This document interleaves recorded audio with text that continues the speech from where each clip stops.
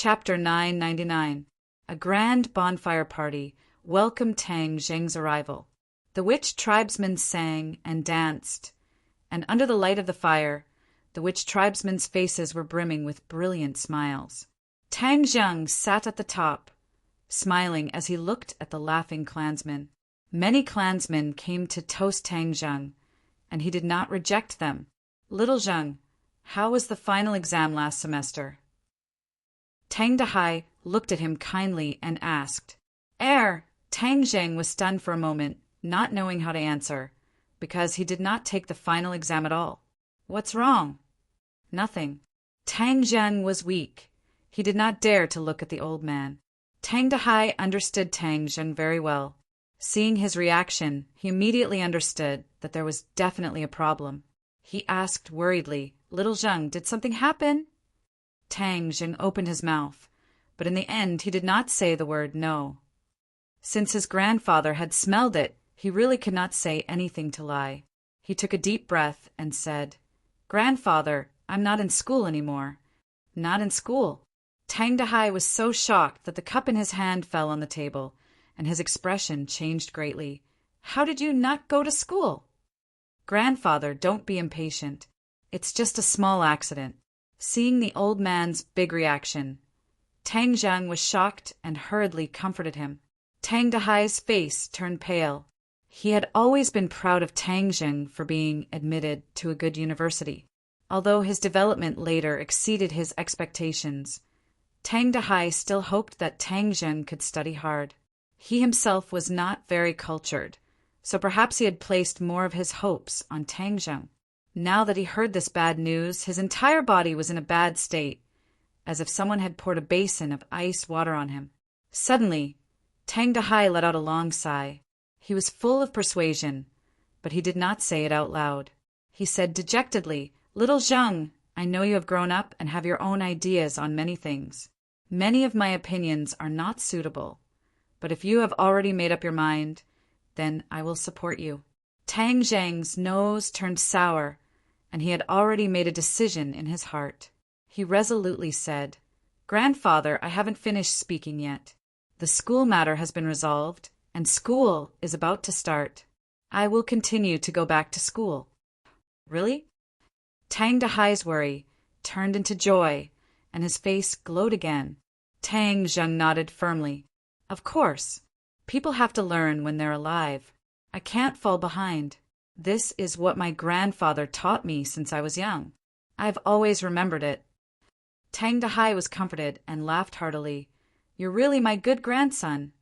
Fang Shishir took a deep look at Tang Zheng.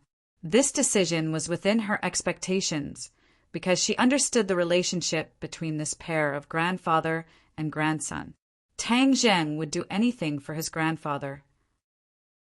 Whether Gu Guan truly wanted to return to school or to fulfill his grandfather's wishes, he would make this choice.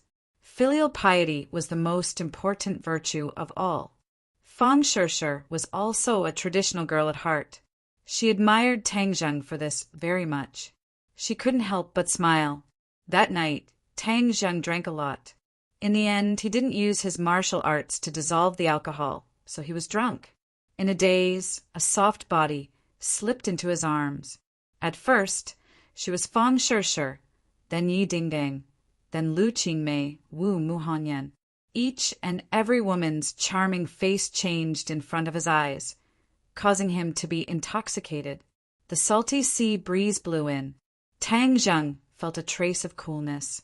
He opened his eyes in a daze and found that there was another person in his arms.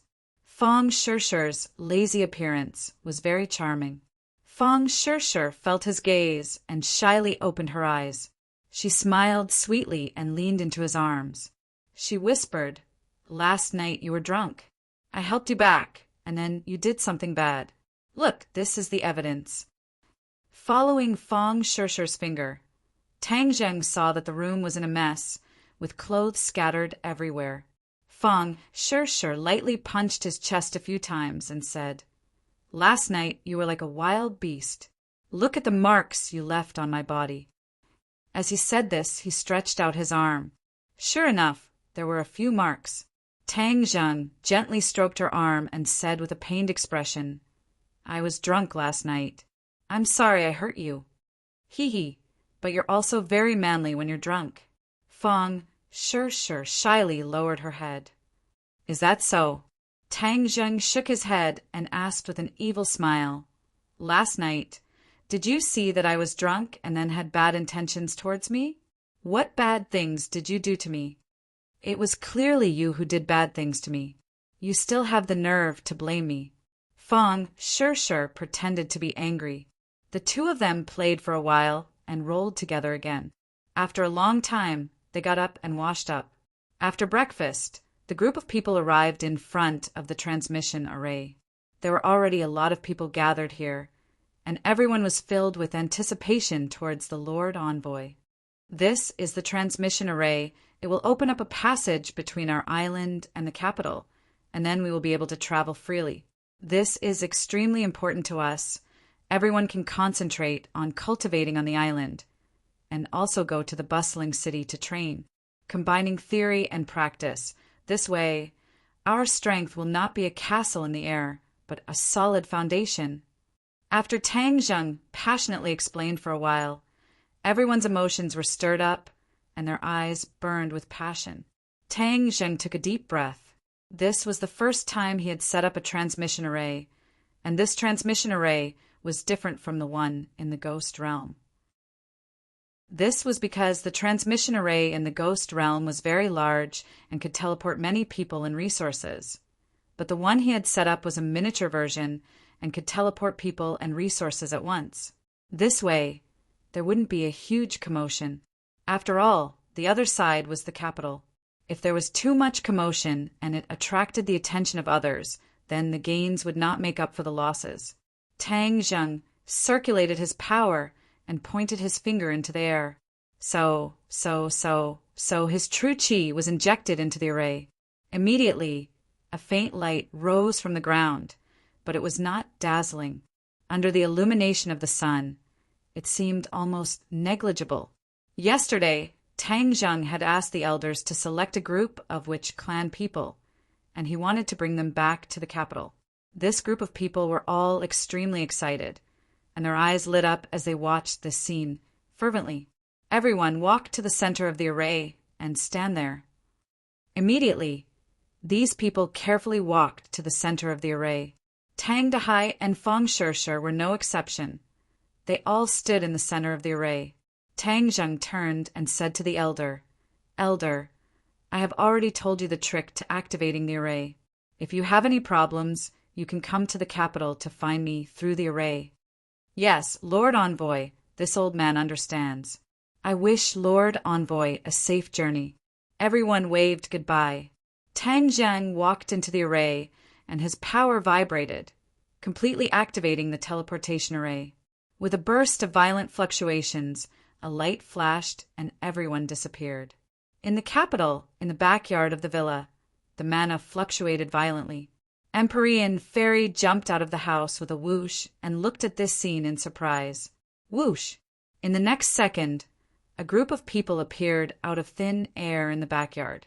Yi Ding Dang and the others rushed over and saw this scene. They were all dumbfounded.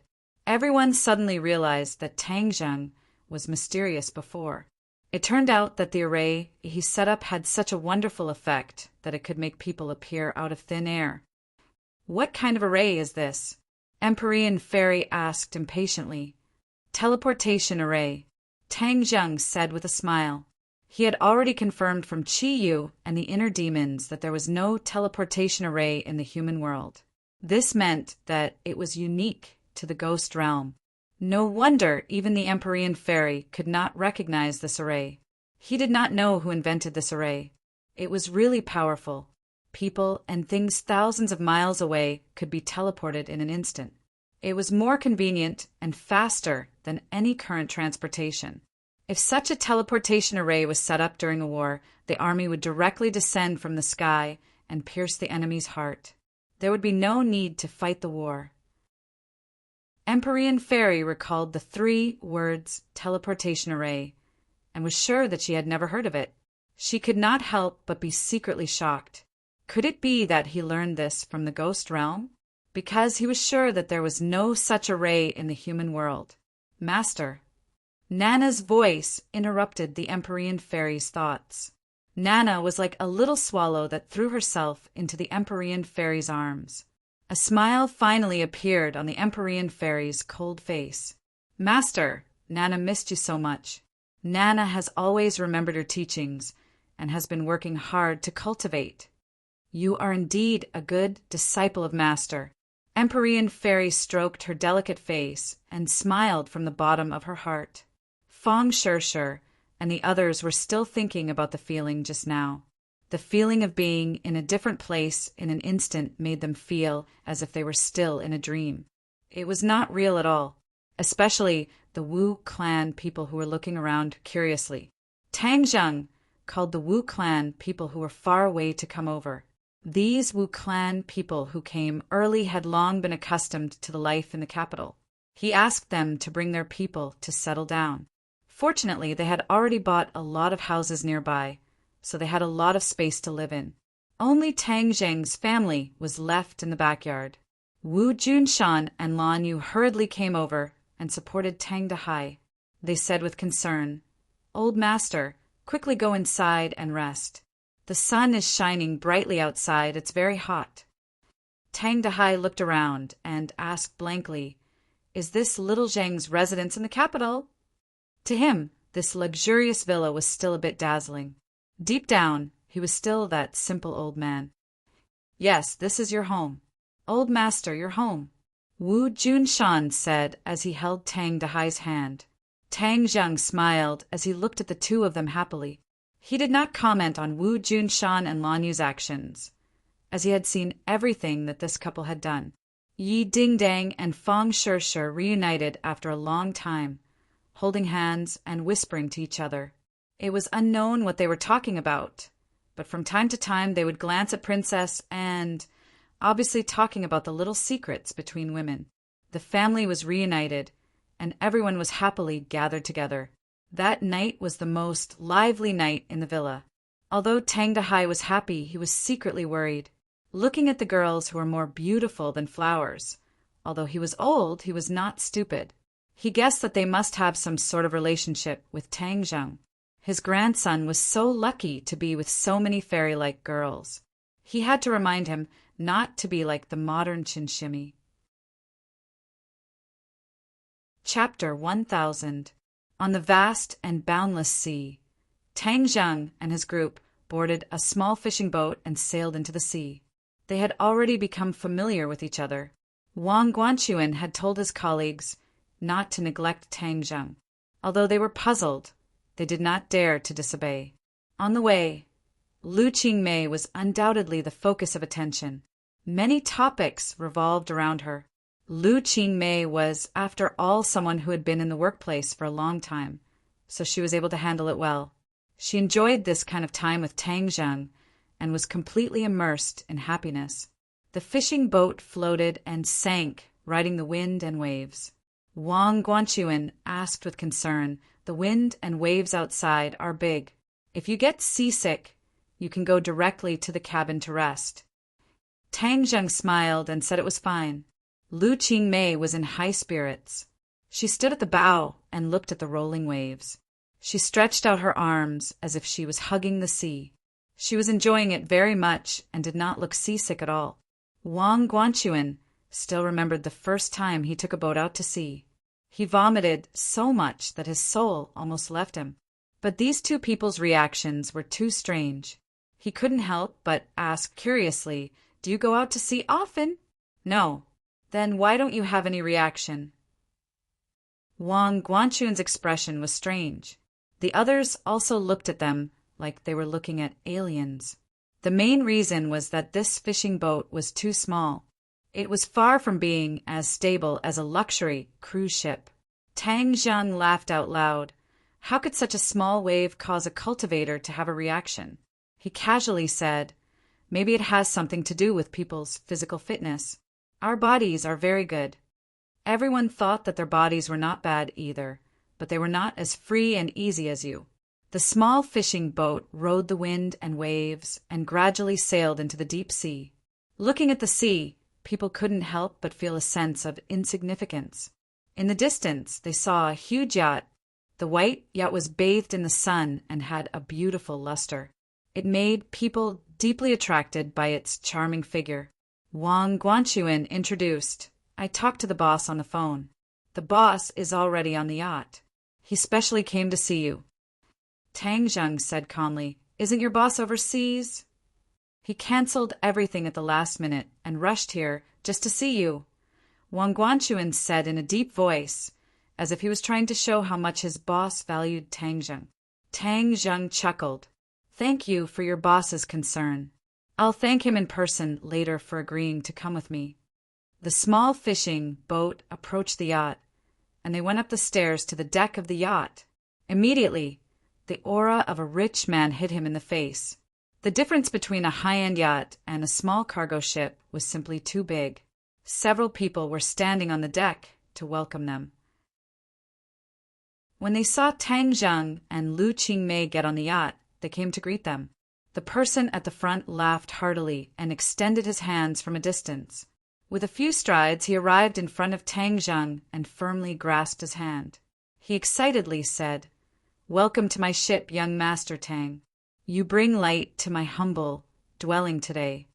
Hearing his praise, Tang Zheng smiled modestly and said, Mr. Du, you flatter me. I'm also very happy to meet you. Du Qifeng waved his big hand and said sonorously, I'm not flattering you. I'm just telling the truth.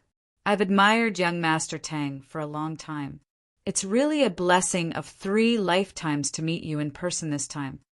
Du Qifeng was also a successful person, but in front of Tang Zheng his attitude was extremely low because he knew that Tang Zheng had a huge amount of power. As the saying goes, the ignorant are not afraid. It was precisely because Du Qifeng knew the inside story that he was more in awe of Tang Zheng. When the others saw their boss's behavior, they were shocked. They couldn't help but stare at Tang Zheng for a long time, trying to see if there was anything different about him. However, except for his calm and composed manner, there was not much difference in other aspects. Sorry to bother you this time, Mr. Du. Tang Zheng smiled faintly and didn't comment on his compliment. Suddenly, his eyes turned and fell on a person behind Du Qifeng. His pupils suddenly shrank. It's you. His sharp eyes fell on the other party like a knife. The other party felt as if there was a giant sword hanging over his head, which could chop down at any time. Danger lurked everywhere. He was shocked. It seemed that compared with the rumors, Tang Zheng was even better. Compared with the beginning, it was really a difference between heaven and earth. Du Qifeng turned his head and happened to see his bodyguard. Speaking of this bodyguard, he was a very capable person. He had once pulled Du Qifeng back from the gates of hell, so Du Qifeng valued him very much. Young Master Tang, do you know each other? Du Qifeng asked curiously. Of course, I know the famous cold-face killer, Xiao Xiaoling. How can I not know him? The corner of Tang Zheng's mouth hooked up. He really didn't expect to meet him here. He almost forgot this person. At the beginning, on the train to Dianan, he met Xiao Xiaoling. Because of Li Xiaoqian's instigation, he was almost killed by Xiao Xiaoling. Later, Long Tingyu sent Xiao Xiaoling to assassinate Mu Hongyan and her daughter. He was defeated by Tang Zheng. After Mu Hongyan pleaded for mercy, he let Xiao Xiaoling go back to pass the message. Xiao Xiaoling once said that he would definitely challenge Tang Zheng again to correct his master's name. But since then, Xiao Xiaoling seemed to have evaporated from the world. There was no news and he never appeared. Tang Zheng's realm was getting higher and higher. He almost forgot about this person. Now that he saw him again, he was naturally very surprised. Oh, I didn't expect young Master Tang to be so knowledgeable. You even know the origin of my bodyguard. Du Qifeng was stunned. Of course, he investigated his bodyguard very clearly and knew what he had done. It was precisely because of his experience that Du Qifeng looked at him differently. Because he was an assassin, he could more effectively prevent the assassination of other assassins. It was the safest to let him be a bodyguard. Xiao Xiaoling's expression was very complicated. After he was let go by Tang Zheng, he was obsessed with swordsmanship. He hoped that he could come up with a way to crack Tang Zheng and correct his master's name. But later, there were more and more rumors about Tang Zheng, which almost made his confidence collapse. He gradually understood that he was far surpassed by Tang Zheng. It was impossible for him to beat him. Disheartened, he directly left the assassin industry. He happened to meet Du Qifeng, so he turned into a bodyguard. He never thought that it was the will of heaven that made him meet his nemesis. His eyes flickered, and he didn't dare to look at Tang Zheng's eyes. But in the end, he still raised his head. His eyes flashed and stared at Tang Zheng. For a moment, the atmosphere was a little strange. Du Qifeng was also a smart person. He immediately noticed the clues. He looked left and right and asked, "Young Master Tang, is there any secret in this?" Before Tang Zheng could answer, Xiao Xiaoling had already stepped in front of Du Qifeng. He faced Tang Zheng and said coldly, "Tang Zheng, I want to challenge you." Challenge? Everyone was shocked. Other employees didn't know the details of Tang Zheng, but they heard a lot of rumors about the boss's mysterious bodyguard. It was said that several assassins came to assassinate the boss, but they were all killed by this bodyguard one by one. He was extremely powerful. He took the initiative to challenge Tang Zheng. Wasn't this bullying the weak? It was simply murder. Wang Guanquan also had the same idea. When he thought that Tang Zheng was his junior brother, if something happened to him, how could he explain it to his teacher? He quickly stood up to dissuade him. "Boss, how can this be? My junior brother is just an ordinary college student. How can he be Xiao Xiaoling's opponent? Isn't this sending him to his death?" Du Qifeng was puzzled and his eyebrows were twisted. He was not as naive as the employees.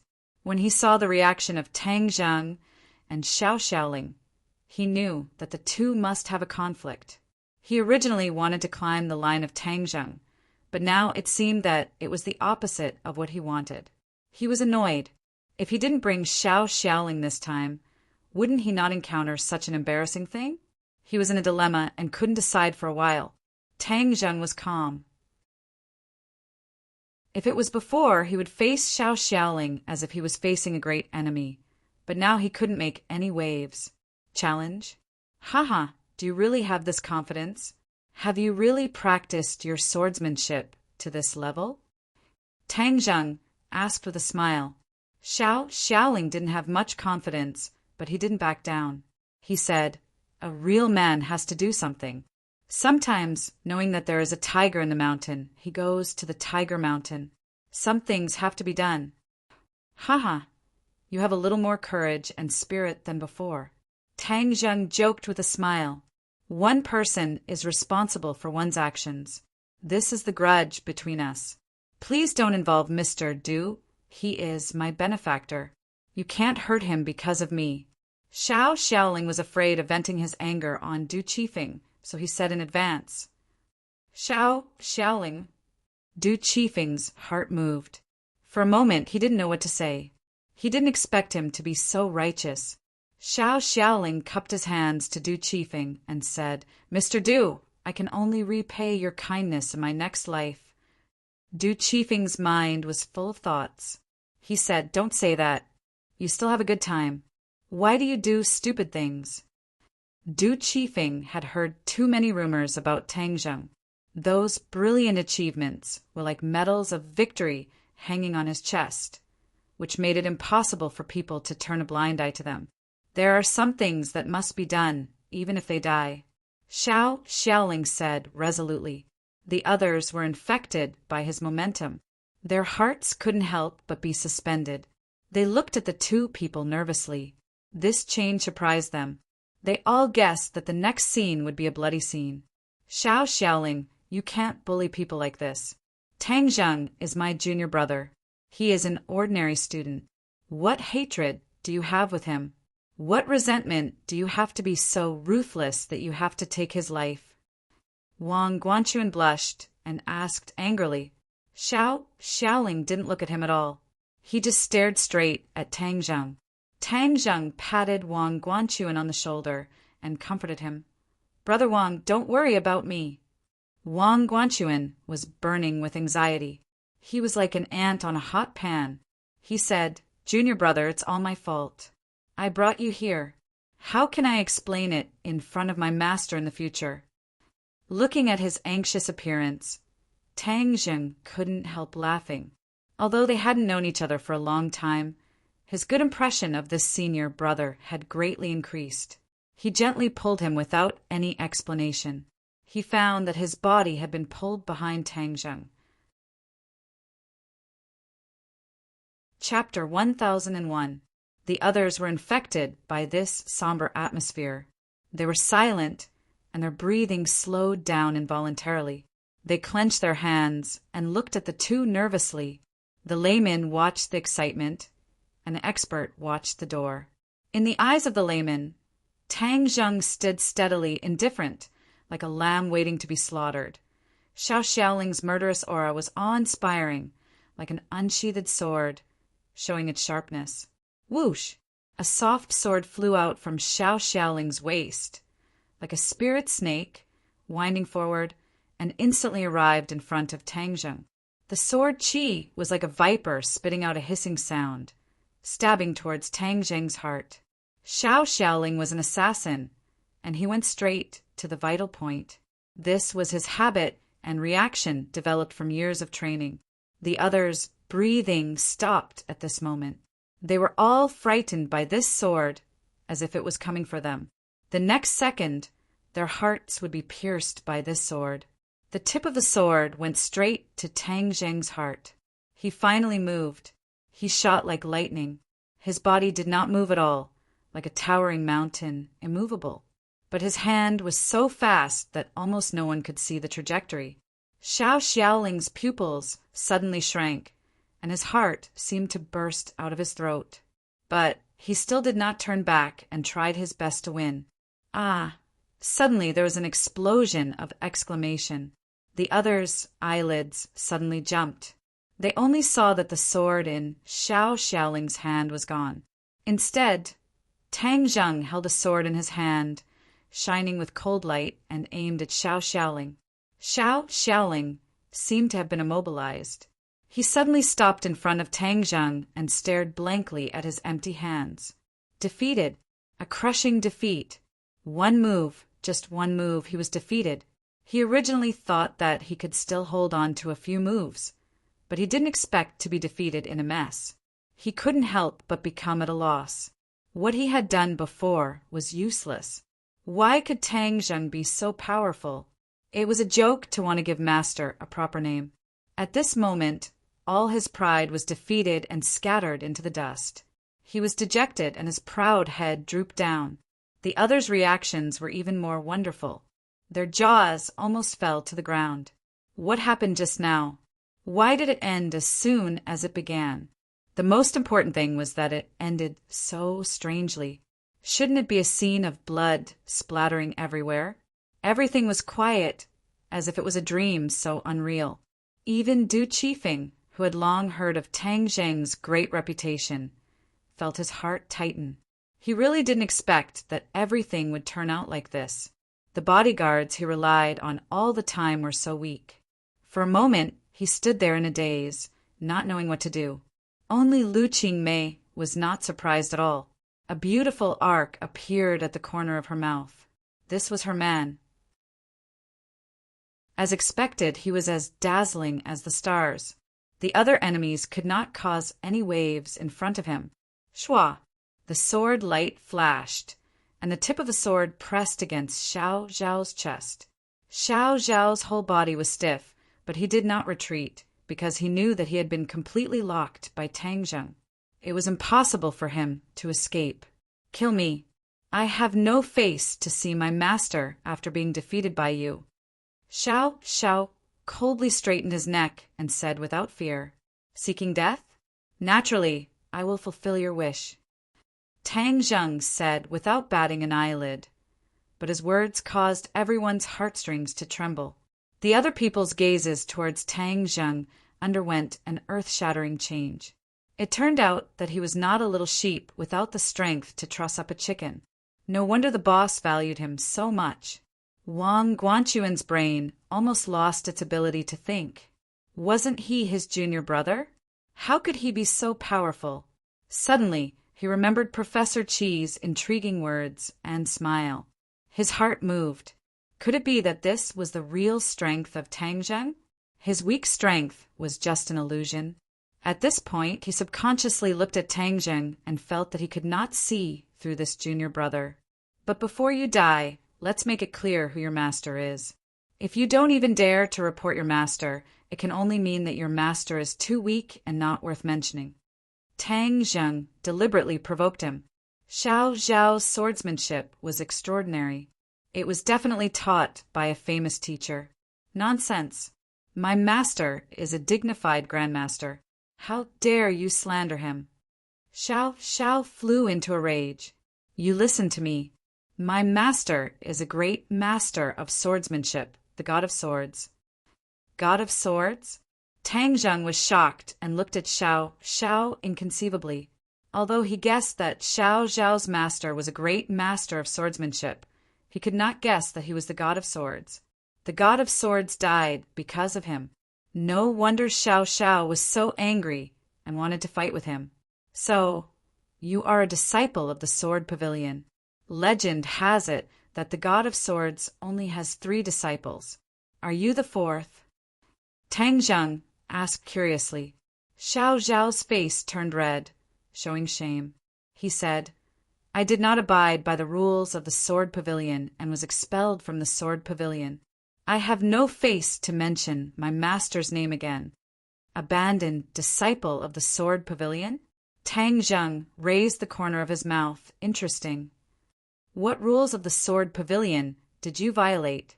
How could you be expelled from the sect? Why do you ask so clearly? Are you ridiculing me? Xiao Xiao asked. You have already been defeated by me. Do I still need to ridicule you? Xiao Zhao's expression darkened. It was obvious that Tang Zheng's words were reasonable. He hesitated for a moment and said, My master is a great master of his generation, the master of the Sword Pavilion, but he was restrained and insulted by the Lord. I advised my master to leave the Lord, and my master expelled me from the sect. When Xiao Xiao saw the Lord reprimanding the god of swords, he was angry and contradicted the Lord. Later, he persuaded the god of swords to leave the Lord, but he never thought that the god of swords was loyal to the Lord. His disciple naturally became a sacrifice and was expelled from the Sword Pavilion. The Sword Pavilion and the Lord are one. Your behavior will naturally violate the taboo. It is normal for you to be expelled from the sect. You are not a fool. Why do you still do it knowing this? Tang Zheng asked. In my heart, there is only the Sword Pavilion and my master. As for the Lord, humph, I have never considered it. You want me to work for him? Wishful thinking. Xiao Xiao said resolutely. Tang Zheng's eyes lit up. Xiao Xiao was not as confused as the other disciples of the Sword Pavilion. He was dead set on the Azure Dragon Hall and the Lord. This was really unexpected. My master died in your hands. I am incompetent now. I can't avenge my master. If you kill me, I will go to my master to ask for punishment. Although the god of swords is dead, and the Sword Pavilion's lair has been destroyed by me, Song Yu escaped with a group of disciples of the Sword Pavilion. Who is Song Yu? You should know better than me. Do you have the heart to watch these fellow disciples under his leadership step by step to destruction? Tang Zheng asked. Xiao Zhao's eyes flashed with a touch of light and then quickly dimmed. He said, My master is no longer here. Why should I care about the life and death of others? Although he said this, the emotions in his eyes fluctuated greatly. Tang Zheng's fiery eyes immediately caught this look. He said, You don't care about the life and death of others, but don't you care about the Sword Pavilion signboard? I'm afraid that the god of swords doesn't want this signboard to be completely covered in dust. and he doesn't want this signboard to fall into the hands of a villain. Xiao Xiao knew a lot about Song Yu. When he was expelled from the Sword Pavilion, Song Yu had not yet entered the Sword Pavilion. However, Xiao Xiao had always been very concerned about the Sword Pavilion. Naturally, he had a way to know that someone had replaced his original position. As for Song Yu, he had investigated a lot and knew his temperament very well. After listening to Tang Zheng's words, his mood was not as turbulent as on the surface. Deep worry emerged in the depths of his eyes. The Sword Pavilion was the god of swords' painstaking effort. Did he really have to listen to the manipulation of people like Song Yu? To be honest, Xiao Xiao did not want to see this situation. Humph, do you want me to work for you and be an enemy of Song Yu? Xiao Xiao was very smart and immediately guessed Tang Zheng's intentions. Tang Zheng smiled and did not hide it. He praised, "You are really smart. You guessed it so quickly." From the incident of Li Xiaotian subduing the Li Palace, Tang Zheng was inspired.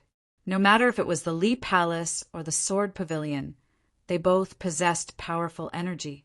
If they were to directly destroy these two organizations, it would be too much of a pity. This was the best way to deal with them. Li Xiaotian, relying on her identity as the Holy Maiden of the Li Palace, could subdue most of the disciples of the Li Palace and control the Li Palace. If it was an outsider, even if he had a strong backing, it would be impossible to do this. In the same way, although Xiao Xiao was an abandoned disciple of the Sword Pavilion, after all, he was the personal disciple of the Sword God. His identity was not ordinary, so he was also likely to control the powerful force of the Sword Pavilion. Seeing that Tang Zheng did not deny it, Xiao Xiao snorted and said disdainfully, "You are dreaming. You killed my master, but you still want me to obey you. Do you think it is possible? Unless it is the next life. So determined?" Tang Zheng chuckled. Xiao Xiao snorted and simply turned his head away. He was too lazy to look at Tang Zheng, but his attitude had shown that he would not obey Tang Zheng at all. The atmosphere became more and more tense, and the others felt that their breathing was stifling, especially Du Qifeng. His heart was filled with apprehension. This time he had completely offended Tang Zheng. So how could he have a chance to climb this line? If Tang Zheng did not vent his anger on him, then he would thank the heavens. Du Qifeng took a deep breath and bit his tongue. The sharp pain made his nerves relax for a moment. He suppressed his anxious mood and said cautiously, "Young Master Tang, there's definitely still room for negotiation." Before he finished speaking, Xiao Xiao had already shouted, "Boss, don't say it. This is a personal grudge between me and him. I believe he will not vent his anger on you. Although he and I are enemies, I know his style of doing things very well. He will not vent his anger on the innocent. You know me quite well." Tang Zheng laughed involuntarily. "I have always studied my enemies carefully. Of course, I know your style of doing things very well. With your understanding of me, do you think I will kill you?" Tang Zheng asked with interest. "Although you are not an evil person who kills innocent people, you have never been merciful to your enemies. How can I have a chance to live?" Xiao Xiao laughed at himself. Sure enough, it is very accurate. Tang Zheng sighed and stabbed with his sword. Puff! Chapter 1002. The picture froze. Xiao Xiaoling was lying in a pool of blood with his eyes closed. The long sword was inserted in his heart. Everyone concluded that he was dead. This was really a picture of blood splashing everywhere, but the one who was killed was Xiao Xiaoling, not the powerless Tang Zheng. Most of them were ordinary people who had never seen killing in their lives. At this moment, they were almost scared silly, standing in place like wood at a loss. After all, Du Qifeng was a man who had seen much of the world. Although he was startled, he wasn't dumbfounded. After a moment of absent-mindedness, he came back to his senses and sighed deeply. Alas, why bother? He didn't blame Tang Zheng, and he didn't dare to blame him. It was no exaggeration to say that the lives of the people on this boat were all in Tang Zheng's hands. But Du Chifeng was not worried, because he knew that Tang Zheng was not a person who killed innocent people. "Give me a room," Tang Zheng calmly said to Du Chifeng. Du Chifeng hurriedly nodded. "Okay, please come with me." Tang Zheng lifted Xiao Xiaoling. Blood dripped on the deck, leaving a long bloodstain that extended into the cabin. The others stared at all this with their mouths agape, unable to speak for a long time. Watching several people disappear into the yacht, the others were finally able to breathe a sigh of relief. They looked at each other with pale faces. "Brother Wang, what exactly is your junior brother doing?" Someone couldn't help but ask. Wang Guanchuan shook his head. He had already guessed that Tang Jing was extraordinary, but he didn't expect him to kill people. This was too much of an impact on his three views. The yacht was filled with a chilling and frightening atmosphere. Inside the cabin, Du Chifeng was stopped outside the door. Lu Qingmei stood at the door as a bodyguard. No one could get close. Du Chifeng wanted to find some topics to break the silence, but looking at Lu Qingmei's beautiful face, he felt that all words were pale and powerless. He remembered very clearly that Lu Qingmei didn't even blink in the face of that scene. Sure enough, none of the people around young Master Tang are easy to deal with. Even this seemingly weak beauty is not an ordinary person. Du Chifeng was filled with emotions. Although he was usually in high spirits, he also felt a sense of pressure in front of Lu Qingmei. Thus he said embarrassedly, "Just let me know if you need anything. I'll be right outside." Lu Qingmei nods solemnly. Du Chifeng turns around and leaves. When Du Chifeng came to the deck, the others gathered around him and started asking questions. "Boss, what's going on? Who is that person? How dare he kill people? Yeah, this is murder. What should we do? I saw that he didn't even blink. Will he kill us?" Seeing that everyone was still in a state of shock, Du Chifeng reached out his hand and pressed down. The others immediately quieted down and looked at him with burning eyes. "Don't worry, everyone. There will be no problem with your personal safety. That's just a personal grudge between young Master Tang and Xiao Xiaoling. Young Master Tang is clear about his grudges and will never involve the innocent." Du Chifeng comforted. "But that's murder? Isn't he afraid of leaking the news and then silencing us?" Du Chifeng laughed. His eyes narrowed into two slits. He said, "If anyone wants to report young Master Tang, go ahead, but I guarantee that he will regret it." I don't dare." Everyone quickly waved their hands in panic. Du Chifeng saw that Wang Guanchuan didn't say a word. He patted him on the shoulder and said, "Don't let your imagination run wild. Your junior brother is not simple. How can this wind and waves overturn his huge ship?" Wang Guanchuan suddenly raised his head, stared at Du Chifeng, and asked, "Boss, what kind of person is my junior brother?" Seeing that he actually asked such a question, Du Chifeng laughed and said, "Guanchuan, you don't even know the details of young Master Tang. Alas, what can I do for you? You have a treasure mountain, but you don't know it. Do you know how many people want to climb the line of young Master Tang, but can't do it? This is your opportunity. Don't miss it." "What kind of person is my junior brother?" Wang Guanchuan persistently asked. Du Chifeng thought for a while and said in a deep voice, "His glorious deeds can't be explained in a few words, but you just need to remember that he's someone we can't afford to offend. Someone once made an enemy of him, but in the end, they disappeared and turned into the dust of history. The Chu family and the Song family in the capital are one of them." The Chu family and the Song family in the capital? These words exploded in everyone's ears like thunder, making them feel dizzy and disoriented. There were huge waves in their hearts. Although these two families were too far away for ordinary people, there were many rumors on the streets. They had heard a few words and knew how powerful these two families were. Some time ago, the news of the two families' sudden destruction had become the topic of conversation during their leisure time, but they didn't expect that the person who caused this change was standing in front of them. This matter was far more shocking to them than just killing someone, because to do this was 1,000,000 times more difficult than killing a person.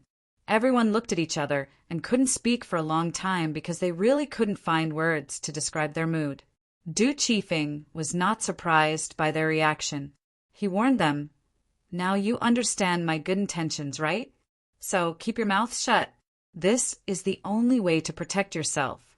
Otherwise, don't blame me for not warning you if you get into trouble in the future." Everyone was like a chicken pecking at food. They kept nodding and said in horror, "Understood, boss, don't worry, we will never say half a word." "What is young Master Tang doing now?" Someone glanced at the cabin and asked curiously. Du Chifeng was also very curious.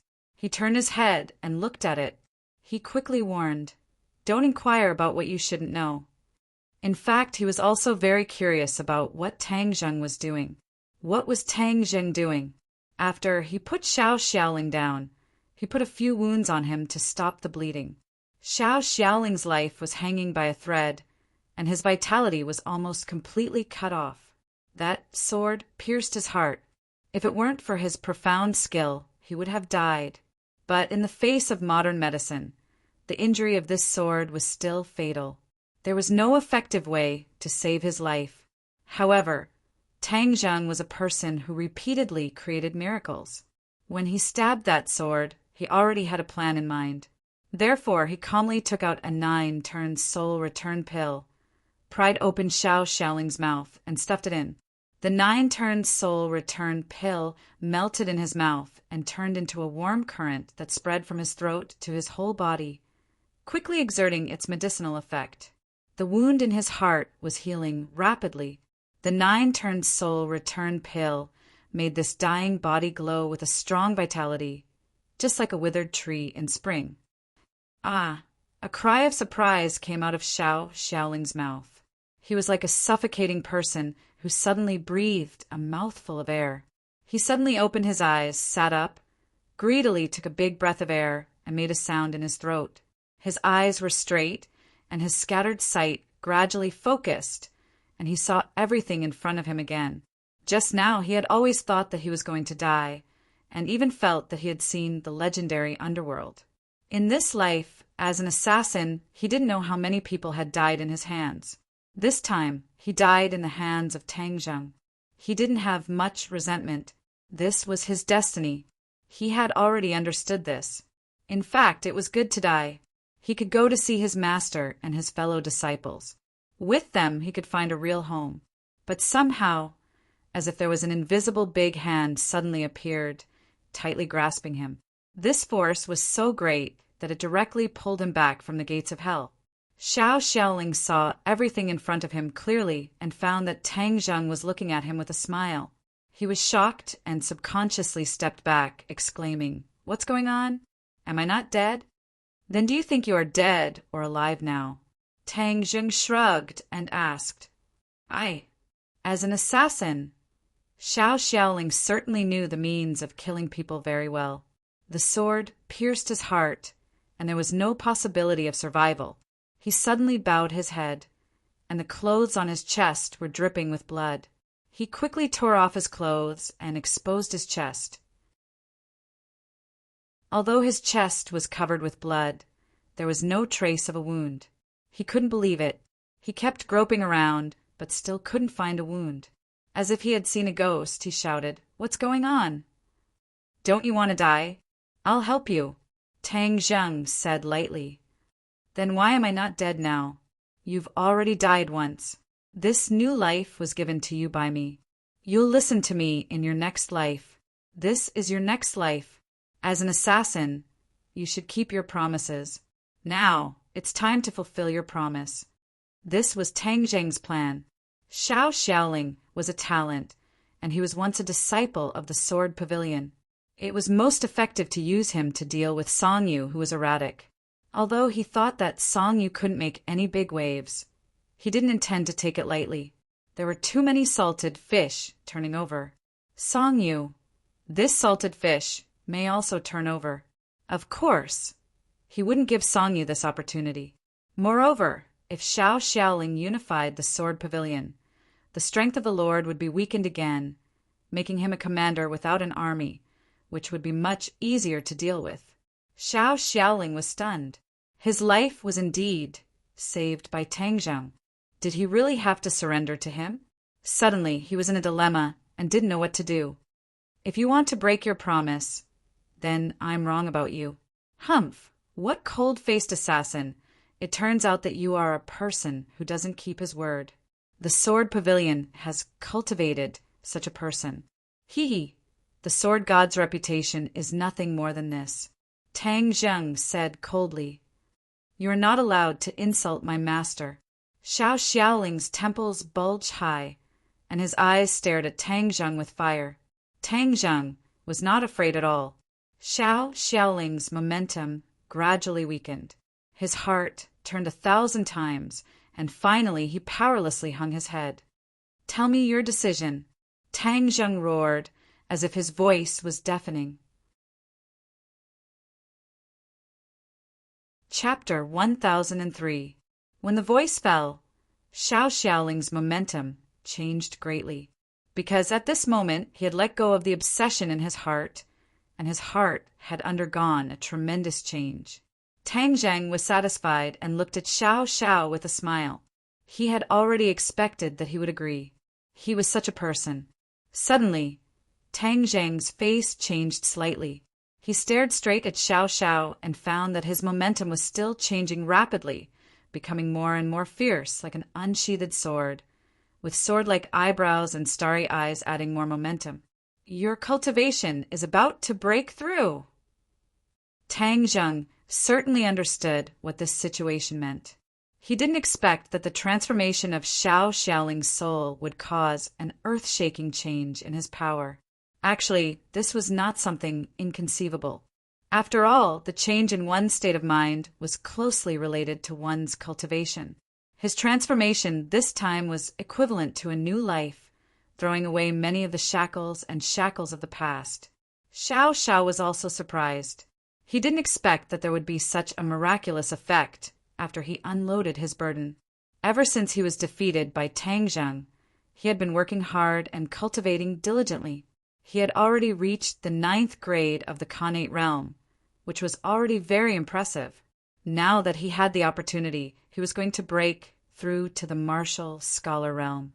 This was a crucial step for any martial artist. Greater than or equal to, greater than or equal to, greater than or equal to, greater than or equal to. He gradually calmed his mind and concentrated on circulating his internal energy. He could hear the sound of his internal organs rumbling like a flood, while his bones and tendons emitting crackling sounds. A moment later, this strange sound gradually disappeared, and Xiao Xiaoling had completely transformed.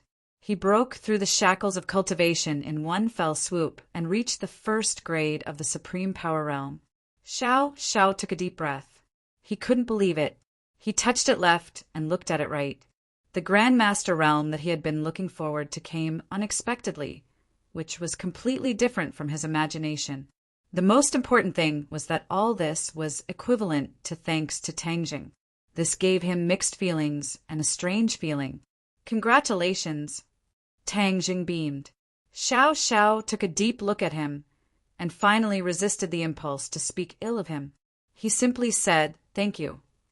Tang Zheng struck while the iron was hot.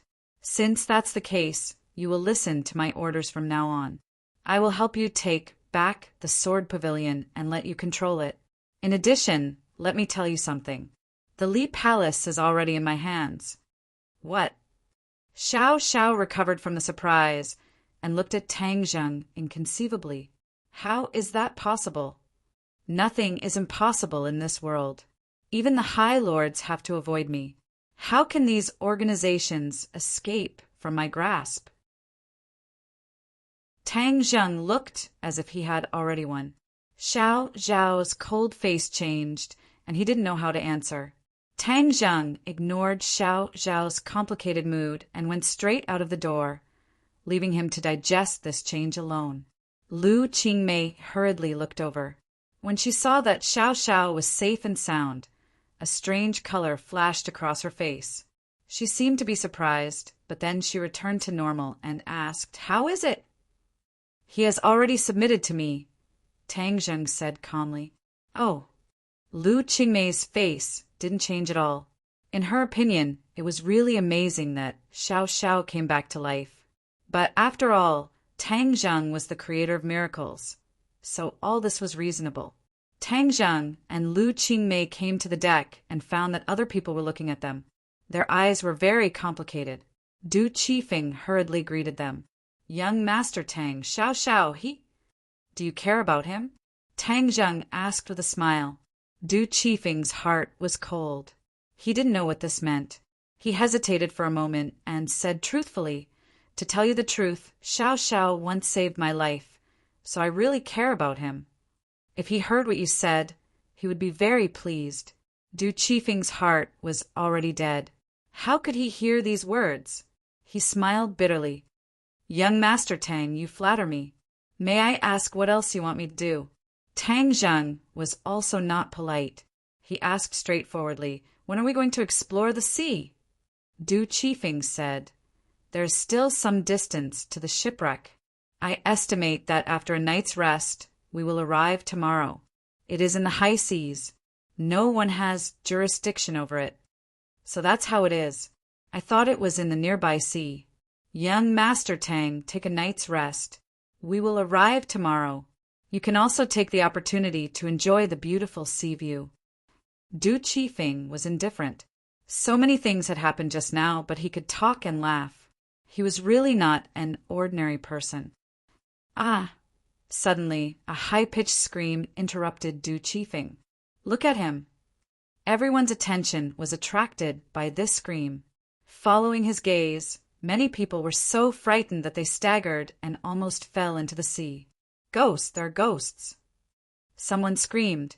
The atmosphere suddenly dropped to ice, making people shudder. Xiao Xiao stood at the cabin door and looked at everyone curiously. After listening to the scream, his brows subconsciously wrinkled, and he looked more and more cold and ferocious. "Ghost!" Finally, someone couldn't bear it. He turned over and jumped off the yacht. With a plop, he fell into the sea and swam away. Du Qifeng and Wang Guanchuan were also really shocked. They looked at Xiao Xiao with pale faces and hurriedly hid behind Tang Zheng. In an instant, other people also followed suit and hid behind Tang Zheng, shivering. Their bodies and minds were filled with fear. Xiao Xiao walked towards the crowd without saying a word. Suddenly, screams rose into the sky. Some people heard the sound of teeth chattering. Some people's legs were soft, and they directly collapsed on the deck. "Young Master Tang, you should stop him. You are so powerful. You can definitely stop him." Du Qifeng pleaded with fear. Tang Zheng asked with a smile, "Why should I stop him?" "Because he is a ghost." Du Qifeng secretly glanced at Xiao Xiao and quickly retracted. No matter how much experience he usually had, how calm he was in the face of danger, in the face of this supernatural phenomenon, he would still feel fear from the bottom of his heart. "Puchi!" Lu Qingmei couldn't help laughing. The arc of Tang Zheng's mouth was getting bigger and bigger. Xiao Xiao had already walked in front of several people and asked, "Mr. Du, I am not a ghost." "You are not a ghost. How is it possible? You were clearly dead just now." Du Qifeng was still in shock. Xiao Xiao was speechless and looked at Tang Zheng for help. Tang Zheng turned sideways and let the others face Xiao Xiao. In an instant, several people were scared and fell to the ground, trembling like a sieve. "Mr. Du, look at me." Xiao Xiao grabbed Du Qifeng's hand.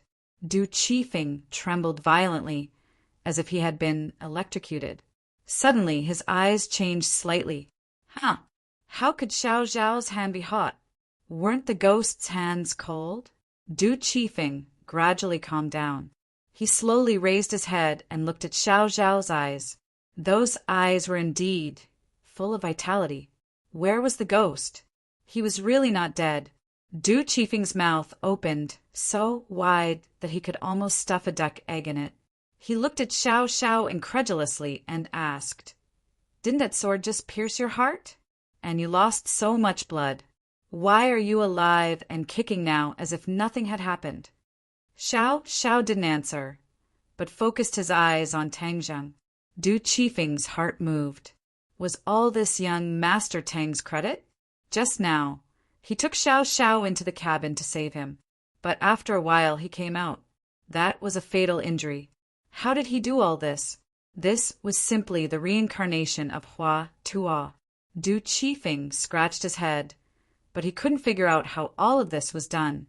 The gaze he looked at Tang Zheng became more and more complicated. He was completely in awe of Tang Zheng's unfathomable methods, and his admiration was like a torrential river.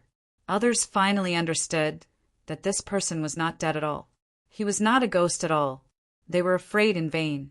However, their thoughts were also the same as Du Qifeng's. How did this happen? Well, don't be afraid. He's not dead. He's just injured. Now, his injury has healed. He's a living person. Tang Zheng saw that the time was almost right, so he finally said aloud to ease everyone's tension. The group of people seemed to have eaten a calming pill as they finally revealed an expression of relief. Since he was not dead, then everything was fine. Originally, some people were worried that Tang Zheng would kill them to silence them, but now it seemed that they did not need to worry about that. Looking at his colleague who had swam a long distance, Wang Guanchuan hurriedly shouted, "Come back! It's all right. Everything is just a false alarm." The man turned his head from a distance and saw a group of people looking at him with a smile. Only then did he realize that it was a misunderstanding. He swam back in embarrassment. This farce came to an end for the time being. Tang Zheng and Lu Qingmei snuggled up to the bow of the ship and watched the sunset. Many other people looked at them from a distance, but no one dared to disturb them. Du Qifeng took Xiaoling back to the cabin. Before he had time to speak, Xiaoling had already said, "Mr. Du, after this time, I'm afraid I can't follow you." Du Qifeng was surprised and said, "Why?" "Because I want to go with Tang Zheng." "Go with him? Aren't you life and death enemies?" "That's already a thing of the past. Now it's different," Xiaoling said bitterly. "What's the difference?"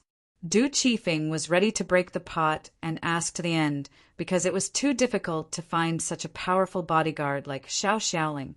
He didn't want to let him go unless he had to. "Because Tang Zheng will definitely let me go, so I'll remind you in advance." Du Qifeng's face was stiff. This sentence was like a huge stone pressing down on him.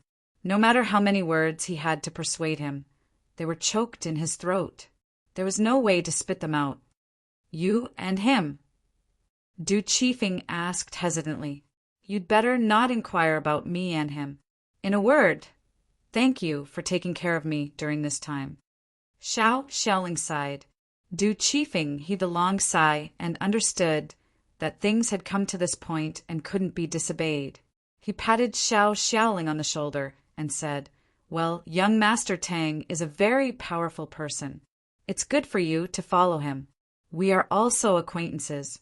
I hope you can say more good words in front of young Master Tang in the future." Chapter 1004. The sky was high and the sea was wide. The sun shone on the surface of the sea. The yacht's engine had been turned off. It floated on the surface of the sea and arrived at the shipwreck site. Everyone was busy. They put on their diving suits and put down the small submarine. This small submarine was specially used for scientific research. It could seat about 10 people. Lu Qingmei also put on her diving suit. Her curvaceous body was clearly visible. Many people quietly looked at her and quickly looked away. There was no doubt that Lu Qingmei was a flower among thousands of grasses. She was indeed very attractive. Brother M, you really don't want to change your diving suit? The water pressure below is not small. In a while, we will leave the submarine and enter the cabin. It will be very dangerous if we don't have a diving suit to resist the water pressure." Wang Guanchuan advised. Tang Zheng smiled and shook his head. Don't worry, I have my own way. Seeing him so confident, Wang Guanchuan couldn't continue to persuade him. He could only say, "Then if you feel that it's not appropriate, you can stay in the submarine." Tang Zheng smiled and didn't comment. The group of people dressed up. Du Qifeng gave everyone a pre-war motivational speech. It was a passionate speech that made people's blood boil. "Get on the submarine. Let's go." With an order, 10 people sat on the submarine. The submarine started. Wang Guanchuan sat in the main control seat and drove the submarine bit by bit to the bottom of the sea. The submarine had portholes. Through the special glass, they could see the scenery outside. The blue seawater rippled outside the porthole. Occasionally, a group of tropical fish swam by. It was a beautiful scene that made people feel relaxed and happy. "It's so beautiful." Lu Qingmei couldn't help but praise. She held Tang Zheng's hand. Tang Zheng patted her hand and said, "Let's go outside later. It will be even more beautiful." Lu Qingmei nodded happily. She leaned on his shoulder as if there was no one else around. She enjoyed the beautiful scenery outside. She felt that at this moment, she was really happy to the extreme. They dived deeper and deeper. There was no sunlight around. It was dark. The submarine turned on the headlights to guide the way forward. Whoosh! Suddenly, a black shadow passed in front of the submarine and set off a wave. The submarine shook a few times. The crowd exclaimed, "What's going on? What was that thing just now? It seemed huge." "Yeah, I didn't see it clearly. What exactly is it?" Fear spread through the crowd. Wang Guanchuan remained calm and said loudly, "Don't scare yourself. It's definitely just a big fish. We have submarines. What are you afraid of?" Bang! As soon as he finished speaking, a loud sound rang out. The submarine shook violently and fell straight down. "Ah!" Screams rose and fell one after another, as if they were competing in a high-pitched competition, each scream louder than the last. Wang Guanchuan hurriedly steadied the submarine, but the group was trembling with fear. The last time they had dived, it had been very smooth, but they had never encountered such a strange thing. Could it be a ghost? A lot of people must have died in this sunken ship and turned into vengeful spirits, coming to claim our lives, just like in the movies. You've watched too many horror movies. Wang Guanchuan said snappily. What exactly is that? Everyone looked at each other. Just now, they were highly nervous and their hearts were filled with fear. How could they have seen clearly what had happened? Lu Qingmei subconsciously held Tang Zheng's hand tightly. He patted her shoulder and comforted her. Don't be afraid. It's not a vengeful spirit. Besides, even if it is something like that, I have a way to deal with it. He was a man who had been to the ghost festival. How could he be afraid of vengeful spirits? He raised his voice and explained. Everyone, don't panic. It's not a vengeful spirit. It's just a shark. Shark? Tang Zheng nodded. Yes, it seems to be a great white shark. How could people who had been in the sea not understand the power of sharks, especially this great white shark? It definitely had a strong attack power. It was even more frightening than the vengeful spirits. Everyone's faces were pale. Even Wang Guanchuan trembled as he said, How could we be so unlucky? The last time we came down, we didn't encounter any sharks. We need to quickly go back. If we are targeted by a great white shark and we don't have any defensive power, we will definitely die. Hearing his words, Tang Zheng speechlessly rolled his eyes. Was he directly ignoring him? He coughed to attract everyone's attention. Then he calmly said, Actually, sharks really aren't scary. They are easy to deal with. How is that possible? Every year, a lot of people die in the mouth of sharks. Yes, they will be easy to deal with. These people were really scared by the name of the great white shark. That's for others. For Tang Zheng, sharks are a piece of cake. Lu Qingmei didn't want to see her beloved be looked down upon, so she argued. Really? Everyone, seemed to have grasped at a life-saving straw. I will go out and deal with the sharks. You guys continue to dive. I will come later. Tang Zheng said lightly, seeing that he was so casual. Everyone looked at him nervously. Tang Zheng had already stood up from his seat. Be careful. Lu Qingmei affectionately pinched him and reminded him. Tang Zheng smiled and nodded. He got out of the submarine and was met with a bloody mouth. 2 rows of white teeth attacked him and bit down on his head. Bang! He casually threw out a punch, and his fist directly hit the teeth. With a crack, the teeth broke. The great white shark was in pain. It suddenly turned around and swept its tail at Tang Zheng. It was like an iron fan sweeping over, causing a large wave. Bang! With another simple punch, the great white shark's tail turned into a bloody mess. Tang Zheng leaped. Although he was in the deep sea, to him, it was as if he was on land. Bang, bang, bang. Punch after punch. Every punch landed on the great white shark's body. Traces of blood seeped out. Huh! Tang Zheng exclaimed.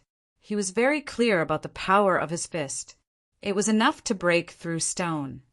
But when he hit the great white shark's body, it did not completely break through the defense of its fish scales. This was not normal. Since when did the great white shark have such a strong defense? The great white shark's eyes stared straight at Tang Zheng. It was filled with anger and bloodthirsty killing intent. Its eyes contained too many things. It was like the eyes of a living person. It was poles apart from ordinary animals. Tang Zheng could not help but frown. This great white shark was strange and definitely not ordinary. The great white shark was not afraid. Instead, it smelled its own blood and went completely berserk. With a swing of its tail, it crazily bit at Tang Zheng. Shua! The war soul sword appeared in Tang Zheng's hand. With a slash of the sword, the seawater automatically split into 2. The sword light ruthlessly slashed at the great white shark's head. With a poochie sound, the sword light passed through its body. A large amount of blood surged out. The great white shark was split into 2 halves. In front of the war soul sword, all of the great white shark's defenses collapsed. The great white shark's corpse quickly sank to the bottom of the sea. Tang Zheng took a deep look and chased after the submarine. His eyes became darker and darker. He could not even see his fingers. He crossed his fingers and snapped his fingers. A ball of true fire emerged from his fingertips. This ball of true fire was not afraid of the seawater. It continued to burn, illuminating the path ahead. A moment later, he finally saw the submarine in the distance. However, he was quickly attracted by a huge silhouette beside it. It was as if a small mountain range was lying at the bottom of the sea. Most of it was covered by sand. This was the battleship. Hey, I finally saw you. I'm very curious about what's inside. Tang Zheng muttered to himself and swooped down. There was no one in the submarine. The others must have entered the battleship. On the surface of the battleship, there were many messy footprints. He lowered his center of gravity and stood on the ship. He took a step forward and chased after it. As expected, there were a few cannons on both sides of the deck. It was just that they had long been corroded by the seawater and were covered in rust. He walked straight into the cabin. The cabin was even darker and gloomier. If an ordinary person were to come here, they would probably walk away. He looked left and right, but did not see anyone else. The structure of the battleship was extremely large and complicated. He did not know where they had gone. Tang Zheng simply walked and observed his surroundings. He did not know much about battleships, so he could not tell what era it was from. However, there was no doubt that in ancient times such a battleship was definitely the king of the sea. What kind of strong enemy could make such a battleship sink into the sea? He could not help but think of the treasures that Wang Guanchuan had mentioned. How could there be so many treasures on a battleship? All of these mysteries were like a large net covering him, causing him to be puzzled. Suddenly, a place on the wall of the cabin attracted his attention. He immediately went over to take a closer look. There were actually a few scratches, as if they were made by sharp claws. The shipyard was made of steel, so to be able to leave scratches on it showed how powerful the claws were. Tang Zheng was shocked and thought that it was strange. These scratches must have been left after the battleship fell silent. Otherwise, how could a battleship tolerate such scratches? However, in the depths of the vast sea, what could leave such scratches on a battleship? This was completely abnormal. Tang Zheng scratched his head, puzzled. He took a few more steps forward and saw some more scratches. However, some of the scratches were covered by sand. If he did not pay attention, he would not have noticed them. This meant that these scratches were not made at one time, but over several periods of time. Could there be some kind of monster in the deep sea? However, the claws of ordinary things could not be so sharp. For a moment, Tang Zheng could not figure out what was going on. Suddenly, a cry of surprise attracted Tang Zheng's attention. This cry was very weak. If not for Tang Zheng's extraordinary hearing, he would have ignored it. Oh no, could they be in danger? Chapter 1005. Tang Zheng passed through layers of cabins and came to the bottom of the battleship. Suddenly, a black shadow rushed towards him. Tang Zheng's heart trembled. He stretched out his hand and grabbed the other party. A scream sounded. Tang Zheng's head loosened. It turned out that the black shadow was a person. He finally saw clearly that it was one of his own people. However, he was wearing a diving mask, so he couldn't see his face clearly. The other party was clearly terrified. They bared their fangs and brandished their claws. They kept waving their arms and screaming. "Don't panic. What happened?" Tang Zheng shouted.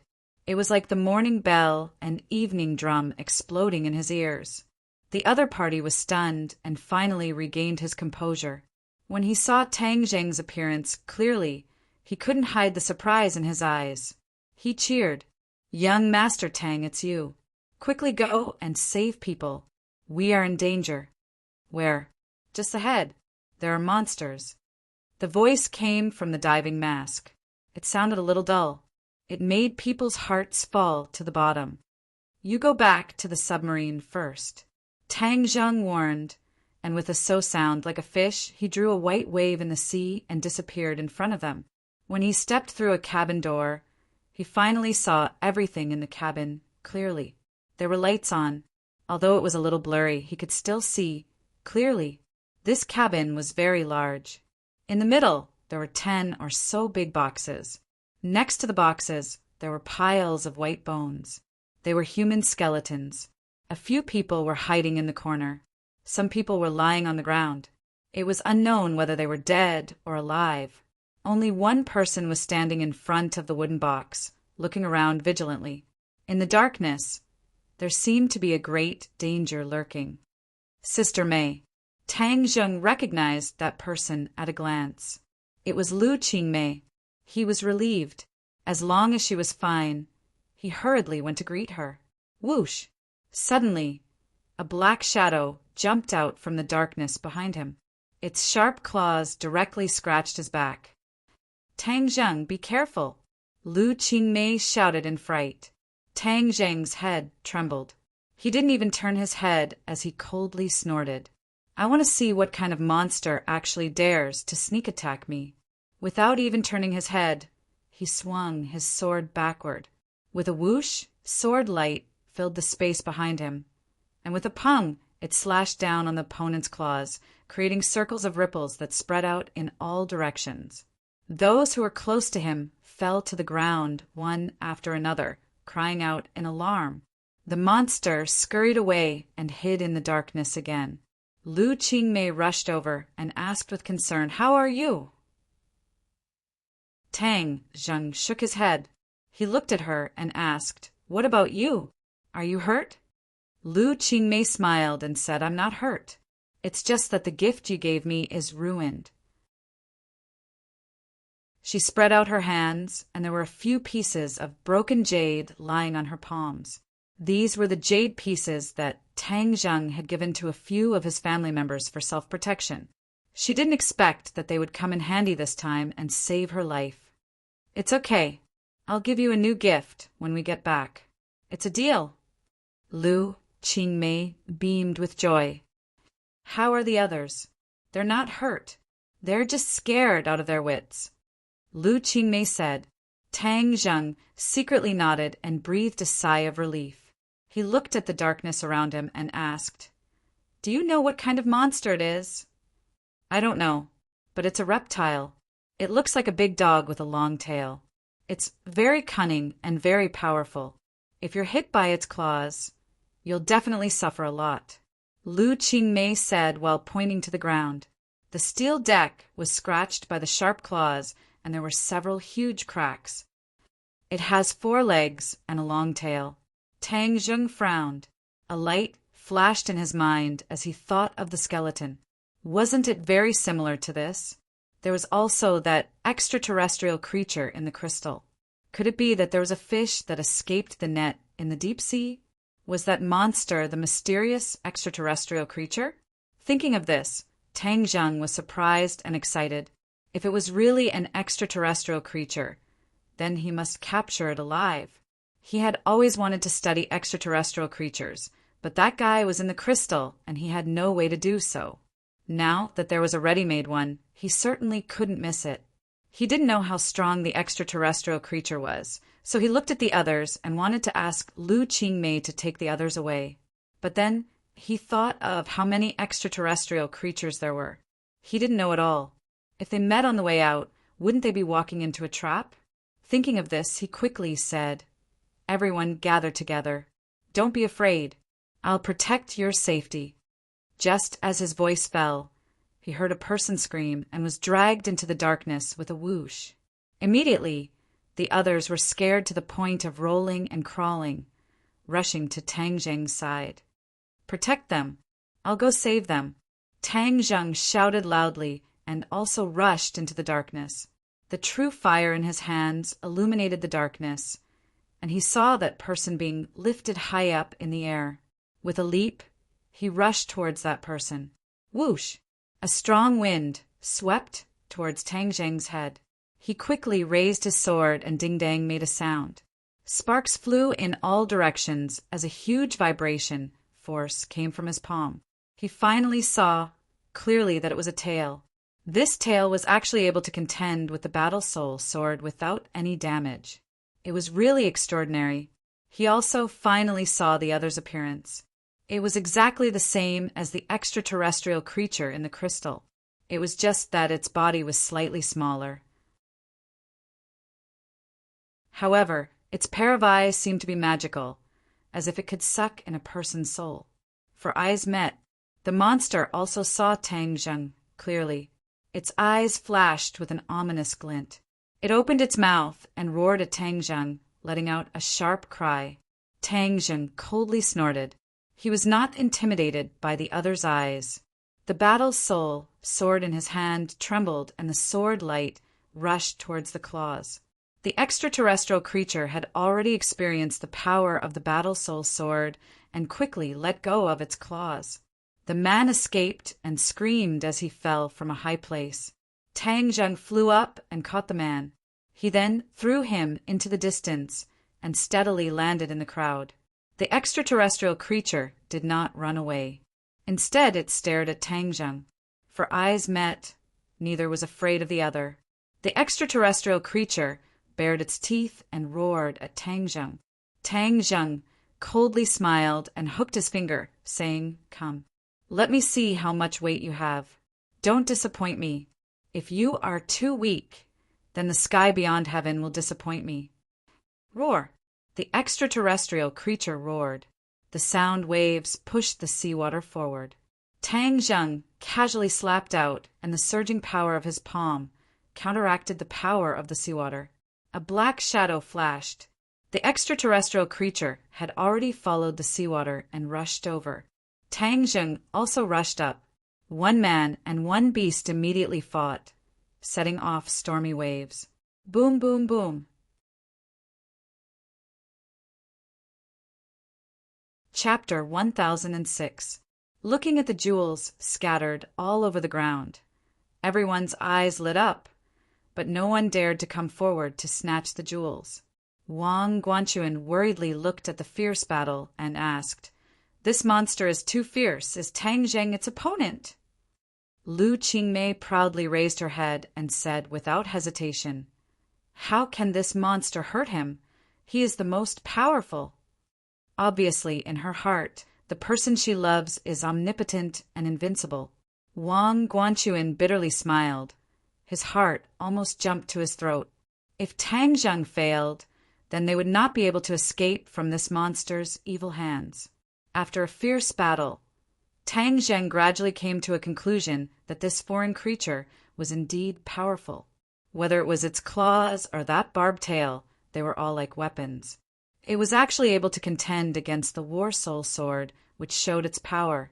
This guy is probably a cub, much smaller than the one in the crystal stone, so its strength is naturally greatly reduced. I don't know how powerful it will be when it grows up.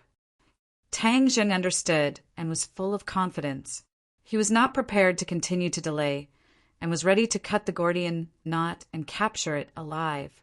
Suddenly a voice sounded in his mind. Master Dash! This voice was very choppy, like a child who had just learned to speak. Tang Zheng was startled, and his movements subconsciously slowed down by half a beat. The alien took this opportunity to launch an attack, and its tail brought a wave of water to stab at him. The tip of its tail shone with a cold light, making people feel intimidated. "I am Xiaobai." The voice sounded again. Tang Zheng suddenly realized and was overjoyed. Xiaobai could actually speak. His divine sense immediately extended into the Sumer world, and as expected, he saw that Little White had awoken. It was staring at him with its big round eyes. Its appearance didn't change much, except that there was a clump of fiery red hair on its forehead, which was very different from the rest of its snow-white hair. It was very conspicuous, like a burning flame. "Xiao Bai, you are finally awake." "Master, let me deal with it." Xiao Bai took the initiative to volunteer. Tang Zheng's head shook. It could still sense the outside world in the Sumer world. This kind of thing has never happened before. It seems that after this evolution, its power has greatly increased. With a thought, Xiao Bai appeared beside him. The tail of the creature just happened to stab over, and Xiao Bai slowly stretched out its claws like a cynical person, as if it did not put the sharp tail in its eyes at all. The others did not understand how a puppy-like animal appeared out of thin air. Looking at its small body, there was no way to compare with the monster. It would definitely be directly pierced by the tail. However, in the next second, they were all stunned. That furry little paw actually grabbed the sharp tail, and the tail's attack came to an abrupt halt. The scene froze, and they looked at the scene in disbelief. This scene was so unreal, like a dream. "Bad guy, how dare you hurt my master?" Xiao Bai spoke the human language, and with a wave of its little claws, the creature involuntarily flew up like a kite, spinning in midair. Looking at this scene, the others trembled in their hearts. Wasn't the monster very powerful? How could it become so weak that it could not even withstand a gust of wind? Whoosh! Xiao Bai let go of its claws, and the creature flew like a cannonball into a distant wall. With a bang, the wall collapsed, and a large hole was created. Xiao Bai proudly clapped its little claws, and jumped onto Tang Zheng's shoulder, holding his head, and said proudly, "Master, am I very powerful?" For a moment, Tang Zheng was not used to Xiao Bai speaking the human language. After a moment of surprise, he nodded bitterly. "You are indeed very powerful." Of course. Xiao Bai proudly raised its head, without any sense of modesty. The others heard the conversation between the two sides, and their expressions were very strange. It was clearly an animal, so how could it speak? Was it a spirit? Whoosh! Suddenly, a huge black shadow rushed over. Xiao Bai did not look back, and stepped back, landing on the body of the creature. With a cry, the creature seemed to have suffered a great deal of damage, and with a roar, it flew out again like a cannonball. This time it was completely silent, and no one knew whether it was dead or alive. Let's go and take a look. Tang Zheng was afraid that Xiao Bai did not know the severity of the situation and directly killed the creature. So he hurriedly chased after it, only to find that there was a mess under his feet, and there was no sign of the creature. It was not afraid of Tang Zheng, but in the end, it was frightened by Xiao Bai's casual attack and fled. We can't let it escape. I must find out what is going on, Tang Zheng said in a low voice. Xiao Bai imitated his normal tone and snorted. How can we let it escape? I will go catch it. After saying this, it jumped off Tang Zheng's shoulder and disappeared into the darkness in the blink of an eye. The rest of the people gathered together, timidly, and asked nervously, Young Master Tang, can that monster escape? Tang Zheng smiled faintly. With Xiao Bai chasing after it, it won't be able to escape even if it has wings. What kind of animal is that Xiao Bai? How can it speak? Someone asked, trembling with fear. Tang Zheng smiled, but did not say anything. Boom, boom, boom.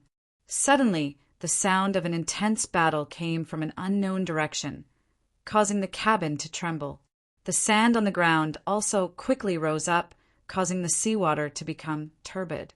Tang Zheng's expression changed slightly. We must quickly leave this place. The battleship is about to collapse. The others were shocked. If the battleship collapsed, they would be buried alive, so they all rushed towards the exit. Tang Zheng had just taken a step out when he retracted his foot, turning his head to look at the jewels on the ground. Since they were already here, it would be a sin to let the jewels be covered in dust. Thus he turned around and arrived in front of the jewels. Other than the jewels on the ground, there were several boxes that were still intact. The others had already escaped, so they did not see him stay behind. Thus, he quickly activated Summer World. With a flash of light, the jewels on the ground were all sucked into Summer World. The battleship shook more and more violently, so Tang Zheng quickly chased after them. Boom! When everyone escaped from the battleship, a loud sound came from the battleship, followed by creaking sounds. The battleship was falling apart at a speed visible to the naked eye, disintegrating and collapsing. Finally, with a loud rumble, it turned into a pile of ruins, splashing up sand and sand, causing the seawater to become turbid. Everyone ran far away, frightened. Many people's hearts sank, guessing that the monster and Xiao Bai had perished together. Everyone subconsciously looked at Tang Zheng, but found that he was calm as if nothing had happened, as if he was not the least bit worried about Xiao Bai's safety. Of course, he was not worried, because he was very sure that this little bit of danger would not be able to stop Xiao Bai. Sure enough, a ball of light lit up from the turbid seawater, like a ball of flame, quickly escaping from the turbid seawater, gradually approaching. Flame! Someone exclaimed. That ball of light turned out to be a ball of fiery red flame, swaying with the waves. Everyone's reaction was very interesting, cowering and hiding behind Tang Zheng, afraid that some danger would appear again. Tang Zheng was calm and composed, indifferently looking at the ball of flame that was getting closer and closer, because he had already guessed what was going on. Xiao Bai! He softly shouted. In this deep sea, he seemed to have turned into a fish, able to breathe freely and naturally could speak without hindrance. The others did not have this ability. If not for wearing a diving mask, perhaps they would not have been able to say a word. Master! Xiao Bai cheered. Jumping out of the turbid seawater, the fiery red hair on its forehead turned into a ball of flame, swaying gently, and in its small claws was a captive, an extraterrestrial creature. It seemed to have completely lost the ability to resist, like a dead dog, being dragged by Xiao Bai, dragging a long trace on the ground. Its pair of eyes dimmed a lot, but as if there was still magic, it was easy to be trapped in them. This bad guy still wanted to escape, but in the end, I still managed to drag him out. It's just that he kept on resisting, and in the end, I taught him a lesson. Now he's obedient. Little White pointed at the defeated general and said proudly, The extraterrestrial creature unwillingly stared at Xiao Bai, but there was nothing it could do. Humph, are you still not convinced? Xiao Bai pouted, and its small claws seemed to be gently patting. But when it fell on the extraterrestrial creature, it immediately let out a sharp scream. The unwillingness and anger in its eyes immediately disappeared. That's right, he is my master. If you dare to disrespect him, Humph, I will break your bones and use them to make soup. Xiao Bai said fiercely. The extraterrestrial creature was so scared that its whole body trembled, and it shrank into a ball, no longer looking as arrogant as before. Tang Zheng had seen Xiao Bai's deeds of taming the thundercloud beast, and knew that its small body contained a lot of power, so he was not surprised. The others looked as if they had seen a ghost, and their worldview was completely turned upside down. Master, what are you going to do with it? Xiao Bai asked. Tang Zheng thought for a while, staring straight at the extraterrestrial creature. It glared at him fiercely, but when it saw Xiao Bai's eyes, it quickly lowered its head in fear. Looking at its funny appearance, Tang Zheng could not help laughing. It seems to be very human, but I don't know if it can speak. Roar! The extraterrestrial creature growled twice. It's useless to just roar. If you can't speak, how can I know what happened in the past? Tang Zheng said in distress. The extraterrestrial creature turned its head directly, ignoring Tang Zheng. Slap! Suddenly a claw slapped its head, and it cried out in pain. Xiao Bai raised its small claws and threatened. I told you, don't be disrespectful to my master, or I will deal with you cruelly and roast you. As it spoke, the flame on its forehead jumped more violently. The extraterrestrial creature was so scared that it shook its head quickly.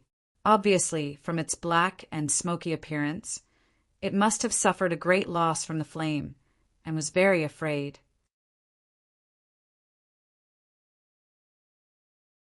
Chapter 1007. Xiao Bai was domineering and mighty, making the extraterrestrial obedient. The others looked at each other in dismay when they saw the strong contrast between the two. What was going on? The world was changing too fast, and they couldn't keep up. Since they couldn't get any answers and the battleship had been destroyed, it was better to go back first. So Tang Zheng told Xiao Bai, look after it. If it dares to do anything, punish it severely. Don't worry, if it dares to move, I'll roast it. Xiao Bai grinned at the extraterrestrial as if he was sneering. The extraterrestrial trembled and curled into a ball, looking at Tang Zheng with eyes full of resentment. Let's go. There's no need to investigate here. Let's go back first, Tang Zheng said. The others looked at each other. This time they came for the jewels, but now that the battleship had collapsed, the jewels were buried below. In addition, this place was too strange. If another monster appeared, there would be no place to cry. So, no one had any objections, and they all went into the submarine. Wang Guanchuan once again drove the submarine, suppressing the stormy waves in his heart. He carefully controlled the submarine and floated up little by little. However, many people, intentionally or unintentionally, secretly looked at Xiao Bai and the extraterrestrial at the back of the submarine. When their eyes met the extraterrestrial's eyes, their hearts trembled, and they quickly looked away. Junior brother, this monster is wild and difficult to tame. Will there be any problems if you bring it back? Wang Guanchuan asked worriedly. Tang Zheng smiled faintly and said, Brother Wang, didn't you always want to know what kind of animal the skeleton was? Now that it's standing in front of you, can't you recognize it? Wang Guanchuan was startled and subconsciously turned his head to look, just in time to see the monster looking at him. He was frightened and hurriedly withdrew his gaze and asked suspiciously, It's somewhat similar, but are you sure? Of course, this guy and that skeleton are of the same kind, so there must be a connection between them. It's just that it's not clear yet, but I believe that in time there will definitely be a way to find out. Tang Jing vowed. Wang Guanchuan was surprised and asked, Where exactly did this monster come from? Tang Zheng smiled and said, The answer to all the mysteries will be revealed. Don't be impatient. Seeing that he couldn't get any answers, Wang Guanchuan temporarily dismissed the idea of getting to the bottom of things and focused on driving the submarine. Moments later, the submarine finally surfaced from the water. Du Qifeng, Xiao Xiaoling, and the others hurriedly greeted them. When they saw that this group of people was slightly embarrassed and empty-handed, they asked, "What happened below?" "We have detected intense activity and loud noises coming from the bottom of the sea." "It's a long story. Let's go up first." Wang Guanchuan sighed faintly, and the others boarded the yacht one after another. When it was Tang Zheng's turn, Du Qifeng and others suddenly found that there were two more animals around him, one small and one big. Xiao Bai was loved by everyone, and the other was born very fierce. Many people screamed and subconsciously retreated. Even Du Qifeng took a step back to stabilize his body. He asked in shock, "This is—" Tang Zheng smiled and comforted him. "Mr. Du, don't panic. This is the phantom you met at the bottom of the sea before, and now we have caught it alive." Everyone's eyes fell on the extraterrestrial creature. Roar! Aware of everyone's gaze, it immediately let out an angry roar, scaring the others to scream and retreat again and again. Even Xiao Xiaoling subconsciously stood in front of Du Qifeng to protect him. "I told you not to roar. You didn't listen." Xiao Bai patted the top of the extraterrestrial creature's head with a claw. It shrank its neck and looked at Xiao Bai in fear. It made a whining sound as if it was protesting. Xiao Bai snorted coldly and patted it twice. It completely lowered its head and no longer had any temper. Du Qifeng and others stared at this scene blankly. They couldn't figure out the situation at all. Wasn't this monster supposed to be very powerful? How could it be bullied by such a little thing? And it didn't even fight back when scolded. Du Qifeng asked with trepidation, "Young Master Tang, what kind of monster is this?" Tang Zheng smiled and didn't answer. He just said, "Don't be afraid. It won't hurt anyone now." Everyone was skeptical, but when they saw the monster's obedient appearance, their hanging hearts slowly returned to their chests. Suddenly, their eyes focused on Xiao Bai. They were shocked, and their faces became even paler, because just now they heard it speak human language, and it could beat and scold the monster at will. Wasn't this more powerful? "It's a monster!" Some people screamed as if they woke up from a dream and hurriedly retreated. Walala! The crowd retreated like a receding tide, looking at Little White in fear and unease. Xiao Bai glanced at the crowd contemptuously, curled his lips, and said, "You're really ignorant. You're so easily scared." After that, he walked a few steps forward. Many people were scared and hid in the corner, tears almost coming out of their eyes. Only a few people who went into the sea together were calm. There was a bitter smile on their faces. They were scared and numb. "Xiao Bai, don't mess around." Tang Zheng hurriedly stopped him. Otherwise, if this little guy spat out a mouthful of fire, it would scare them even more. Xiao Bai pouted and said discontentedly, "They're too stupid and timid." After that, with a kick of his hind legs, he rode on the back of the extraterrestrial creature. It wanted to break free from Xiao Bai, but its whole body stiffened and it stopped moving. Obviously, it was scared of Xiao Bai. Little White patted its head and said, "Let's go. Let's walk around the ship and see if there's anything fun." The extraterrestrial creature's eyes were full of grievances and unwillingness, but there was nothing it could do. It could only obediently walk with its four limbs. Xiao Bai rode on its back majestically. He glanced at the crowd like a king patrolling his territory, leisurely and leisurely. Some people saw the monster walking towards them and were scared out of their wits. They collapsed on the ground like a pile of mud, unable to move.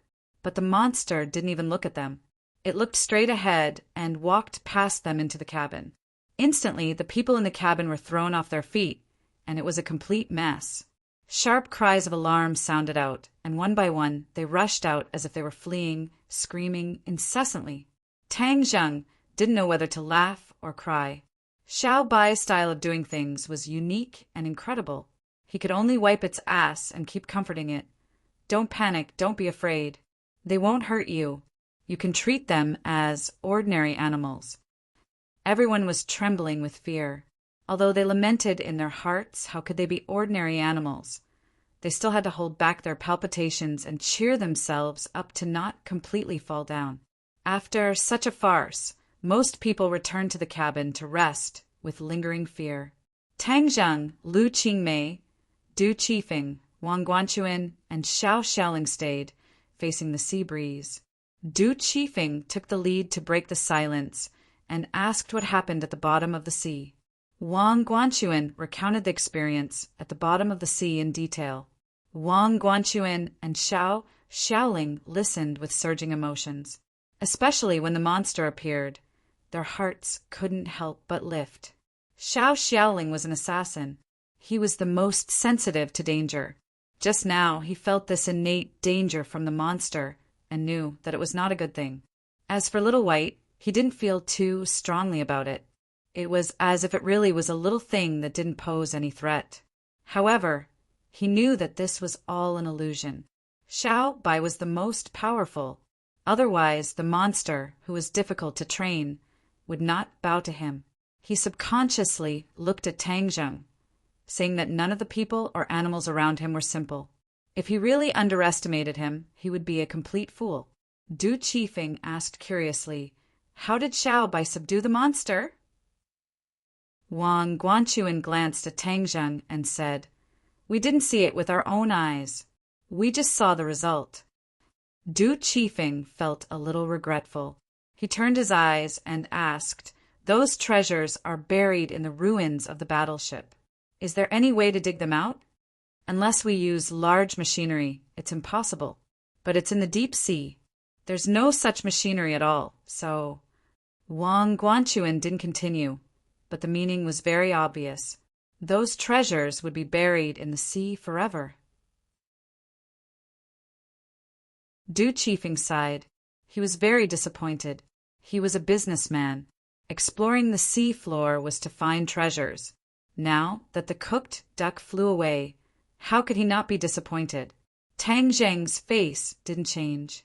Those treasures were ownerless. Those who could get them would get them.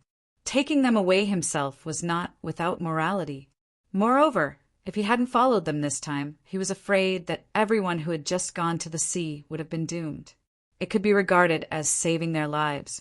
Young Master Tang, what are the origins of that monster and your pet? Why are they so extraordinary? Du Qifeng put down the matter of the treasures. He was filled with endless interest towards those two fellows. Tang Zheng chuckled and said, "Director Du is very knowledgeable. You should have heard of monster beasts before, right?" Du Qifeng was suddenly startled. He was not unfamiliar with this term. He had heard rumors about monster beasts from many sources and knew how powerful they were. Seeing Tang Zheng directly state the identities of those two fellows, all of his curiosity disappeared. Monster beasts were not something he could provoke. He also couldn't have any ideas about them. Otherwise, it would be too late for regrets if he ended up dead. He smiled bitterly at Tang Zheng and said, "I see. I understand. What does young Master Tang plan to do next?" "Let's go back." Tang Zheng said, "Okay, no problem. I will arrange it now. When we go back, I would like to invite young Master Tang to do me the honor. It was fate that brought us together. This time, I am indebted to young Master Tang for saving so many of my employees. I should thank young Master Tang for giving me this opportunity." Du Qifeng said sincerely. Tang Zheng hesitated for a moment, but still agreed. He had gained a lot this time.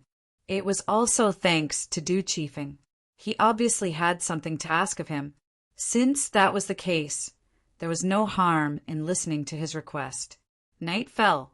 The yacht sailed across the sea. The dark clouds in the sky were getting darker and closer. It was as if a storm was coming. Suddenly, a black shadow flew over from the horizon and landed on the deck without a sound.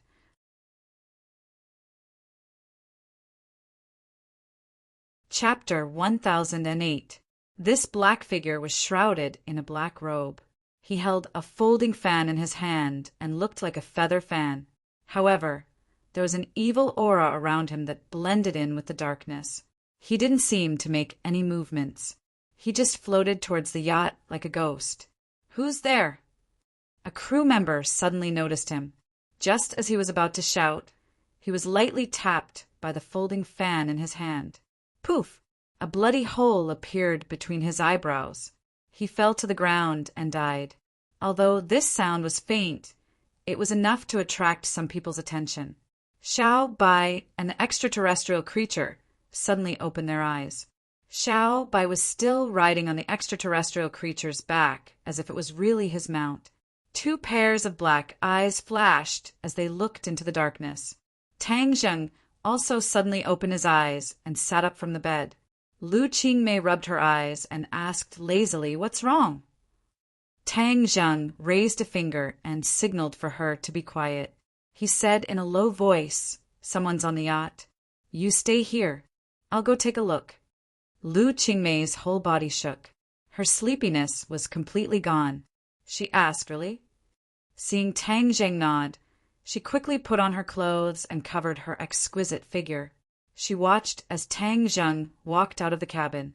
As soon as Tang Zheng looked up, he saw a person walking towards him from the end of the corridor. At his feet was a corpse. Xiao Bai rode on the extraterrestrial creature and stood in between them. He glared at the man in black. The man in black's eyes fell on the extraterrestrial creature. His eyes lit up and he praised, "Red lunar beast, I finally found you. I didn't think that the red lunar beast would still exist in this world. Ha ha ha. Red lunar beast." Tang Zheng's heart skipped a beat. This person actually knew the origin of the extraterrestrial creature.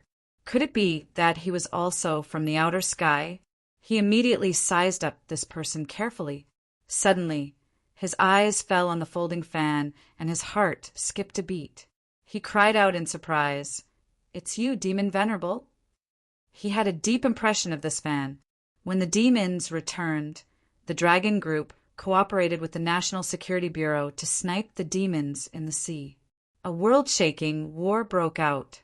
The leader of the demons was this demon sovereign. Many soldiers died at his hands. In the end, he was the only one who survived. In order to claim credit, Xingfeng deliberately reported to his superiors that he had wiped out all the demons. But in reality, there was still a fish that escaped the net. The demon lord turned around and looked at Tang Zheng in shock. He snorted coldly. "Enemies are bound to meet on a narrow road. You managed to escape that time, but this time you can forget about surviving. Let's see who else can save you." The demon lord was very confident. Back then, Tang Zheng had left a deep impression on him. This was because Tang Zheng was able to break through his illusionary god-demon realm, which shocked him. Tang Zheng's lips curled up into a mocking smile. He was no longer the same person as before. Now he was a rank 4 Yuanine realm cultivator. His strength had improved tremendously. Moreover, he had Xiao Bai to help him. He did not believe that he could not defeat a demon lord. However, the demon lord definitely did not come here in the middle of the night to relax. He must have done it on purpose. What was his purpose? That was the key. Furthermore, he recognized the red lunar beast. This was like a cloud that had cleared up. Tang Zheng was very interested. He wanted to get some information from him. "You are so confident that you can kill me. But who was the one who ran away in a panic? And who was the one who did not show up for such a long time? I don't know where you went to lick your wounds. Now you finally have the guts to show up? Aren't you afraid of death?" Tang Zheng mocked.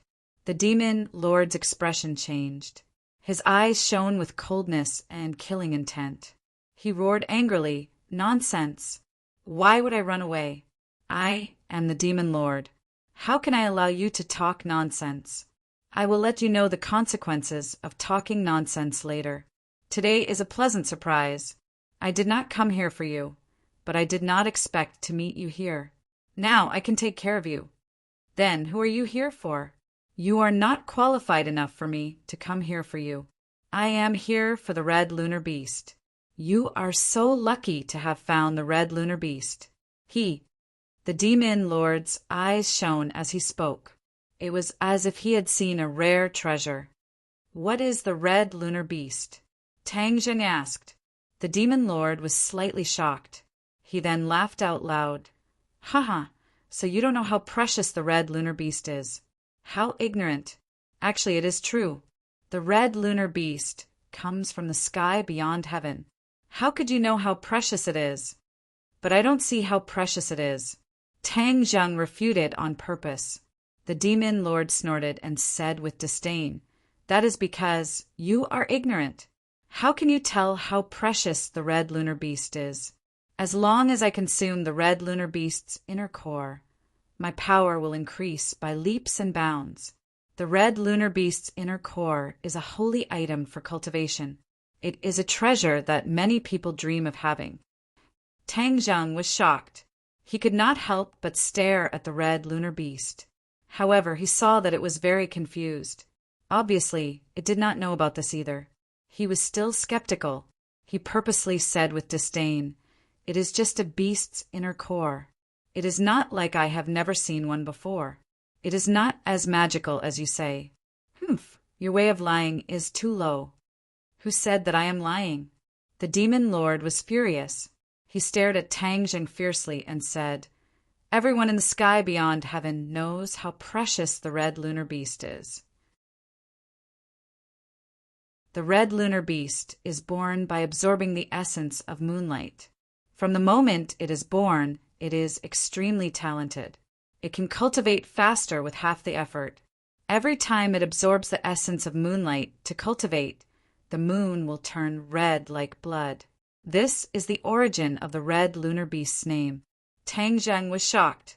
He looked at the red lunar beast in disbelief. It can absorb the essence of moonlight to cultivate. That is too powerful. Normal people could only absorb the spiritual qi in the air to cultivate. They did not even dare to think about absorbing the essence of the sun and moon. There was no way they could absorb the essence of the sun and moon. However, Tang Jing knew that the essence of the sun and moon was one of the most precious sources of cultivation. He did not expect the red lunar beast to be so talented. No wonder the demon lord was here for the red lunar beast. Coincidentally, I saw a picture of the red lunar beast skeleton on the internet. I asked around and finally found this place. I never thought that I would actually see it. Haha, the heavens are helping me. Just wait until I consume the red lunar beast's inner core. Humph, no one in this world will be able to defeat me. The demon lord's eyes shone with madness. Tang Jing rolled his eyes speechlessly. This demon lord was so trendy. He even knew how to surf the internet. Without a doubt, this picture of the red lunar beast skeleton was accidentally posted on the internet by one of the exploration team members. Who would have thought that the demon lord would find out about it? That's why he followed me all the way here. Of course, the demon lord came here hoping that he could get lucky. He did not expect to see the real body of the red lunar beast. How could he not be happy? Tang Zheng thought through the details and rejoiced that he was one step ahead of the rest and was the first to act. Otherwise, the scarlet lunar beast would not be able to escape from the demon lord. If the scarlet lunar beast was really as powerful as he said, then the demon lord's power would increase by leaps and bounds, and it would be difficult to suppress him. Oh, red lunar beast, once I consume your inner core, not only will I be able to absorb the powerful energy in the inner core, but more importantly, I will also possess your talent. When that time comes, the demon lord raised his head and looked at the night sky. In the boundless night sky, the bright moon was very eye-catching. When that time comes, I will be able to absorb the essence of the moonlight directly. My power will improve tremendously, and I will become the king of this world. Even in the outer heaven, I will be able to occupy a spot. No one will be able to threaten me anymore. Hearing this, Tang Zheng's heartstrings trembled as he realized that the situation was far more complicated than he had imagined. He hurriedly asked, "Are you saying that after consuming the Crimson Moon Beast's Niden, I can also possess its innate talent?" "Of course." The demon lord raised his head proudly and answered with disdain. Tang Zheng was enlightened. "No wonder you are trying so hard to get the red lunar beast." This talent was much more important than the energy in the red lunar beast's inner core. Once he had this talent, he would be able to continuously absorb the essence of the moonlight from the moon. The essence of the moonlight was much more powerful than spiritual qi. His cultivation would be much faster. Tang Zheng looked at the red lunar beast with a complicated expression. It seemed to have noticed that Tang Zheng was looking at it, so it turned around. When their eyes met, the red lunar beast shrunk its neck. It knew that the situation was not good. "Thank you for telling me all this. If it weren't for you, I am afraid that I wouldn't know about all this. Telling me all this before you die is the last bit of value you have," Tang Zheng said calmly. The demon lord was stunned for a moment. Then it laughed out loud as if it had heard the funniest joke in the world. It snorted, "Are you really scared out of your wits? How could you say something so stupid? About the red lunar beast, it is useless for you to know, because you will not be able to see me absorb its inner core." After he finished speaking, he was ready to take action. However, he heard a few cracking sounds. Several cabin doors opened, and many people came out. They were finally awakened by this movement. They came out to see what was going on. When they saw that there was an evil, black-clothed man on the yacht, they were scared and retreated. "Everyone, don't panic. I am here. He can't hurt you." Tang Zheng comforted them. "Who is he?" Du Qifeng asked. "A fish that escaped the net. I let him escape. Today he won't be able to escape." Tang Zheng took a step forward and stood in front of the demon lord and the others. Xiao Xiaoling also hurriedly stood in front of everyone. He looked at the demon lord with vigilance. He had already judged that this person was extraordinary, so he raised his spirit. The demon lord coldly glanced at everyone and said, Hee, there's so many people here. Wait until I get rid of you, then I'll get rid of them. Then no one will know what happened tonight. It's a pity that you won't be able to see me soar into the sky and amaze the world. Don't dream about your spring and autumn." Tang Jing stepped forward and took the initiative to attack. The war soul sword slashed the air and directly attacked the demon lord. The demon lord snorted coldly and opened his folding fan. Whoosh, whoosh, whoosh. A cold light flew out of the folding fan and shot straight at Tang Jing. Ding dang. After a crisp sound, the war soul sword resisted the attack of the cold light. Only a few puffs were heard. The cabin door and walls had many small holes, which were completely destroyed by the cold light.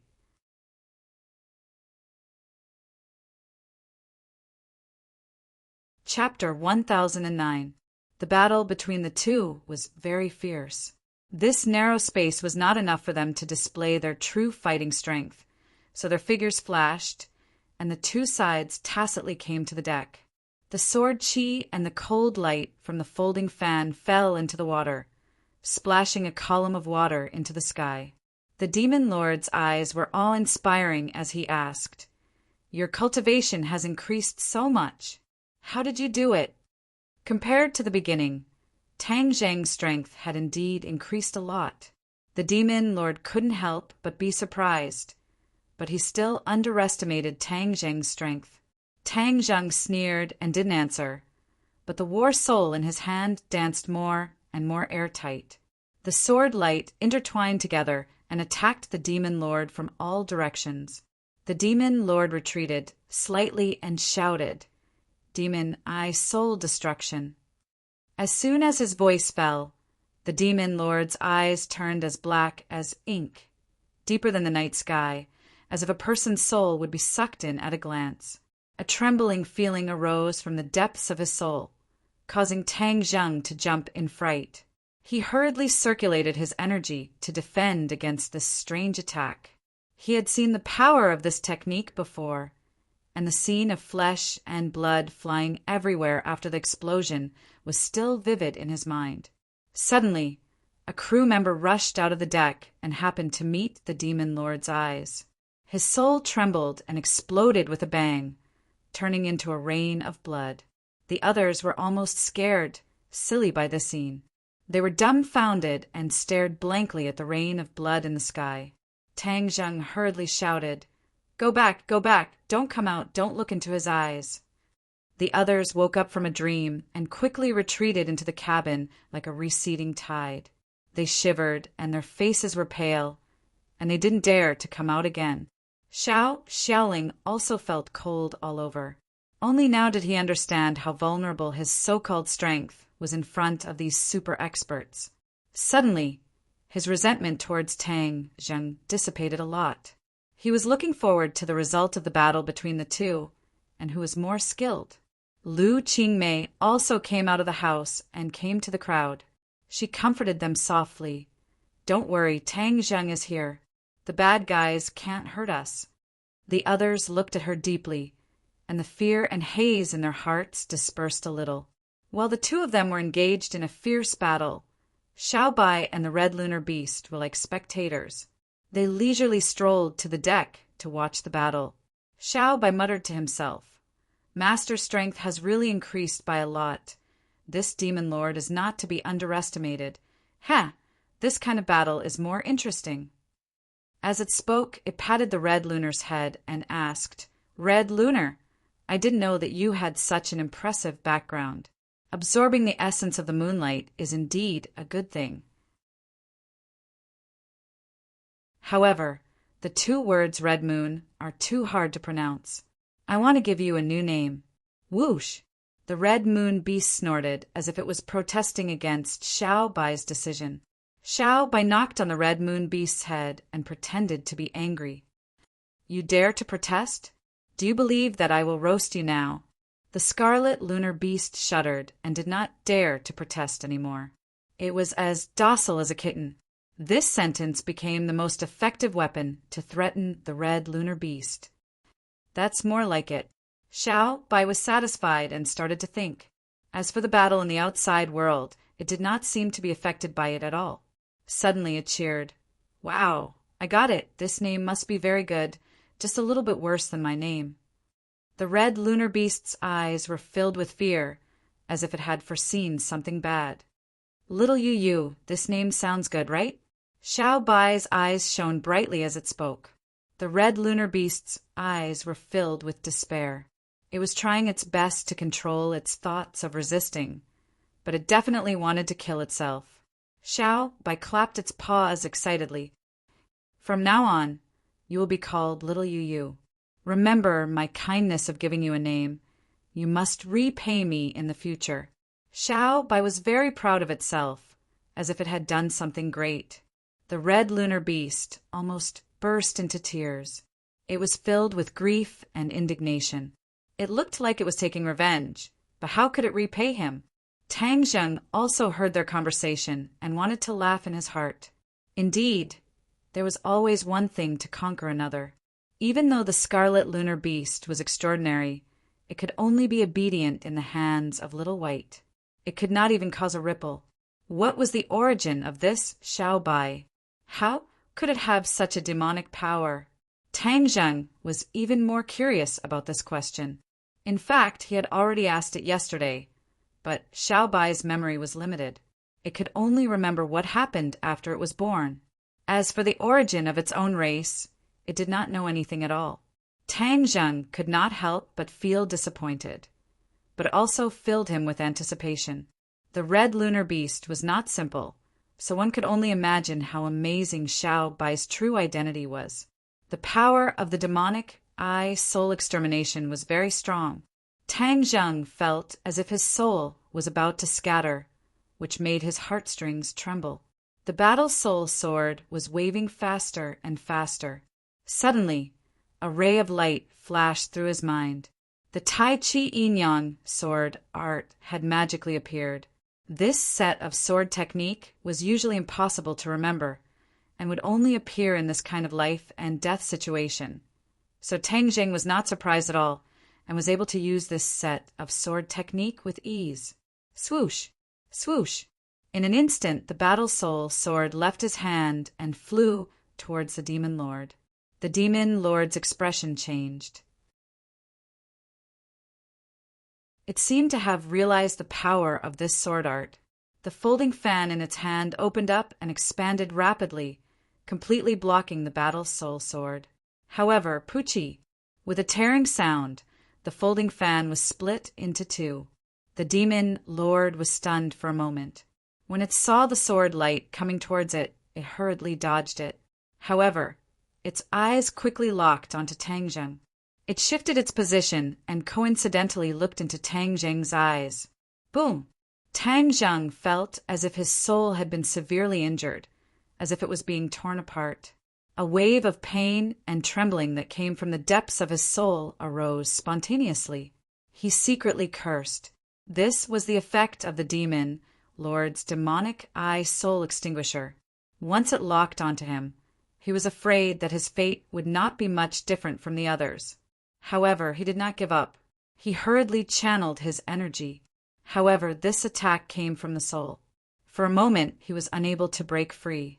Suddenly, a voice sounded in his mind. He felt his entire body relax. He suddenly realized that this was his own voice. However, it was chanting the Ksitigarbha Sutra. Usually, in order to suppress the Shura, he would often need to chant the Ksitigarbha Sutra. He did not expect that this voice would suddenly appear in his mind. The ancients created a phrase, lingering for 3 days, lingering for 3 days. The voice chanting the Ksitigarbha Sutra was not as simple as lingering for 3 days. It was deeply imprinted in his soul. When his soul was attacked, the Ksitigarbha Sutra would be triggered. He suddenly realized that the members of the world of spirits and souls were originally spirits. As the Dzong of Goguryyo's most powerful technique, the Ksitigarbha Sutra was, of course, the best technique for cultivating the soul. It seemed reasonable that it could resist the demon lord's demonic eye soul extinguisher attack. Tang Jing was overjoyed. He originally thought that the Ksitigarbha Sutra could only be used to suppress the Shura. Now, it seemed that its effect was far greater than he thought. In fact, he was not wrong. The Ksitigarbha Sutra was a high-level technique for cultivating the soul. As he chanted it every day, the Ksitigarbha Sutra was gradually imprinted in his soul. Over time, his soul became stronger and stronger. Even when facing a soul-type attack, he could handle it with ease. The demon lord was very confident. He thought that this was a sure thing. He would definitely be able to get rid of Tang Jing. However, he suddenly noticed that the corner of Tang Jing's mouth curled up into a smile. His heart skipped a beat as he realized that something was wrong. An ominous premonition struck him. Before he could react, he found that there were 2 palms on his chest. Bang! Bang! As the 2 palms landed on his chest quickly caved in. Like a kite with a broken string, he fell into the sea, splashing water everywhere. Xiao Bai was not surprised by this scene. He mumbled, "This demon lord is also an idiot. How dare he look down on my master? Now he has suffered the consequences of his own actions." The scarlet moon beast rolled its eyes, as if to say that he was not as powerful as he said. Xiao Bai's fiery golden eyes immediately noticed the look in the scarlet moon beast's eyes. His eyes flashed as he asked, "You don't agree?" The scarlet moon beast immediately denied, shaking its head like a rattle drum. "If you dare to disagree, I will roast you," Xiao Bai threatened. The scarlet moon beast lowered its head, feeling wronged. Xiao Bai suddenly pointed at the sea and shouted, "Master, the demon lord is not dead yet. Look at the sea." There was a mark on the sea, and it was moving quickly towards the distance. Under the moonlight, it was very obvious. "You want to run away? Didn't you want to kill me?" Tang Jing sneered. He flew on his sword and chased after it. "Let's go and have a look." Little White patted the back of the scarlet lunar beast. The scarlet lunar beast roared and rushed out of the ship. landing on the surface of the water. However, it did not sink. Instead, it stepped on the water and quickly chased after Little White. The others rushed out in fear, looking at the backs of the few from afar. The earth-shattering battle just now had completely changed their worldview, letting them experience another world outside of this one. They looked at each other, unable to calm down. Lu Qingmei's eyes lit up. She clenched her fists and locked on to the handsome figure in the air. Her beautiful eyes were filled with splendor. The two rushed towards the horizon, one after the other. The dark clouds in the sky moved to the top of their heads, and a storm was coming. Crack! A bolt of lightning tore through the dark clouds, and thunder rumbled.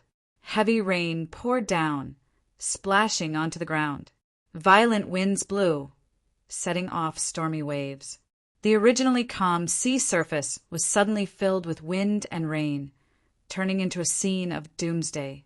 Tang Zheng's pupils shrank. He drew his bow and said, "Do you want to hide under the water for the rest of your life? Come out." Swoosh!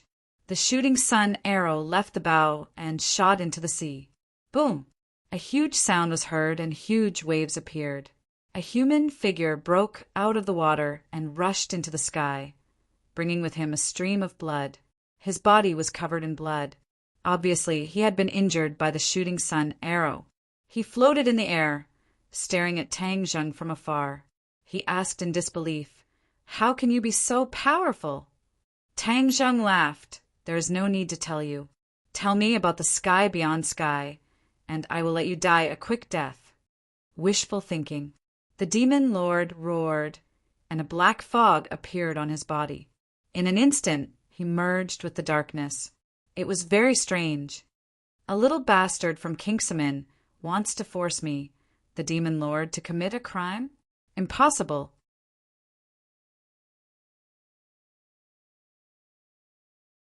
Chapter 1010. In the demon Honorable's mind, Tang Zheng had once performed the heavenly fairy sword technique.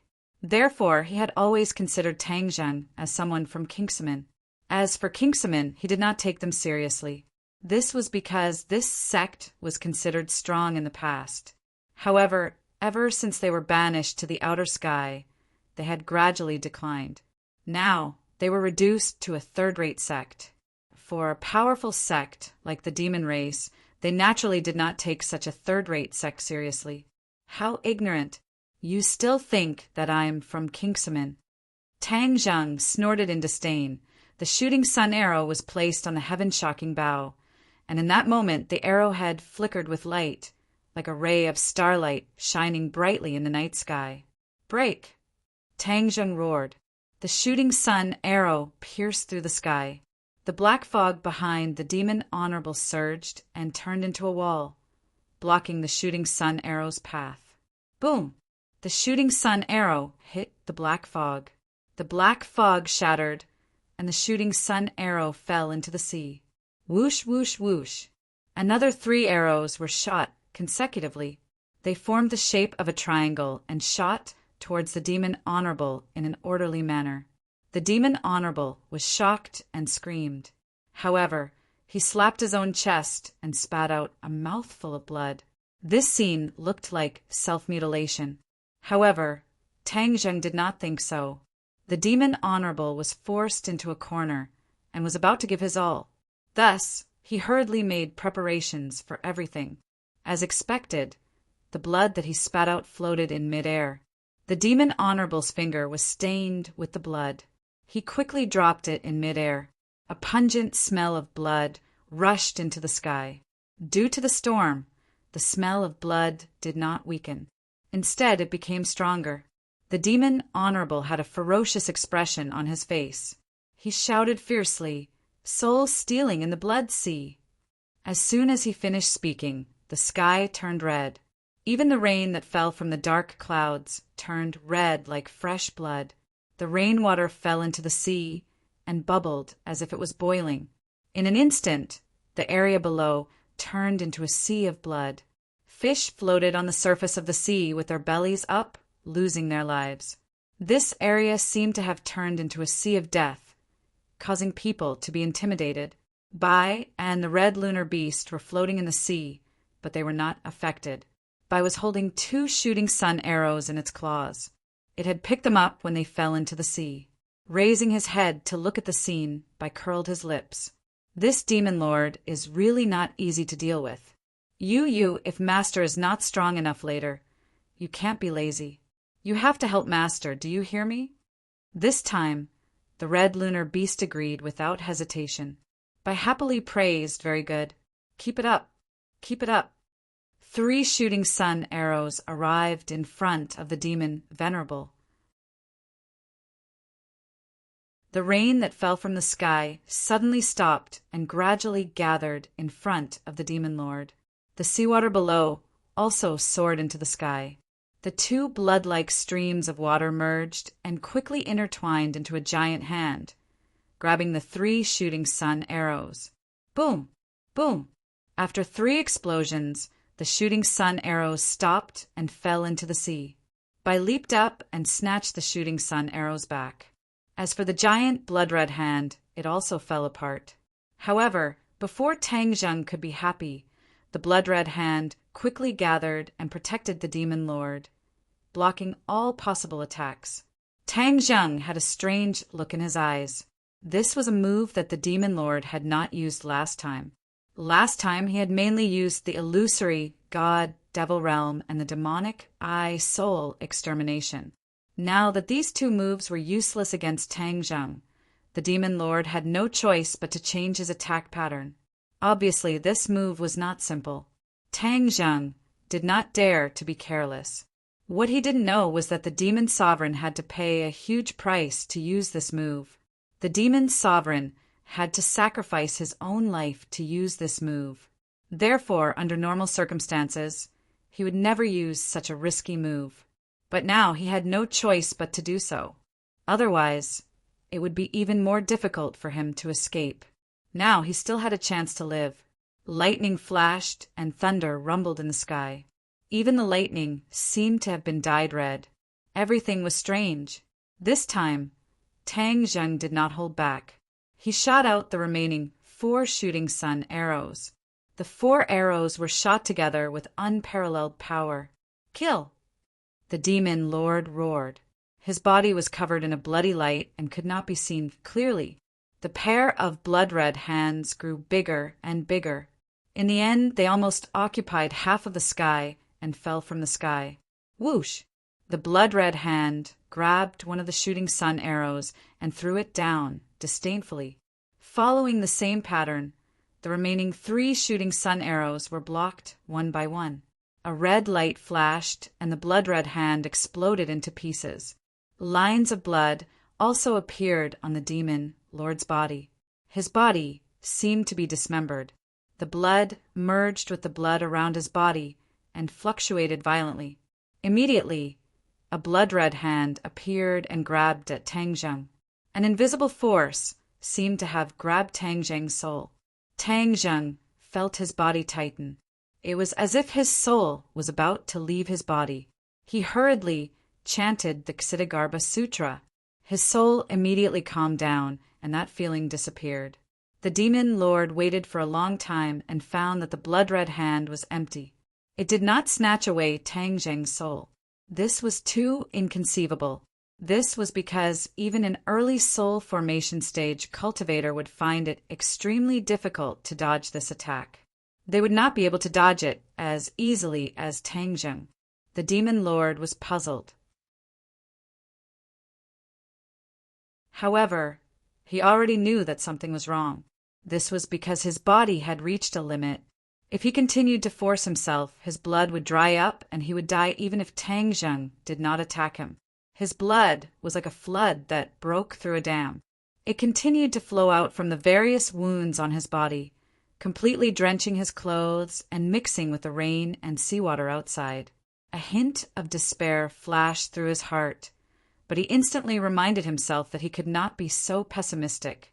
After all, the outcome had not been decided yet. Your soul attack is useless against me. Don't waste your energy. Tang Zheng roared. What kind of spell have you cultivated? How can you defend against my soul attack? The demon lord was unwilling to give up. He asked in a hoarse voice. Soul attacks had always been one of his strengths. Many people who were on the same level as him had died at his hands because of his soul attacks. This was also what he was most proud of. However, he did not expect that this series of attacks would be useless against Tang Zheng. The Ksitigarbha Sutra. Have you heard of it? Tang Zheng asked with a smile. The Ksitigarbha Sutra. The demon lord was confused. It was obvious that he had never heard of the spell. Bring back my sun-shooting arrows. Tang Zheng had already seen Bai on the surface of the sea. Hence, he could shoot arrows without fear. He did not have to worry about losing the sun-shooting arrows in the sea. Whiz! Bai carried the sun-shooting arrows and soared into the sky from the scarlet lunar beast. His 4 hooves were on fire as he stepped on the flames. He was not afraid of the wind and rain at all as he arrived beside Tang Zheng. Tang Zheng took the 9 sun-shooting arrows. Suddenly, his expression changed drastically. He looked at the sun-shooting arrows in his hand in shock. Although there were 9 sun-shooting arrows, when combined together, it gave him the feeling that they were one. Could it be that not only can these 9 sun-shooting arrows be separated, they can also be combined into one? With a thought, he immediately activated his innate qi and channeled it into the sun-shooting arrows. However, there was no change. There's no reaction. Could it be that I guessed wrongly? He was confused, but he immediately denied this thought. His intuition should not be wrong, but there must be something wrong somewhere. Suddenly, an idea flashed through his mind, and he suddenly remembered something. All of his magic treasure had been recognized by blood, but only the heaven-shocking bow and the sun-shooting arrows did not have this procedure. Because he had done this before, but it was useless. He did not understand the reason, so he did not investigate further. Now that the 9 sun-shooting arrows were gathered, he gradually had a thought. Could it be that it was because he did not gather all of the sun-shooting arrows back then? It was equivalent to this magic treasure not being a whole, so it could not be recognized by blood. Then wouldn't it be fine now? With a thought, a drop of blood essence appeared from the tip of his finger and dripped onto the shooting sun arrow. He chanted the incantation for blood recognition, and immediately the shooting sun arrow released a blood-red light. This light not only enveloped all the arrows, it also enveloped the heaven-shocking bow, and a mysterious power rippled out. "What are you doing?" The demon venerable asked in shock. Tang Zheng was excited, because his guess had finally been confirmed. In the past, he could not drip his blood to recognize his master because the sun-shooting arrows were not complete. Now that he had gathered a set of magic treasure, he could easily drip his blood to recognize his master. If not for the subtle feeling of having 9 sun-shooting arrows in his hands, he would not have thought of this. The light suddenly converged, and the sun-shooting arrows and heaven-shocking bow returned to their original state. However, in Tang Zheng's eyes, he still felt that there was something different. "Master!" A voice suddenly sounded in his mind. Tang Zheng was pleasantly surprised and asked, "You are an artifact spirit?" The heaven-shocking bow and the sun-shooting arrows were sacred artifacts, so they naturally had artifact spirits, so Tang Zheng was able to guess it immediately. "Yes, master." Sure enough, the artifact spirit replied respectfully, "Can these 9 sun-shooting arrows be fused into one?" Tang Zheng asked the question in his heart. "Of course." With that said, the sun-shooting arrow flashed, and the 9 arrows merged into one, turning into one sun-shooting arrow. This sun-shooting arrow did not seem to have anything special about it, but Tang Zheng knew that its power was definitely not the same as before. He was eager to give it a try, and raised his head to look at the Lord. The demon venerable's heart skipped a beat. He had a bad premonition, and shouted, "What are you doing?" He had clearly seen the changes in the sun-shooting arrows, and naturally understood that this was not a good thing for him. The corner of Tang Zheng's mouth raised, and he said, "Just now you tried the power of each arrow. Now I'll let you have a taste of the power of the 9 arrows." Done. The sun-shooting arrow was placed on the heaven-shocking bow. The bowstring was pulled into the shape of a full moon, aimed at the demon Venerable, and released his fingers. Buzz! The bowstring released a heart-shaking sound, and the rain seemed to have frozen at this moment. The sun-shooting arrow pierced through the raindrops, tore through the curtain of water formed by the interweaving rain, and shot towards the demon Venerable.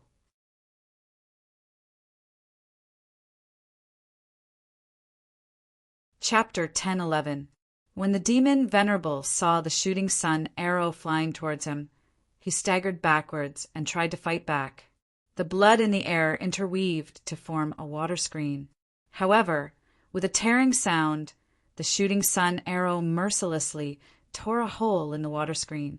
The shooting sun arrow accurately pierced through the demon Venerable's chest. Everything froze. The demon marshal's body suddenly stiffened and maintained a strange posture. His eyes were filled with disbelief as his life force quickly disappeared. Ah! A heart-wrenching scream came from the depths of his throat. It was abnormally ear-piercing. Suddenly, the scream stopped abruptly. A large amount of blood spurted out from the gaps in his body like a fountain. Boom!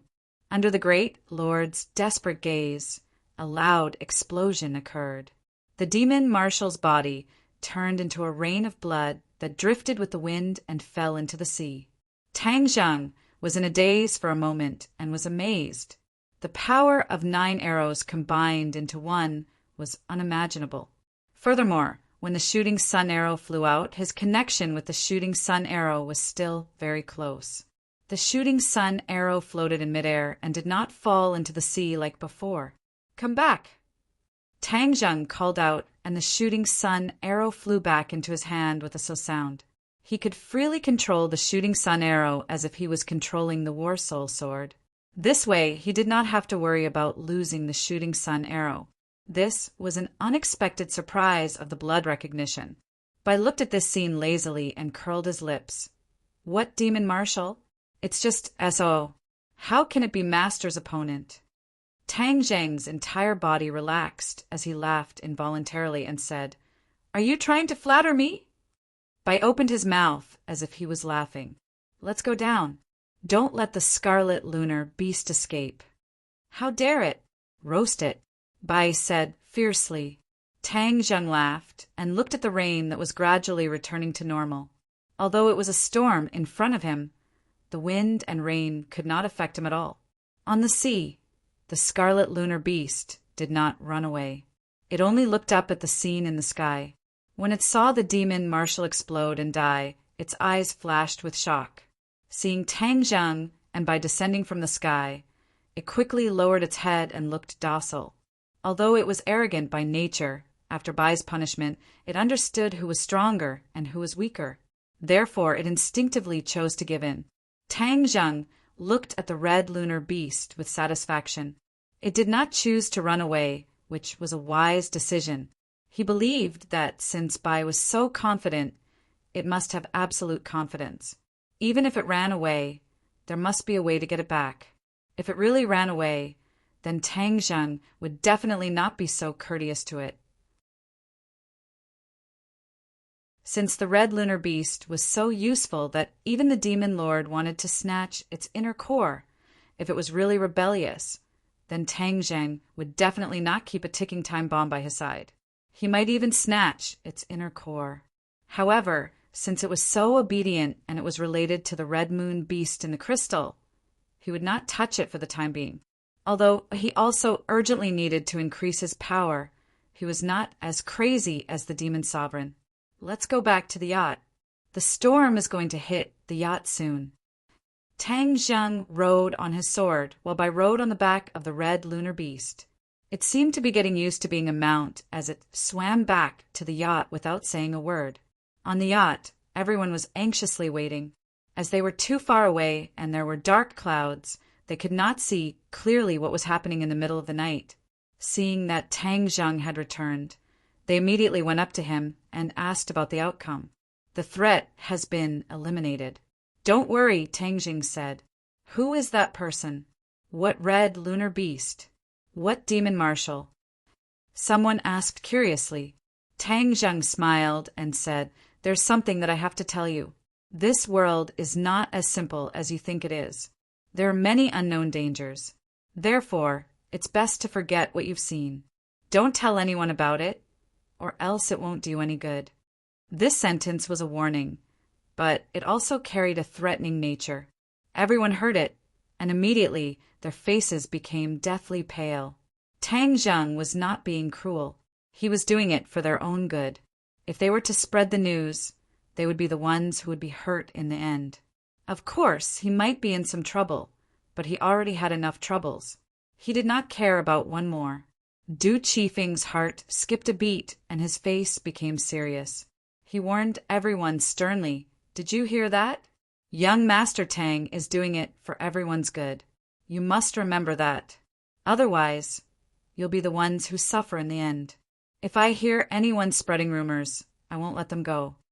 Everyone kept quiet out of fear and kept nodding their heads. What they had seen and heard along the way had completely shocked them. Although they were curious, no one would risk their lives to spread rumors. Tang Zheng nodded his head in satisfaction.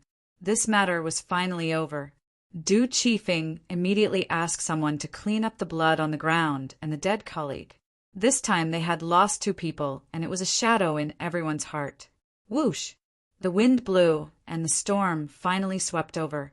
The yacht shook with the breaking waves. The rainstorm hit the yacht and made a crackling sound. Tang Zheng's face sank. His right foot gently stamped on the deck. With a bang, the big ship sank down as if it had been hit by a huge force. It shook violently and stopped immediately. The yacht seemed to have taken root in the sea. No matter how turbulent the waves were, they could not do anything to the yacht. Early in the morning, the storm finally stopped. The wind and rain washed away the killing and blood of last night.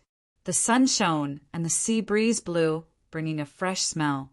For what happened last night, everyone chose to keep their mouths shut. No one mentioned it or asked Tang Zheng about it. Everyone was eager to return to the land. At noon, the yacht finally docked. Several luxury cars had been waiting at the dock for a long time. Tang Zheng, Lu Qingmei, Du Qifeng, Wang Guanchuan, and Xiao Xiaolin got in a car. Bai and the Red Moon Beast naturally followed. The Red Moon Beast was as big as a leopard. It was majestic and looked at the colorful world in amazement. It had been on the bottom of the sea since it was born. It had never left the sea. In the face of this colorful world, there was some confusion in its eyes. It was even more difficult to hide its excitement. It sniffed left and right. Bai scornfully curled his lips and said, You are really ignorant. The Red Moon Beast rolled its eyes and did not dare to refute. Fortunately, there were too many local tyrants who raised some strange pets. So even if the Red Moon Beast was a bit strange, it did not cause too much reaction from strangers.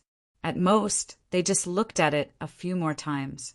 This made Tang Zheng feel relieved. If the Red Moon Beast was too eye-catching, he would definitely not hesitate to take it into Simmer World. The car came to a high-end hotel. Delicious food was waiting for them. This was Du Qifeng's arrangement. Tang Zheng did not object. At the dining table, Du Qifeng was very good at livening up the atmosphere.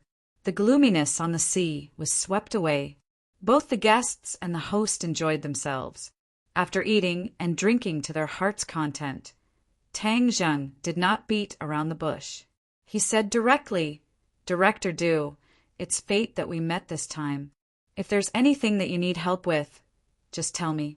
If there's anything that I can help with, I'll do my best. Since Du Qifeng was so attentive, he must have a request. Du Qifeng looked at Tang Zheng gratefully. If Tang Zheng did not take the initiative to mention it, he would not have dared to mention it after so many things had happened. At that moment, he was relieved. Thank you for thinking so highly of me, young Master Tang. Then I won't be long-winded. I heard a rumor that there was a magical pill called the Life Extending Pill in the capital last year. It was made by young Master Tang. May I know if young Master Tang still has such a magical pill? Life-extending pill? Tang Zheng frowned. Ever since the world of spirits and souls rebounded, he had almost given up the idea of using the life-extending pill. He did not expect Du Qifeng to mention it. Seeing Tang Zheng's reaction, Du Qifeng's heart sank. He said bitterly, "If it's inconvenient for young Master Tang, then forget it." Alas! Tang Jing took a deep look at Du Qifeng and asked, "What's the matter with you first?" A touch of joy flashed through Du Qifeng's eyes. He seemed to see a glimmer of hope again. He said, "My wife has a strange disease.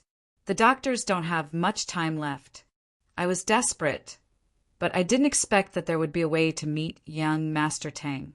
So I asked young Master Tang for the life-extending pill to save my wife's life."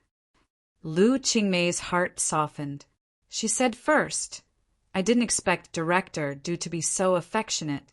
Although your wife is sick, she must be very happy. Alas, she suffered too much and suffered too much when she was with me. If I just watch her leave like this, I'm really not a man." Du Qifeng shook his head and sighed. As a woman, Lu Qingmei was very easily moved by this kind of thing. She held Tang Zheng's hand and said, "If you have a way, please help Director Du. Thank you, Sister Lu." Du Qifeng was very grateful. He knew very well how important Lu Qingmei was. With her words, Tang Zheng would definitely not sit by and do nothing. Sure enough, Tang Zheng nodded. "Director Du is a man who values affectionate and righteousness. I admire you very much. I will help you, but I don't have the life-extending pill." The life-extending pill could extend one's life. It was related to the ghost realm, so he didn't want to use it easily. There were many ways to save people. It was not necessary to use the life-extending pill. Hearing that there was no life-extending pill, a touch of despair flashed through Du Qifeng's eyes. Seeing this, Tang Zheng hurriedly said, "Director Du, don't worry. Listen to me. Although I don't have the life-extending pill, it's not difficult to cure diseases and save people. I'll recommend a person to you. He is the divine hand of Xinglin. I think he can help your wife." "Who is it?" "The King of Medicine." "The King of Medicine? Isn't his whereabouts uncertain? Where can I find him?" Hearing this name, Du Qifeng's eyes lit up. He had thought of looking for the King of Medicine, but this person was elusive. With his level, he couldn't find the King of Medicine. Tang Zheng smiled faintly. Of course, he knew where the King of Medicine was. He was studying medicine in Tang Zheng's pharmaceutical company. This old man was obsessed with medicine. He was obsessed with the life-extending pill provided by Tang Zheng. He wouldn't give up until he thoroughly studied it. "I'll ask him to contact you. If it still doesn't work, I'll think of another way," Tang Zheng promised.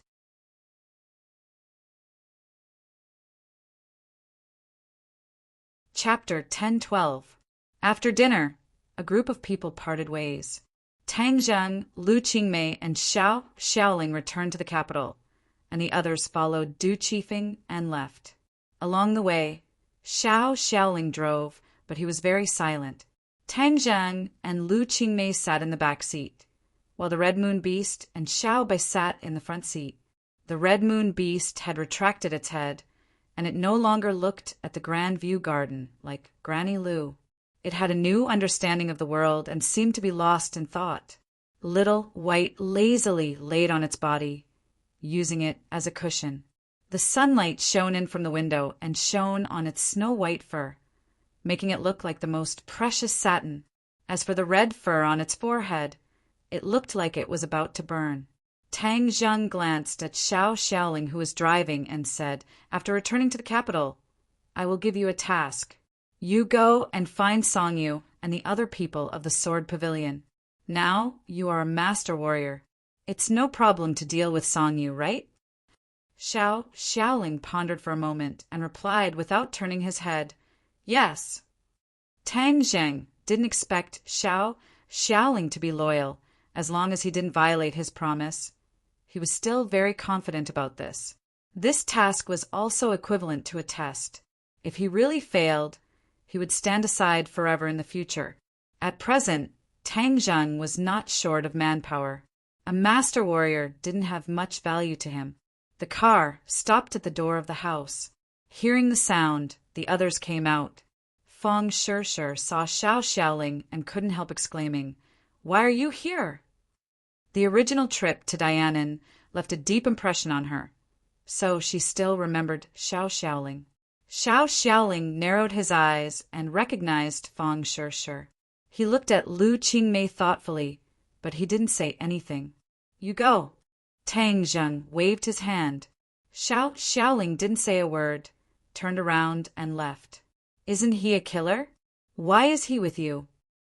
Feng Shishir frowned and asked, "I have taken him under my command." "I see." Feng Shishir suddenly understood and looked at Lu Qingmei thoughtfully, trying to guess what had happened between the two. Although Lu Qingmei was shy, she still greeted everyone gracefully. When they entered the room, the people in the room began to ask questions. Tang Zheng was not in a hurry to answer. Instead, he asked, "Where's Grandpa? Why don't I see him?" "Grandpa is living next door. Uncle and Auntie are also living with him," Feng Shishir said.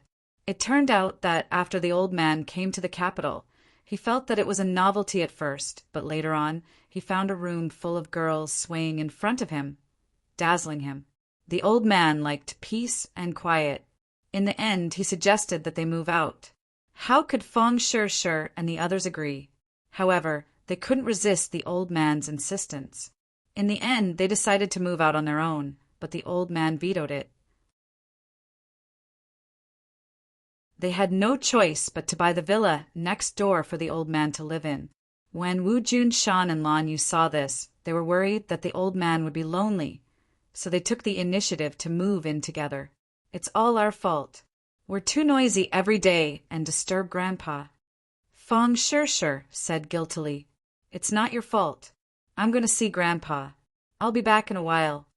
Tang Zheng came next door and found the three of them sitting under the shade of a tree in the backyard drinking tea. Wu Dang acted as a waiter serving tea. When she saw Tang Zheng, her eyes were filled with surprise. "You came back so quickly. Why didn't you call in advance?" Wu Dang intimately ran over. Tang Zheng hugged her slender waist. Seeing the other three turn their heads, he said without blushing, "Grandpa, I'm back." Tang Dahai happily stood up and amiably looked at the pair and said, "It's good that you're back. Everyone is talking about you." Wu Junshan and Lan Yu also looked at him with surprise, especially Lan Yu. Her eyes were extremely soft and emitted a motherly radiance. Tang Zheng nodded to the two of them and said, "Thank you for accompanying Grandpa." Lan Yu rebuked, "We're all family. There's no need to say thank you. The old man is a very interesting person. Listening to him talk about your childhood is very interesting." "Hee hee, that's because you don't mind this old man's nagging," Tang Dahai said with a gratified smile. Tang Zheng looked deeply at Wu Junshan and Lan Yu. Regardless of whether their words were true or false, their actions of accompanying the old man made him very grateful. "There shouldn't be any danger this time, right?" Tang Dahai asked. "There's no danger. I just went out for a stroll. Reading 10,000 books, walking 10,000 miles. Isn't this what the ancients said? Going out for a walk is always right." "All right. You don't have to accompany this old man. There must be someone waiting for you. Hurry up and go." Tang Dahai waved his hand and said. Tang Zheng supported the old man and said, "Grandpa is joking. Where would there be someone waiting?" Tang Dahai glared at him. "Don't think that I can't see with my old eyes. Hurry up and go. I'll drink tea with the two of them and chat." "All right, then I'll go over first. I'll call you when it's time to eat." Tang Zheng nodded towards Wu Junshan and Lan Yu, then turned and left. Wu hurriedly said, "Grandfather, master, mistress, I'll go over first." Lan Yu laughed involuntarily. "Go, a grown girl, can't be kept." Wu's cheeks were slightly red. but she still held onto Tang Zheng's arm and happily walked out. Tang Dahai looked deeply at Wu Junshan and Lan Yu and said meaningfully, "Don't worry, little Zheng is a reasonable child. He will definitely understand your good intentions. Just give him some time and he will figure it all out." Tang Dahai was very clear about the thoughts of the two. In the past, he was worried that his grandson would be snatched away, but now he understood that this worry was unnecessary. No matter who it was impossible for them to snatch Tang Zheng away from him. Therefore, from the bottom of his heart, he hoped that Tang Zheng would be able to reconcile with his parents. He was willing to be the bridge between them.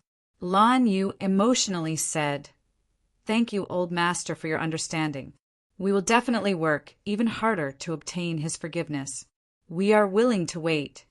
Wu Junshan also firmly nodded his head. When Tang Zheng returned home, he was surrounded by a group of beauties chattering nonstop. On the other hand, the Empyrean fairy was very quiet. She looked at the scarlet moon beast in the eyes and fell into deep thought. With the Empyrean fairy's eyes, she could naturally see that the scarlet moon beast was not an ordinary creature. Therefore, she was very curious as to why Tang Zheng went out and brought back such a fellow. When Xiao Bai returned home, he was caught by Nana. Little girls had no resistance towards this kind of cute thing. Xiao Bai wanted to break free, but was unable to escape. The scarlet moon beast rejoiced in his misfortune, as if it was saying that there was finally someone who could help it vent its anger. "Nana, quickly let go of me. I can't breathe." Xiao Bai finally could not help but scream. This voice immediately silenced the house. Everyone's gaze turned to Xiao Bai, especially Nana. Like a frightened rabbit, she threw Xiao Bai outside and turned around to jump into Tang Zheng's arms. She cried out in fear, "It's talking." Tang Zheng laughed. "Didn't you see Little Black on the island? Doesn't it know how to talk to?" Little Black was the thundercloud beast. Nana raised her head as if she had been enlightened. She tilted her head and said, "Yes, Little Black can talk too. All the animals in our house can talk. It's not scary at all." After she finished speaking, she turned around and rushed toward Xiao Bai. Xiao Bai was about to run away, but Nana quickly caught it. Her pair of small hands kept rubbing on its body as she shouted excitedly, "Xiao Bai, say something again. Say that you like Nana." Xiao Bai rolled its eyes as if it was saying that it was childish. Nana did not let it go. She pulled its mouth and urged Xiao Bai say it now. Looking at Xiao Bai's hopeless look, Tang Zheng could not help but laugh even louder. Nana seemed to be showing signs of turning into a violent loli. Even the majestic Xiao Bai could not resist her. Of course, it was not that Xiao Bai was weaker than her. It knew that Nana was one of them, so it did not argue with her. Seeing this, the red lunar beast gloated even more. Its eyes were almost overflowing with joy. Xiao Bai looked around and immediately saw its eyes. The red lunar beast shrunk its neck as if it was a mouse that saw a cat. It quickly hid to the side. Seeing this, the rest of the people could not help but laugh. With these two fellows in the house, it seemed to be a lot more fun. The Empyrean fairy looked at the red lunar beast and then looked at Xiao Bai. She asked, "You've gained a lot this time. What's its background? Why can't I tell?" Seeing that she was pointing at the red lunar beast, Tang Zheng told her the truth. Its name is the red lunar beast. It's a creature from the outland. That's why you haven't seen it before. Back then, when he brought the crystal back, he did not show it to the Empyrean fairy. Naturally, she did not know about the red lunar beast. However, Feng Shirshir had seen it before. That was why she was shocked when she saw the red lunar beast. However, the crystal was very important, so she did not mention it in front of the others, and had never seen the crystal before. Naturally, she did not know about the red lunar beast that was sealed in it. Of course, she did not have much of a reaction. It's from the outland. The Empyrean fairy was shocked. She stared at the red lunar beast with a sharp gaze. The scarlet lunar beast quickly retreated. It felt threatened by the gaze of that person. Yes, that's why it's an important way for us to understand the Outland. Tang Jing nodded. The Empyrean fairy was also very curious about the Outland. She walked towards the red lunar beast step by step. The red lunar beast roared. Its four hooves moved as if it was flying. It leaped into the air and scurried away. However, the Empyrean fairy was faster. She stretched out her hand and grabbed the red lunar beast's tail. No matter how hard it struggled, it could not break free. The Empyrean fairy grabbed the red lunar beast's neck. She narrowed her eyes slightly as if she was trying to see through it. Roar! The red lunar beast kept roaring as if it was protesting. However, its strength was not as strong as the Empyrean fairy. Everything it did was in vain. Don't hurt little Yu. Xiao Bai finally broke free from Nana. He rushed onto the red lunar beast and rode on its back. He shook his head at the Empyrean fairy and said, "Little Yu is my trophy." Little Yu? Everyone looked at the red lunar beast strangely. The name did not match its ferocious appearance at all. It made them want to laugh.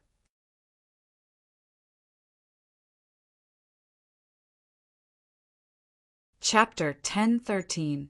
Because of Bai and the red lunar beast, the atmosphere was a little funny, especially when they heard the name Yu. Everyone was laughing. The red lunar beast wanted to dig a hole and hide in it. Tang Zheng glanced at N. Since the red lunar beast was related to the crystal, it was not appropriate for it to appear in front of her. Hence, he signaled the Empyrean fairy with his eyes. The Empyrean fairy understood what he meant. She swallowed the question that she wanted to ask and looked at him meaningfully. The Empyrean fairy let go of her hand, and the red lunar beast ran away. Bai hopped on its back and patted its head. Then, they quickly disappeared from everyone's sight. Tang Zheng went to the backyard, and the others left. Only the Empyrean fairy followed him. She asked softly, "You didn't finish talking just now. What happened? Do you still remember that Xianin sealed herself?" Tang Zheng asked. The Empyrean fairy nodded quietly. "Actually, I've seen such a seal before." Tang Zheng told her about his discovery in the Swedish palace. The Empyrean fairy was enlightened. She subconsciously turned her head and looked into the house. "So you're trying to avoid N. You're afraid that she'll know that you stole the crystal from her house." Tang Zheng shrugged and said, "The crystal is very important, especially the red lunar beast. Of course, I have to be careful.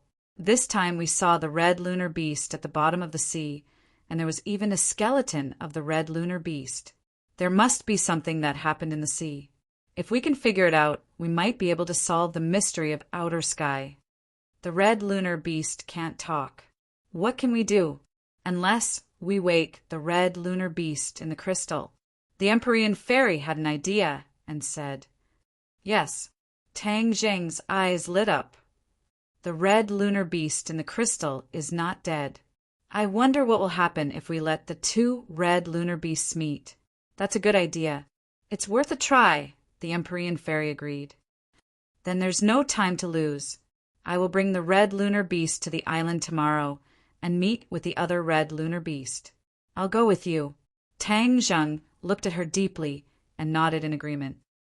"Didn't you take many treasure chests in the sea? Are there any clues?" the Empyrean fairy asked. Tang Zheng shook his head. "I've already checked with my divine sense. These treasure chests don't contain any skeletons. They're all filled with jewels. The skeleton in the previous treasure chest was probably just a coincidence." The Empyrean fairy was slightly disappointed. It was the same for Tang Zheng. When he first heard about the red lunar beast from the demon lord, he had a thought. Is the inner core left behind by the skeleton still there? He specifically asked Wang Guanchuan and found out that there were no inner cores in the treasure chests that they fished up. The inner core was probably the same as the corpse. It had already rotted and fused into the sea. He then remembered the unusual great white shark. Perhaps the great white shark had absorbed the energy released by the red lunar beast after it rotted, causing it to mutate and increase its strength by a lot. I'm afraid no one knew that the corpse of the red lunar beast had such a great use back then. Otherwise, it wouldn't have been buried at the bottom of the sea and wasted. Tang Zheng sighed inwardly. That night, after everyone had dinner together, Tang Zheng returned to his room.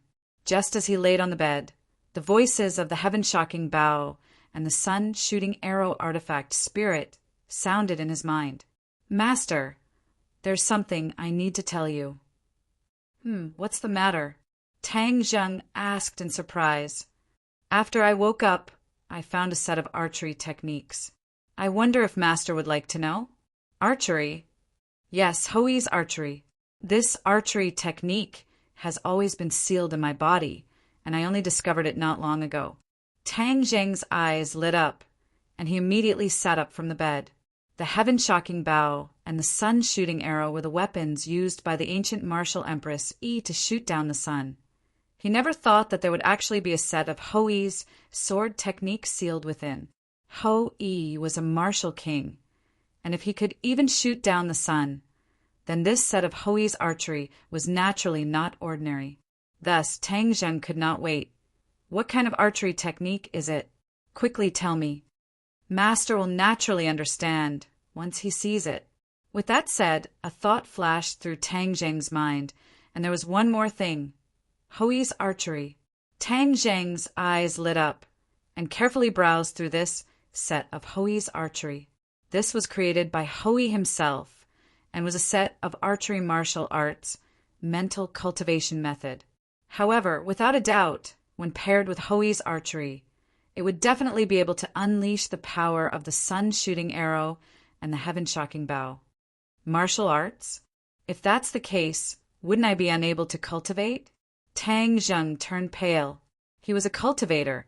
How could he cultivate martial arts? This was a matter of common sense.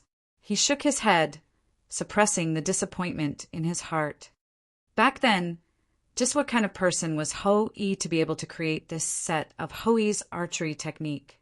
Although I can't cultivate it, if I meet a fated person, I will pass it down, and it can be considered as not letting Ho-Yi's archery technique disappear from the world. Master, is this set of archery useful? The artifact spirit asked. Tang Zheng smiled faintly and comforted. Thank you, it's useful. After resting for the night, Yi Dingdang did not climb up his window again. This was because she had been called back by Feng Xinyang after dinner last night. She had stayed here for almost the entire summer vacation, and as school was nearing, Feng Xinyang finally could not help but want to be alone with her daughter for a period of time.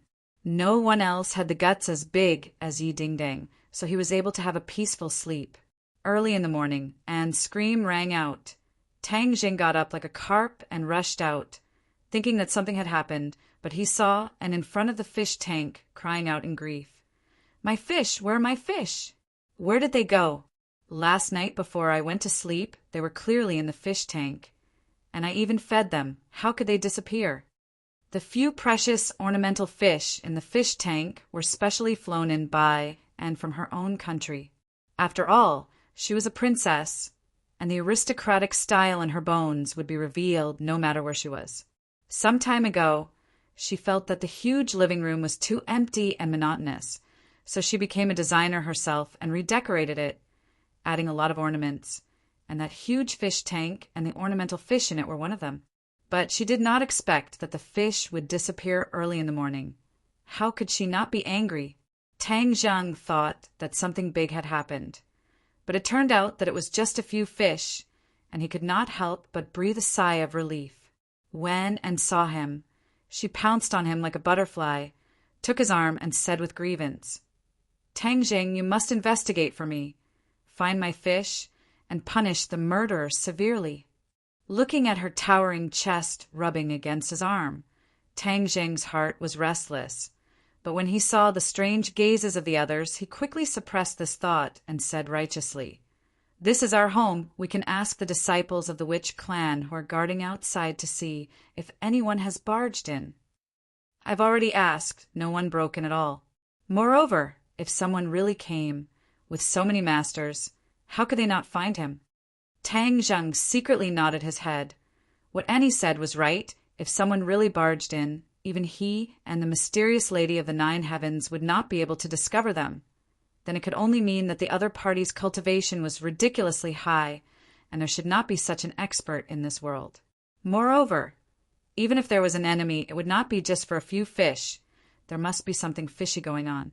Tang Zheng's face turned grave, and he began to ponder. He looked left and right, then asked, "Is there anything else that's missing?" "No." The rest shook their heads.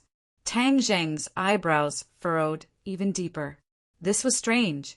Could it be that the fish grew wings and flew away on its own? Was that not nonsense? His gaze swept over every corner and every person, inch by inch. Suddenly, when he glanced at the red lunar beast, it subconsciously retreated and hid in the corner. Tang Zheng's heart skipped a beat, and he strode toward the red lunar beast. The red lunar beast trembled in fear, and it retreated step by step. Everyone immediately noticed this strange scene, and even jumped out and sat on the red lunar beast's back. It scratched its back with its claws and asked, "Why are you running?" "Master won't eat you." The red lunar beast had a complicated look in its eyes, and it was trembling. Tang Zheng asked loudly, Yeah, I'll be lenient if you confess, but I'll be strict if you resist. Did you eat those fish?" The red lunar beast howled, and it wanted to shake its head to deny it. However, when it looked at Tang Zheng, it stopped and turned back into its head. Ah! Everyone was shocked, but they also realized that the red lunar beast was the thief who stole the fish. Tang Zheng smirked. The red lunar beast lived in the deep sea all year round, and it probably ate fishes and prawns. Tang Zheng had forgotten about that, so he did not feed it any food. Bai had always been like that, and it rarely ate anything. He did not expect the red lunar beast to be a foodie, and it ate those fishes secretly in the middle of the night, and was shocked when the culprit came out of the water, and she was furious. She rushed over and shouted, "How could you eat my fish? You are so pitiful." The red lunar beast felt wronged. It had been eating fish all its life. Who told it that it could not eat fish? It was not something valuable. However, looking at the furious and the red lunar beast chose to retreat. It's just a few fishes, right? What's the big deal? Bai suddenly raised its head and shouted at and to protect the red lunar beast, and stopped and looked at Tang Zheng pitifully. "Those are my favorite fishes." She felt wronged. Looking at her, Tang Zheng's head went soft. Like magic, a pearl necklace appeared in his hand. "This is for you. Take it as my compensation for your fish." Anne's wronged voice suddenly stopped. She immediately took the necklace, and her worry turned into joy. She cheered. "This is the first gift you've given me. I'm so happy."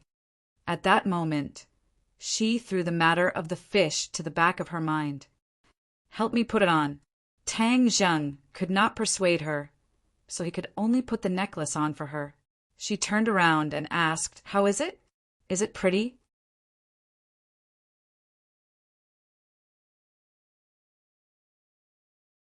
Chapter 10:14. Favoring one over another was a taboo, so Tang Zheng naturally had to do his best to remedy the situation. Luckily, he had a lot of jewels, so he took out a few and gave them to everyone, appeasing the crowd, and pouted unhappily, but there was nothing she could do. However, she kept comforting herself that he was the first to give her a present, and the others were just supplementary gifts. Only then was she satisfied and happy. Tang Zheng and the Empyrean fairy once again went to the backyard and activated the teleportation circle. The two of them, Xiao Bai and the scarlet lunar beast, disappeared into thin air. Luckily, the walls of the backyard were tall, and there were big trees blocking the view, so no one saw the scene. Otherwise, they would have been scared out of their wits. The scene in front of them changed, and they appeared on an island. The sea breeze blew, making them feel relaxed and happy. The Empyrean fairy looked around and said, "This is your base." As soon as she finished speaking, a huge black shadow flew over from the sky and dove down. The crackling sound of lightning could be heard. Thunder Cloud Beast. The Empyrean fairy looked up and recognized it. A ball of lightning suddenly formed in the sky, but when she saw who it was, the ball of lightning disappeared in the air. The Thunder Cloud Beast quickly shrank and flew to Tang Zheng's side and stopped. "Little Black, how are you?" Xiao Bai excitedly called out to the Thunder Cloud Beast, as if he was reuniting with an old friend. The Scarlet Lunar Beast growled in a low voice, full of hostility towards the Thunder Cloud Beast. "You can talk." The Thunder Cloud Beast looked at Xiao Bai in shock. "Of course. In the future, you can listen to my orders, just like Little Yu. Little White swaggered as if he was giving orders. He was full of heroism and had the aura of a leader. The Thunder Cloud Beast looked at the Scarlet Lunar Beast and asked, "What is it?" "It's called Little Yu, the Scarlet Lunar Beast." Scarlet Lunar Beast. The Thunder Cloud Beast remembered this name for the first time. Looking at these little animals, the Empyrean fairy joked, "Are you going to become a zoo?" Thunder Cloud Beast, Qiansui Gue, Red Moon Beast, and the mysterious Xiao Bai. "Hee, these are just a few animals. How is this a zoo?" As he spoke, the elder led the disciples of the witch tribe over quickly. Sensing the mana fluctuations here, he guessed that it must be the arrival of the Lord Emissary. "Greetings, Lord Envoy." Everyone bowed. "There's no need to be so polite. Elder, take us to the Holy Land." Tang Jing went straight to the point. It had only been a few days, but the great emissary had returned and headed straight for the Holy Land. He had even brought along an outsider like the Empyrean fairy. This had surprised the elders, and they could not help but speculate about the great emissary's true intentions. However, when he saw the Scarlet Lunar Beast, he could not help but gasp in shock. Although Little Yu was small in size, the elder and the others recognized her at a glance. The elder hurriedly asked, "Lord Emissary, what is going on?" Tang Zheng waved his hand, indicating for everyone to calm down, and said, "I came here specifically for it. Let's talk about it after we get to the Holy Land." "Yes, Lord Emissary, please." The elder was uneasy. His gaze continued to sweep across Little Yu's body, causing her to bare her teeth and stare fiercely at the elder. The Holy Land. The cultivators and the other disciples of the witch tribe had all been dismissed, leaving only Tang Zheng, the other two, and the three beasts. When they saw the crystal, Xiao Bai and Little Yu were confused. They did not know the purpose of this trip, nor did they know that there was a Scarlet Lunar Beast sealed in it. The Empyrean fairy also looked at the huge crystal curiously. The surging energy coming from it was so clear that it made her feel excited. With just one look, she could determine the value of this crystal. "Is it inside?" The Empyrean fairy pointed at the crystal and asked. Tang Zheng nodded his head and confidently walked over. He placed both of his palms on the crystal and activated his martial arts, causing a surge of energy to flow from the crystal into his body. Immediately, the crystal gradually became transparent and a figure became clearer. The Empyrean fairy looked at this scene in shock. When she saw the tall Scarlet Lunar Beast, her eyes lit up. It was indeed a genuine Scarlet Lunar Beast. Little Yu was originally absent-minded with her head lowered. However, when she saw the Scarlet Lunar Beast in the crystal, her eyes immediately widened and she stared at it in shock. "Ah, there's a Scarlet Lunar Beast in here too. Little Yu, it's the same kind as you." Xiao Bai shouted in shock. Little Yu acted as if she did not hear him and walked towards the crystal. Xiao Bai wanted to stop her, but was stopped by Tang Zheng in time. Everyone's eyes were glued to this scene. The elder's heart beat wildly. Where did the Lord Emissary find this strange beast? What would happen next? Tang Jiang and the Empyrean Fairy did not know what would happen next, but they were looking forward to it. Time seemed to have stopped, and space seemed to have stopped. Little Yu Yu walked in front of the crystal and extended her claws to touch the crystal. An ice-cold sensation came over, and its eyes changed in an instant. A strange color bloomed in its pupils. However, all of this ended very quickly. The light in little Yu Yu's eyes gradually disappeared, replaced by disappointment. She put down her claws dejectedly. All of this was in vain. The sealed scarlet lunar beast did not change at all. Although both parties were of the same species, little Yu Yu did not cause any reaction at all. Tang Jiang and the Empyrean Fairy looked at each other and could not hide the disappointment in each other's eyes.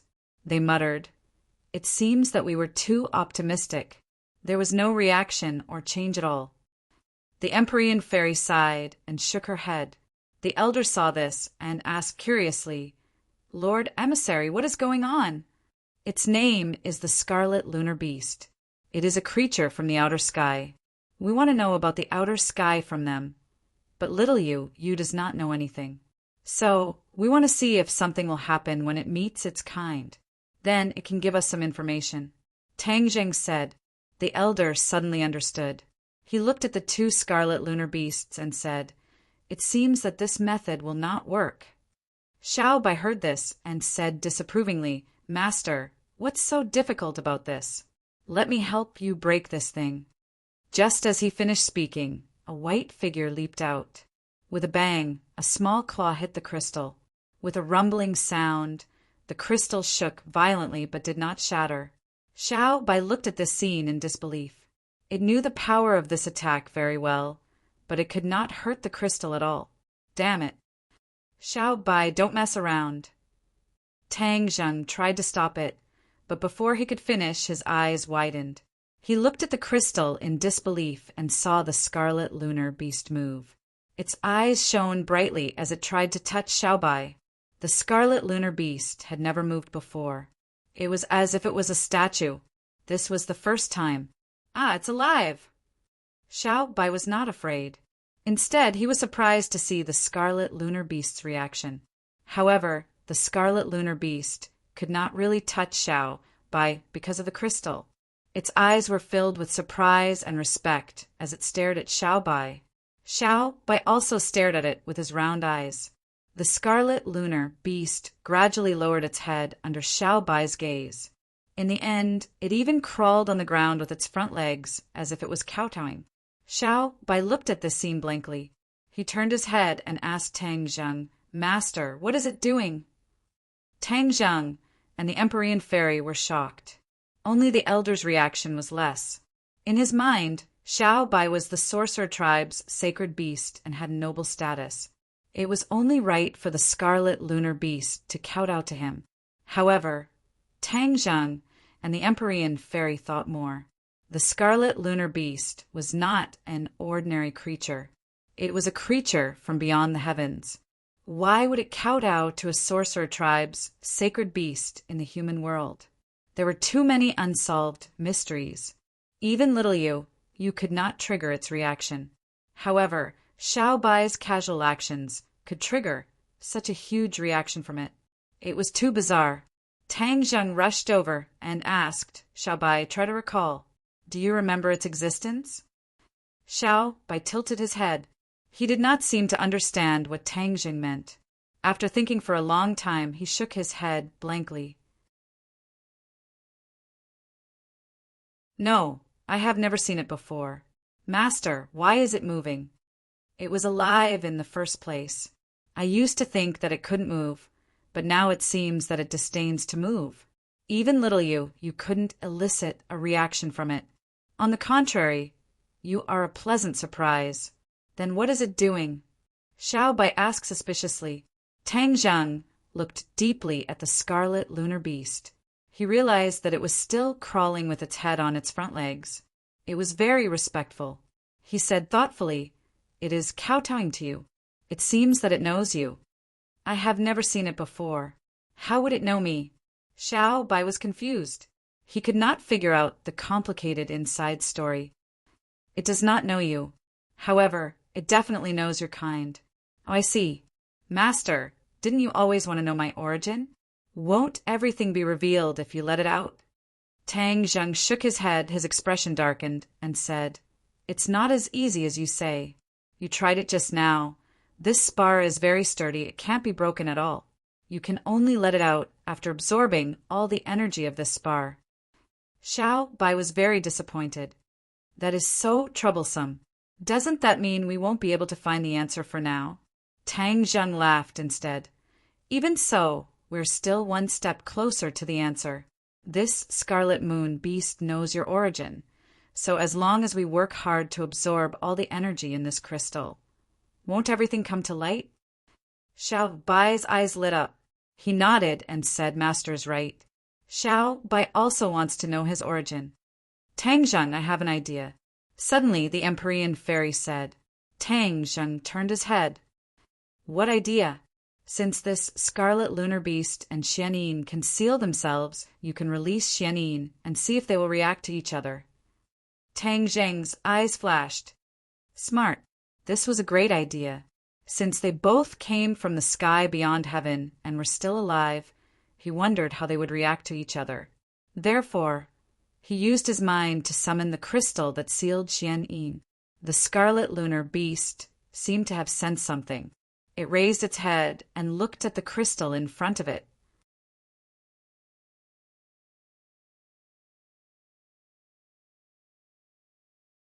Chapter 10:15. Seeing the scarlet lunar beast raise its head to look at him, Tang Zheng's lips curled up into a smile. He placed both of his hands on the crystal, and a surge of energy immediately entered his body. The crystal turned transparent, and Xuanyin's beautiful figure immediately appeared. The scarlet lunar beast's eyes immediately widened. It bared its teeth, and its eyes were burning with fire as if it had seen its nemesis. Ah! Everyone was shocked by this scene. The human and beast obviously knew each other, and they seemed to be enemies. Since the scarlet lunar beast hated Xianyin so much, what kind of grudge did they have? The scarlet lunar beast kept hitting the crystal with its claws. However, it was useless as it could not break the seal of the crystal. Tang Zheng frowned. The scarlet lunar beast could not break the crystal, but Xianyin could. The two of them looked similar, but there was a huge difference. Why was that? Xianyin opened her eyes and looked at the scarlet lunar beast in shock. Her gaze was complicated. Tang Zheng looked at her and said, Xianyin, why don't we come out and have a chat? What is your relationship with the scarlet lunar beast? Xianyin looked at him as if to say, Don't treat me like a fool. Obviously, she would not come out. Do you want to be a coward? You are a consecrator of the Azure Dragon Palace, and you are from the sky beyond heaven. Don't you think it's embarrassing? Tang Zheng tried to provoke her to come out. However, all of this was futile. It had no effect at all. Master, who is she?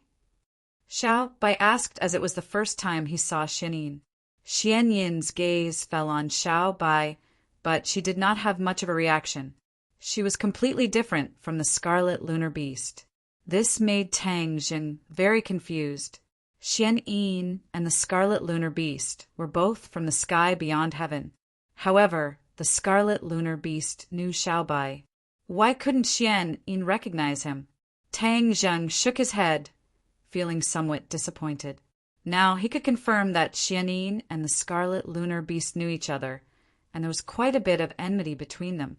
As for the specific details, only those involved would know.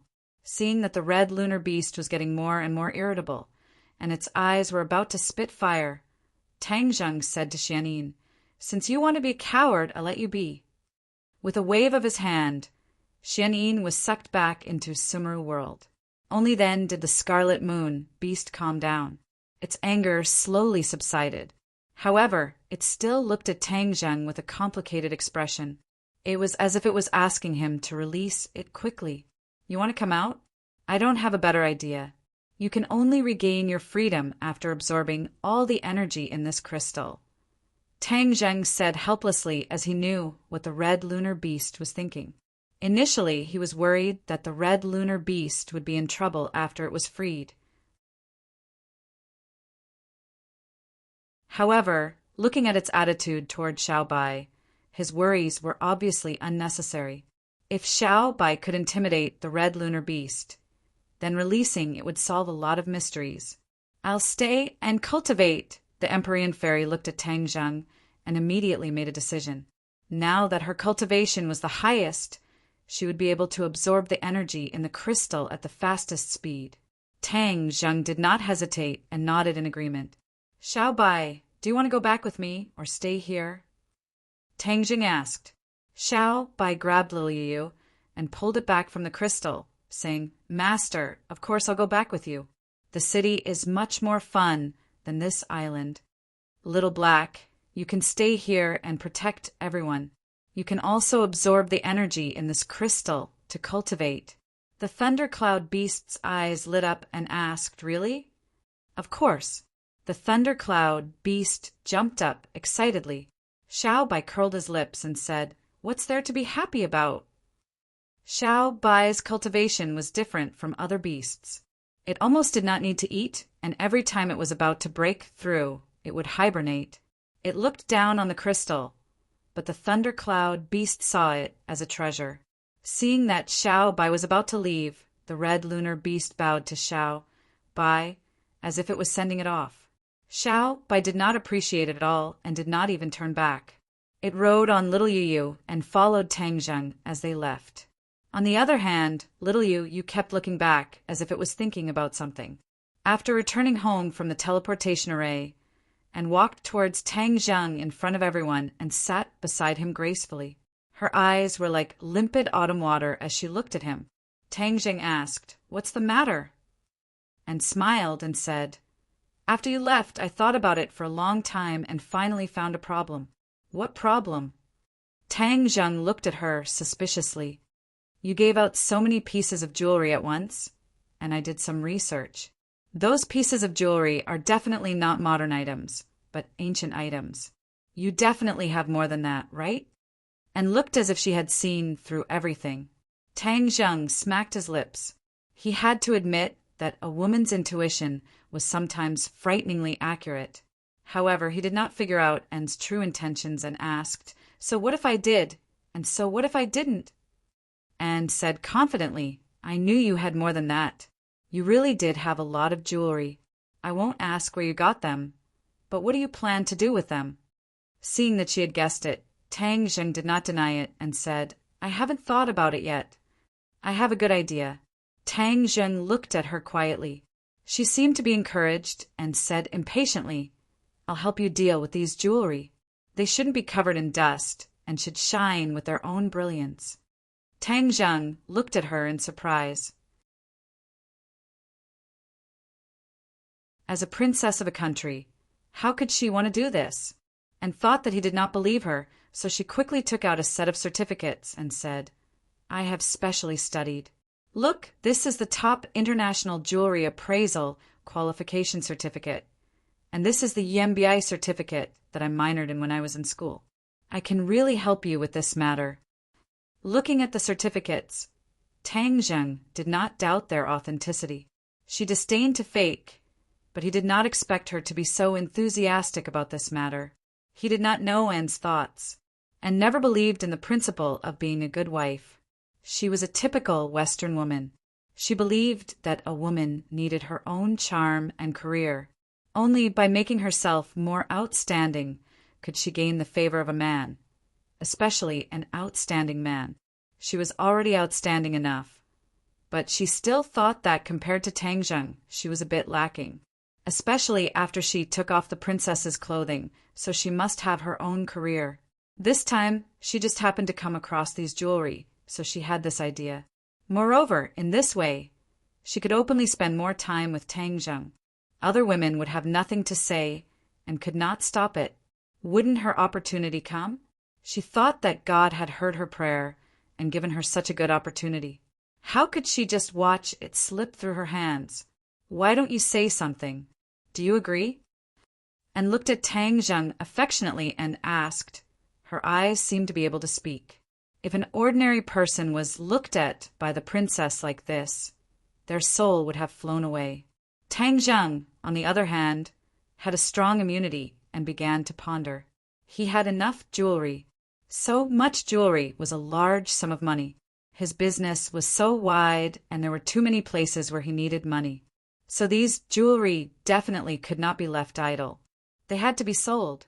He had not thought of a specific way to implement it at the moment. Originally, he was going to hand it over to Mu Hongyan, but now she was in Europe and couldn't get away. It just so happened that and had this suggestion. He couldn't help but be a little moved. He didn't doubt Anne's ability at all.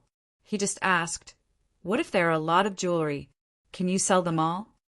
I've seen too much jewelry since I was a child. How much can you have? I have this confidence. No matter how much you have, I can sell it at a high price," and was full of confidence. Tang Zheng secretly nodded. What she said was reasonable. After all, she was a princess. What kind of big scene had she not seen? How many jewelry did she have? "Well, I'll leave this matter to you." Tang Zheng nodded and said. Anne's excitement was overflowing. She hurriedly expressed her position. "Your decision is very wise. Where is the jewelry? Take them all out. I want to properly classify them. Let me tell you, this is a big field of knowledge. Ordinary people can't do it at all." Tang Zheng nodded in agreement. He looked around and saw that everyone else looked like curious babies. He said, "It's not suitable to put them in the hall. Let's go to the basement. There's enough space there." And said in her heart that he was making a mountain out of a molehill. It was just jewelry. It wasn't anything big. How could it not fit here? However, she just laughed it off and went to the basement with Tang Zheng. The others also curiously followed. Lu Qingmei had seen the number of jewelry, so when she saw Anne's eager look, the corner of her mouth hooked up into a meaningful smile, and probably wouldn't have thought of the huge number of jewelry. She had to admit that when she first saw those treasure chests, it was difficult to hide the stormy waves in her heart. "Everyone stand a little further away. Give me some space." Tang Zheng motioned for everyone to step back and said, and curled her lips, saying in her heart that he was deliberately mystifying. However, she obeyed and retreated to the wall. Tang Zheng smiled at everyone. With a thought, he waved his hand forward. Walala, it was as if it was raining. The pitter-patter of rain could be heard. In the blink of an eye, a small mountain appeared in front of them. It was just that it was made up of jewelry. Tang Zheng didn't realize at first that there was a huge amount of jewelry. It was only when he organized it that he realized that there were so many treasures in these treasure chests. Moreover, even though they were at the bottom of the sea, they were still well preserved. The treasure chests were tightly sealed. Only the few treasure chests that were destroyed in the battle spilled out. However, Tang Zheng timely put them into Summer World, so they weren't too damaged. In an instant, the light of the jewels completely covered the light above their heads. It was as if there was an additional sun. The light was dazzling and too much for the eyes to take in. Annie was dumbfounded as her eyes blankly stared at the mountain of treasures. She never would have thought that Tang Zheng would have so many jewels. Even if she was a princess of the imperial family, she had never seen so many jewels.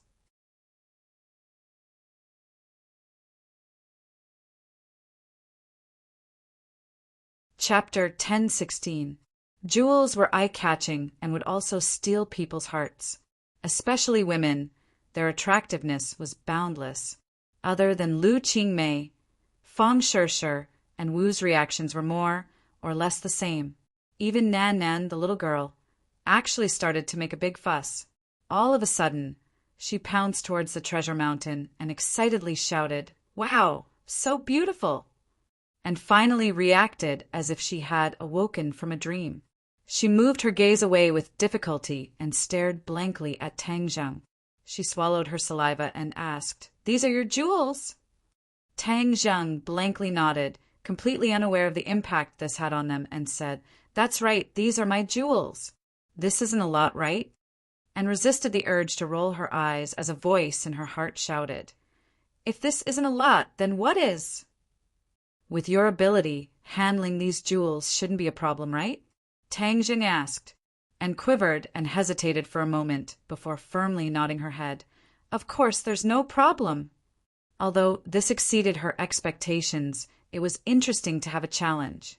How could she, princess, be afraid of a challenge? She had already conquered countless storms and waves. She would definitely be able to conquer this treasure mountain. Definitely, she firmly repeated in her heart. But looking at this treasure mountain, a trace of worry flashed across her brows. "Don't force yourself." Tang Zheng sensed her strangeness and reminded her, and took a deep breath and resolutely said, "I won't force myself at all. I will definitely let you see my ability." Tang Zheng faintly smiled. "Then I will wait and see. What are you going to do with them?" And muttered to herself for a moment before mysteriously saying, "Hua Xia has an old saying, mountains have their own plans." Tang Zheng shrugged his shoulders and did not ask any more questions. "But if there is a time when I need your help in the future, you must not refuse. After all, with so many jewels, I am working for you." And took the initiative to take precautions and find an excuse for their frequent contact in the future. Tang Zheng gladly agreed. If Yi Dingdang was here, she would definitely object loudly, but unfortunately, she was pulled back by Feng Xinyang. Feng, Shi, Wu, and Lu Qingmei were not as loud as Yi Dingdang, so they did not object. Once and accepted this task, she was fully loaded. She was so busy that she didn't have much free time to pester Tang Zheng. He was happy with the peace and quiet. Linger's concert was approaching, and she had already gone to rehearse. The other women in the family were busy with their careers, while the rest of them were focused on cultivation. During this time, Professor Qi Shaowen called to ask about the red lunar beast. Tang Zheng gave him a perfunctory answer. Before the truth was revealed, he did not want too many ordinary people to know about it. Otherwise, it would not do him any good. Seeing that school was about to start, Tang Zheng was also engrossed in his cultivation. His cultivation had improved by leaps and bounds. After reaching rank for Yuanying, he gradually consolidated his cultivation, especially after absorbing the energy from the crystals in the Sumeru world. However, he could not absorb all the crystals that sealed Xianin for the time being. With this, Qi Yu was relieved. He had been worried that his heart's blood would be completely absorbed by Tang Zheng. If that happened, he would not be able to suppress the inner demons and would be in great danger. In fact, Tang Zheng knew this very well. That was why he stopped after absorbing a certain amount of heart's blood. He only absorbed a little occasionally to scare Qi Yu and intimidate Qi Yu and the inner demons. In the past, the two of them used to quarrel with each other. Recently, they seemed to have a tacit understanding. Tang Zheng was not used to this. In fact, they were mainly shocked by the trip to the bottom of the sea and the Scarlet Moon Beast. This was something they had never known before. In ancient times, they had always wanted to explore the outer heavens, but they could not. They never thought that as time passed, the outer heavens would sneak into the human world, and even all the cultivators in the human world would be expelled to the outer heavens. Especially the latter. They could not do it with their ability. How did Nura do it? They gradually figured out a little. Nura had received help from Xianin, which meant that all of this was a conspiracy of the outer heavens. That was why Nura could have such ability. After the cultivators of the human world were expelled to the outer heavens, they must have had a hard time. Otherwise, the Devil Clan would not be so eager to return to the human world. Now the Scarlet Moon Beast was involved.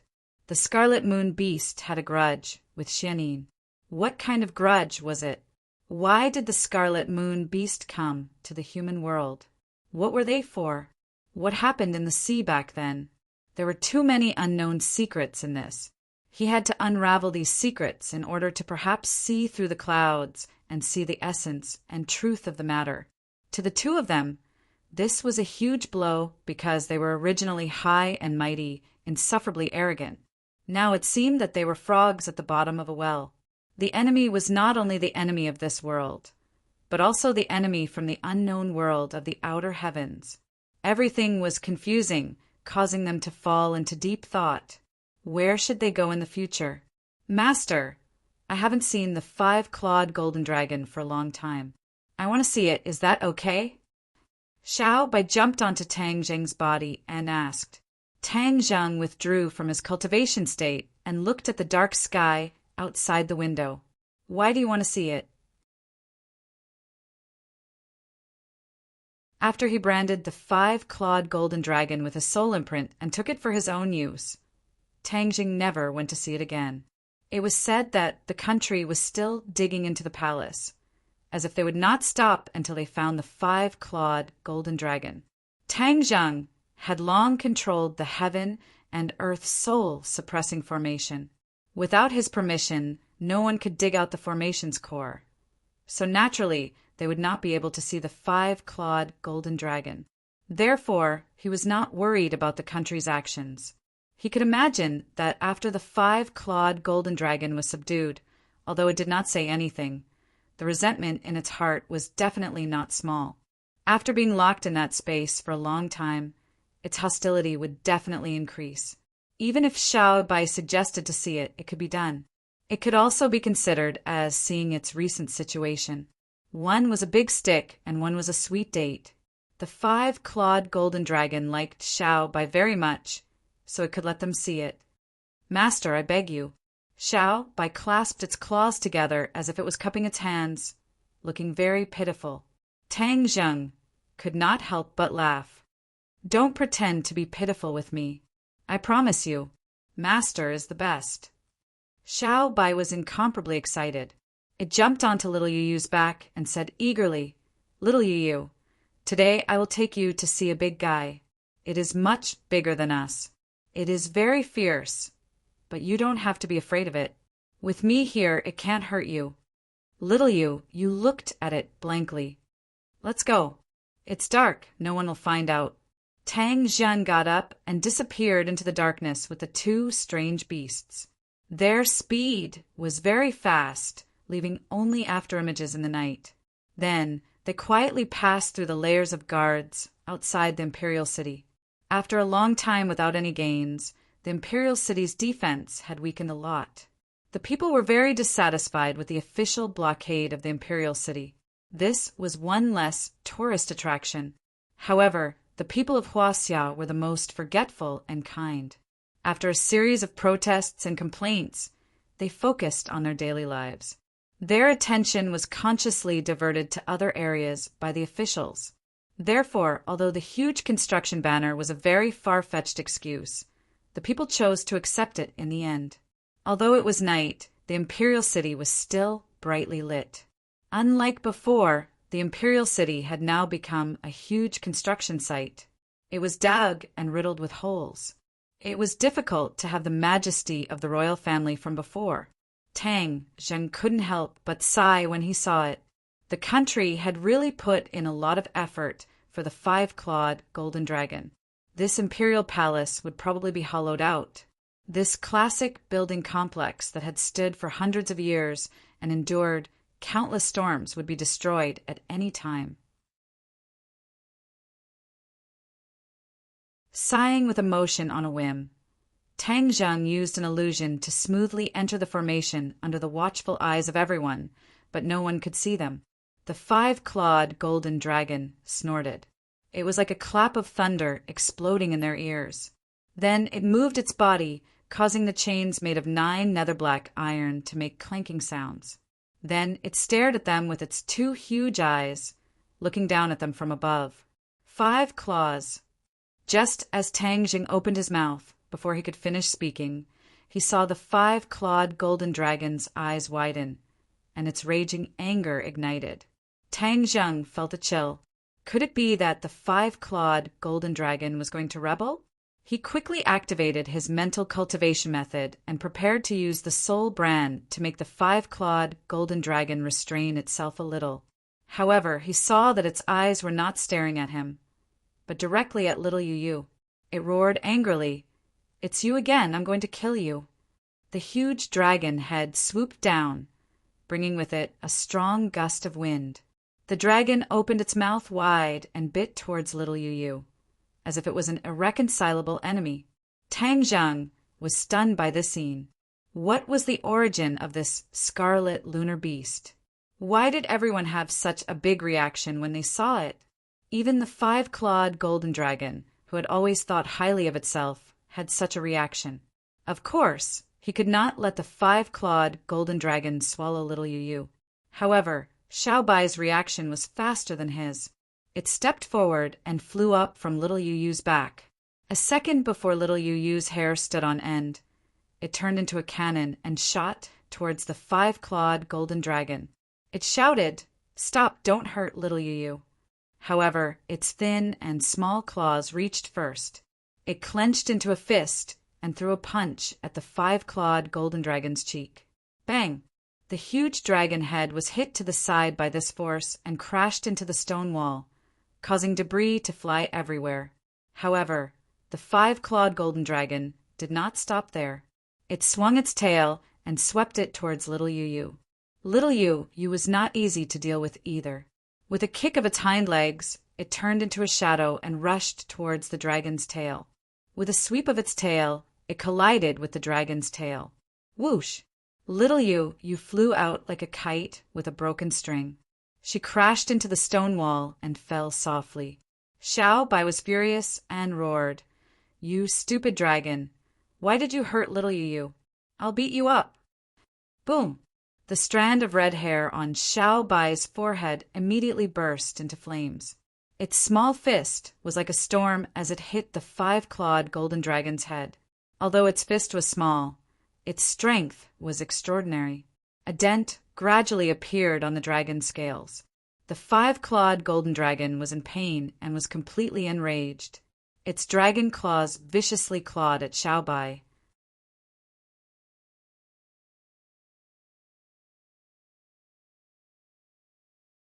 Chapter 1017. Xiaobai's frail body exploded with unparalleled fighting strength, but the five-clawed golden dragon was not to be trifled with. The battle was extremely intense.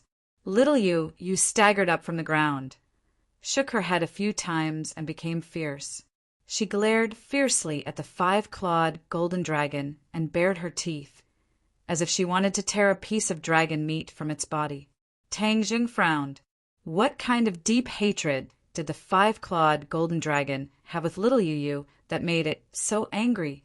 He couldn't just stand by and watch the two sides fight to the death, so he shouted, "Stop, all of you, stop!" However, the angry five-clawed golden dragon ignored his words. Tang Zheng's eyes flashed with a sharp gaze. With a thought, the soul imprint suddenly activated. Ah! The five-clawed golden dragon let out a mournful cry. The dragon held its head with its claws and fell to the ground, rolling non-stop. "I don't dare, stop, I don't dare anymore." Tang Zheng coldly snorted and finally stopped. The five-clawed golden dragon's body twitched as if it had just walked through the gates of hell. In fact, it really did come back from the gates of hell. As long as Tang Zheng did not stop, its soul would be scattered.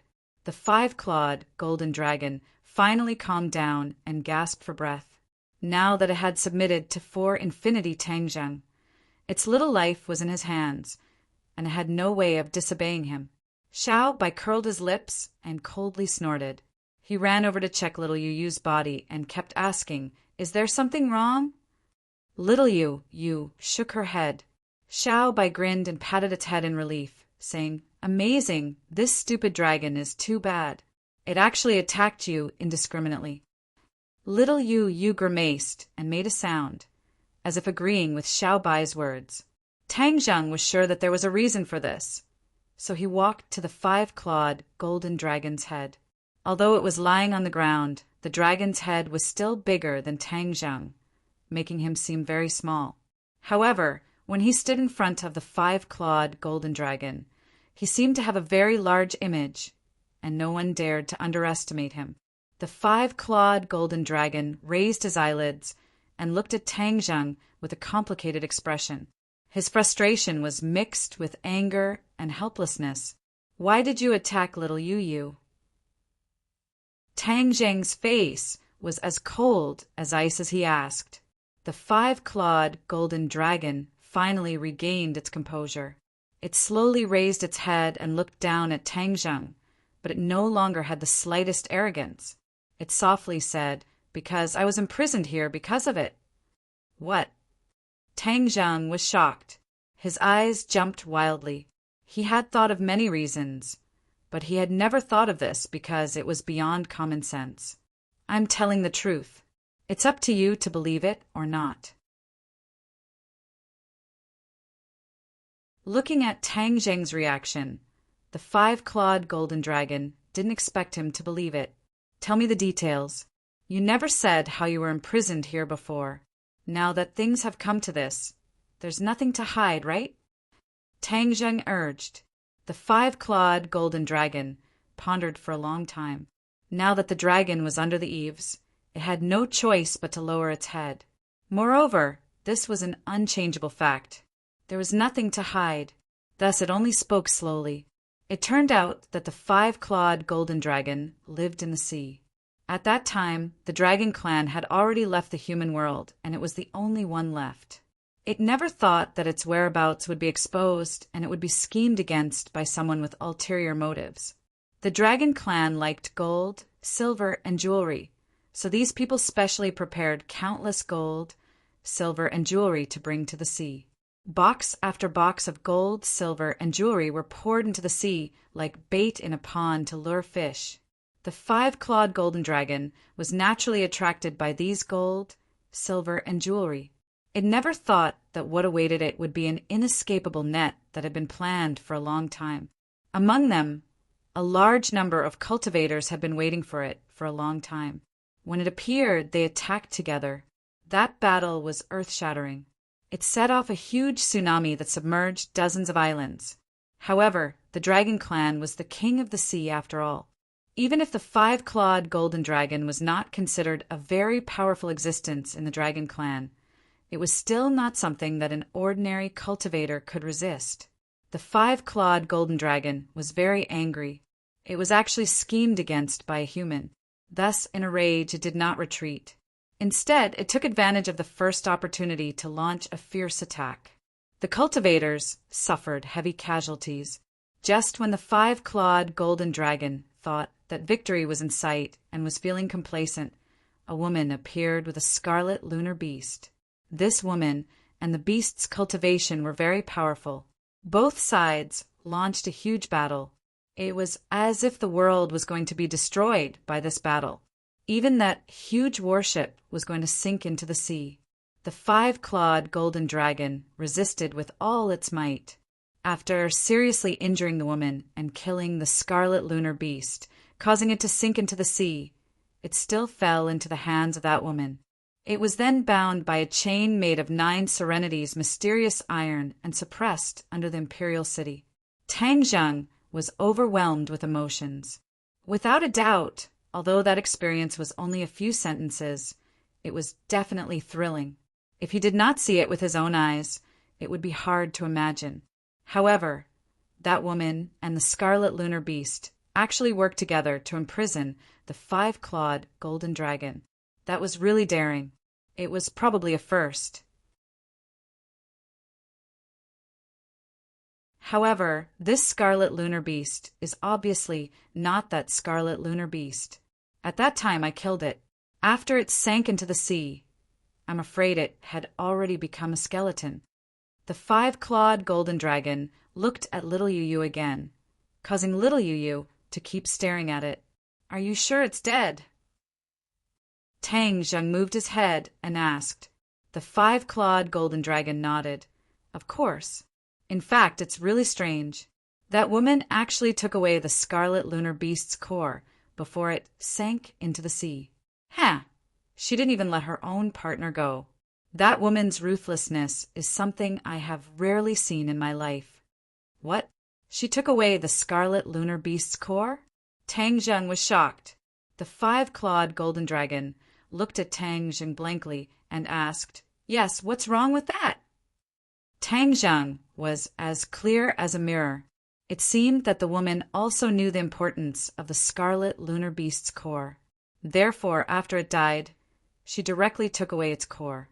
This woman was really ruthless. After all, the scarlet lunar beast was her partner. The core of the scarlet lunar beast had probably been taken away by that woman long ago. She definitely had the scarlet lunar beast's abilities. Seeing that the five-clawed golden dragon was staring at him suspiciously, Tang Zheng did not explain further. However, another question popped up in his mind. Since the scarlet lunar beast was already dead, where did Xiaobai come from? Were there other scarlet lunar beasts at that time? Tang Zheng asked. Definitely not, the scarlet lunar beast said firmly. Tang Zheng looked at it deeply and chose to believe its words. However, the most important thing was, where did little Yu come from? His intuition told him that little Yu must be related to the scarlet lunar beast. After all, it had always been living in the shipwreck site. Could it be that the scarlet lunar beast was pregnant? Although it died and sank to the bottom of the sea, little Yu broke out of its body and stubbornly survived? A thought flashed through his mind, and he immediately thought of this possibility. This was the only possibility that could explain everything. He quickly looked at little Yu. Little Yu was also looking at him. The more he looked, the more certain he was that his guess was correct. "Master, what's wrong?" Xiaobai looked at Tang Zheng blankly and asked, "Little Yu, I finally know where you came from. You're the descendant of the scarlet lunar beast from that time," Tang Zheng said. Little Yu cried out, but he did not understand what it meant.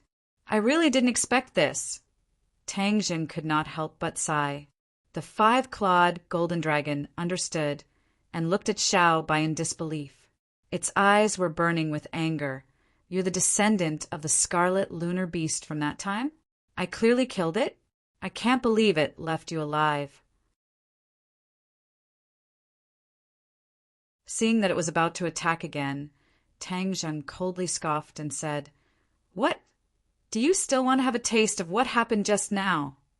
The five-clawed golden dragon trembled and shook its head immediately. "That's the previous generation's grudge. What does it have to do with you? Stop right now, do you hear me?" Tang Zheng reprimanded. Although the five-clawed golden dragon was unwilling, it did not dare to refute. After hesitating for a while, it helplessly lowered its head to show its obedience. "The jewels that I found must have been left behind by the five-clawed golden dragon. I don't know how many jewels she collected at that time. There must be more of those that were scattered in the sea.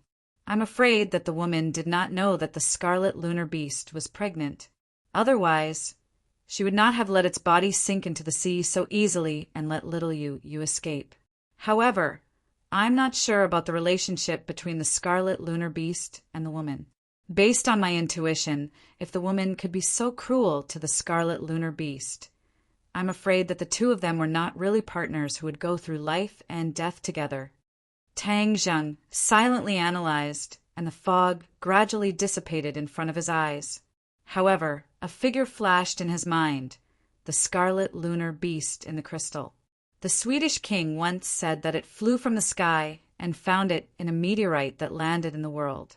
Since then, the scarlet lunar beast had never broken through the meteorite. If that was the case, it would be a contradiction. The scarlet lunar beast could not break through the crystal, but Xian Yin could. There must be a secret behind it. Moreover, why did the scarlet lunar beast in the meteorite come to the human world? How did the dead scarlet lunar beast and the woman come to the human world? Moreover, what was their purpose of coming to the human world? Where did the woman go in the end? What was her real purpose of imprisoning the five-clawed golden dragon? Was it just to help the emperor absorb the dragon energy? She was from the Outland. Why would she put in so much effort to help the emperor? Tang Zheng did not think that she was being merciful. People from the outland must have a purpose for coming to the human world. Moreover, the emperor suffered a great loss. Although he absorbed the dragon energy, the heaven and earth soul suppression formation could only suppress the five-clawed golden dragon with the help of the country's luck. Therefore, the country's luck was damaged and the emperor's dynasty was declining day by day. Therefore, the woman might have an unspeakable secret.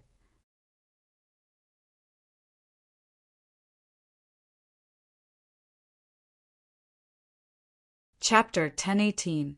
Seeing him fall into deep thought, the three strange beasts fell silent at the same time and stared at him without blinking. Suddenly, Tang Zheng raised his head and looked at the five-clawed golden dragon. Do you still remember what that woman looked like? Of course I remember. The five-clawed golden dragon nodded, his eyes burning with anger. Even if she turned into ashes, I would still recognize her. Then tell me what she looks like. Tang Zheng's heart suddenly had a bold idea. The only person from the sky beyond heaven who still existed in this world was Xian. Was Xian the woman from back then? The five-clawed golden dragon immediately described the woman. Her image had been deeply imprinted in his mind. Thus, through his description, the image of a woman was vivid as if she was really standing in front of everyone. Tang Zheng's eyes widened in an instant. Heavens! It really was Xian. There was no mistake. It was impossible for it not to be her. However, Tang Zheng did not take out the crystal stone and let the five-clawed golden dragon confront Xian. In Sumer world, he could still suppress Xian. If he let her out now, without the Empyrean fairy there to suppress her, Xian would definitely take the opportunity to regain her freedom and escape. Tang Zheng would never be willing to take this risk. Master, isn't it describing Xian? Xiao Bai also understood and asked. Xian. Yes, that's her name. Do you know her? The five-clawed golden dragon seemed to be stimulated and moved all over, causing the chains to clatter. At this point, Tang Zheng finally confirmed his guess. He stared at the five-clawed golden dragon for a long time, weighing the pros and cons. In the end, he decided to tell him the truth. There's something I have to tell you. The Xian you mentioned is now in my hands. What, she's in your hands? The five-clawed golden dragon was shocked. Yes. How did you catch her? Her cultivation is very high. She's in the Mahayana realm. Mahayana realm? Tang Zheng's eyelids twitched crazily. That's impossible. She is clearly only in the divinity transformation stage. Otherwise, the Empyrean fairy, and I wouldn't have been able to capture her. Tang Zheng had never seen anyone in the Mahayana realm. Even the Empyrean fairy was only in the divinity transformation realm. So he immediately rejected the idea of a five-clawed golden dragon. The five-clawed golden dragon retorted, I've experienced a life and death battle with her. How could I be wrong about such common sense? Of course, you're not mistaken. It's just that she is indeed only in the divine transformation realm. The five-clawed golden dragon pondered for a while and said doubtfully, Is it because I injured her? Was that why her cultivation had dropped so much? Just like how I've been suppressed here for a long time, my power has been greatly reduced and I'm far from my peak state. That must be the case. Tang Zheng agreed after thinking about it. How badly did you injure her that her cultivation would drop so much, and she hasn't recovered after so many years? Tang Zheng asked curiously. The five-clawed golden dragon snorted heavily. At that time, I was determined to kill her, but she didn't have the will to fight to the death. That's why she suffered such a great loss and was severely injured by me. However, it's really strange. With her cultivation, she should have recovered to her peak state long ago. Tang Zheng had another question. Xian must have consumed the red lunar beast's inner core. Then her cultivation speed would be twice as fast with half the effort. How could she have stagnated at such a rapid pace? There must be some unknown secret behind this. Anyway, all in all, one thing was clear now. Xian Yin and the Red Lunar Beast had joined forces with the Emperor to capture the five-clawed golden dragon and suppressed it under the imperial city. As for her true purpose, no one knew why she had joined forces with New Era to overthrow the Emperor at that time. That was even more of a mystery. That's not right. Suddenly, Tang Zheng turned his head and looked at the stone room behind the five-clawed golden dragon. At that time, there was an old man's phantom guarding there. Didn't you say that he suppressed it here? How come it's Xian Yin suppressing it now? The five-clawed golden dragon rolled his eyes and said, "What's wrong with that?" That year, the battle at sea was indeed Xian Yin's doing. However, there was another expert in the Emperor dynasty. That old man was the imperial advisor. The imperial advisor oversaw the construction of the imperial city. So, in the end, he was also one of the people who suppressed me. In the end, he spent almost all of his time in this stone room. Even when he died, he left behind a phantom. How high was his cultivation? Tang Zheng asked. Just barely at the threshold of the Mahayana realm. Tang Zheng nodded. That made sense. The imperial advisor who was at the divine transformation realm was no match for the five-clawed golden dragon. So, he had to rely on Xian Yin to capture it. The only question now was why did Xian Yin's power not return to its peak after taking the Red Lunar Beast's inner core? Even after hundreds of years, she still did not return to the Mahayana realm. If he knew the answer, he was afraid that he would really be able to see the clear sky. With a thought, he entered the Sumeru world with his divine sense. Looking at the huge crystal, he could not help but feel helpless. Unless Xian Yin came out herself, this problem would always be bothering him. Since you've already caught Xian Yin, give her to me. I want to kill her, the five-clawed golden dragon strongly requested. Tang Zheng smiled helplessly. If possible, I want you to kill her too. But now that she has sealed herself, we can't break the seal at all. What's going on? The five-clawed golden dragon was in disbelief. He was very emotional. He was so close to getting revenge, but he was told that there was nothing he could do. She sealed herself with the crystal. Unless we absorb all the energy of the crystal, we can't break the seal at all. Tang Zheng said with a wry smile. The five-clawed golden dragon exclaimed, "Crystal? How could she seal herself with a crystal? Is there such a spell in this world?" He knew what a crystal was, but he had never heard of a spell that could seal people with a crystal. He could not help but look at Tang Zheng suspiciously. Tang Zheng calmly accepted it and looked into its eyes.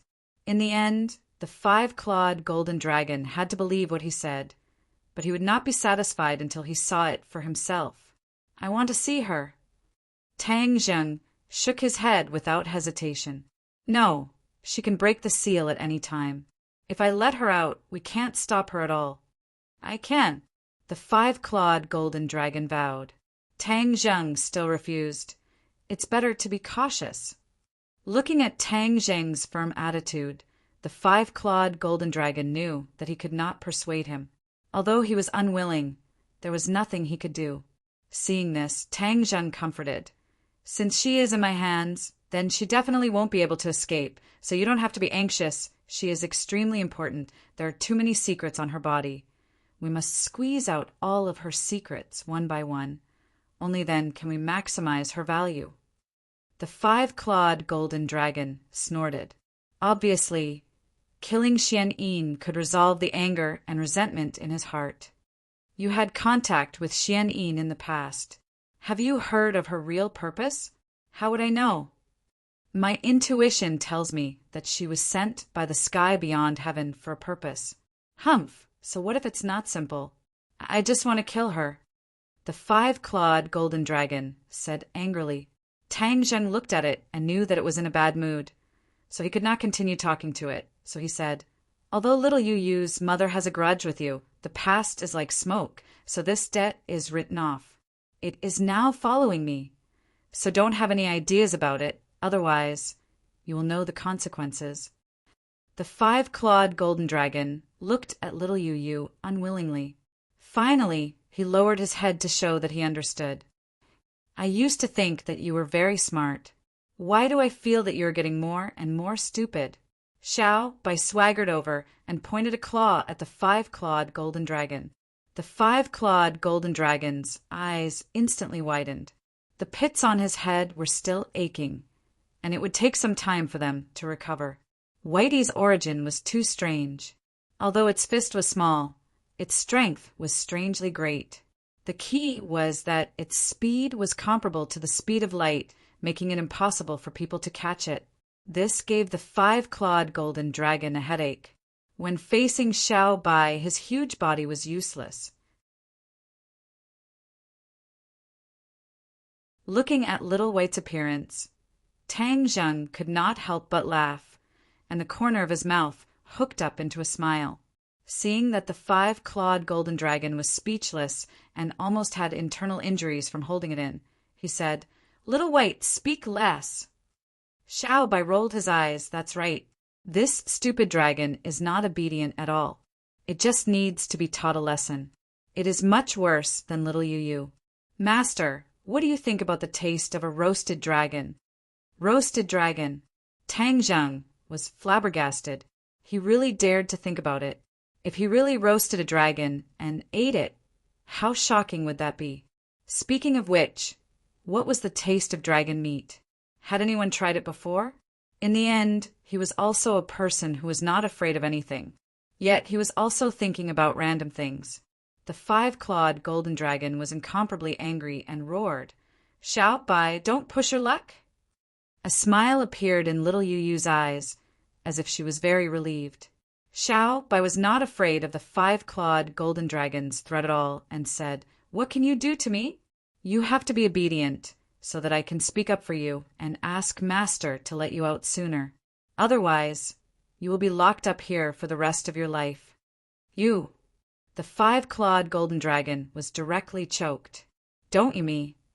Since you have pledged allegiance to Master, you must understand your position. Moreover, I am the first to pledge allegiance to Master. So, you all have to listen to me. I am your boss. If you don't listen to Master, I will roast you."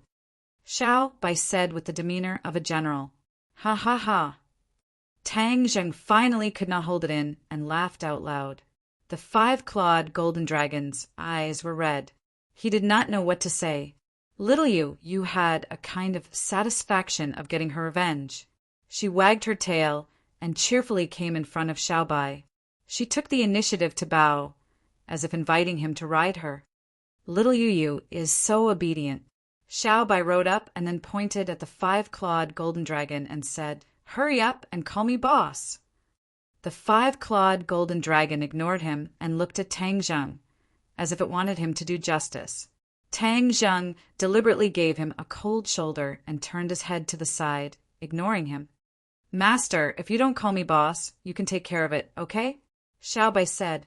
Tang Zheng smiled and nodded.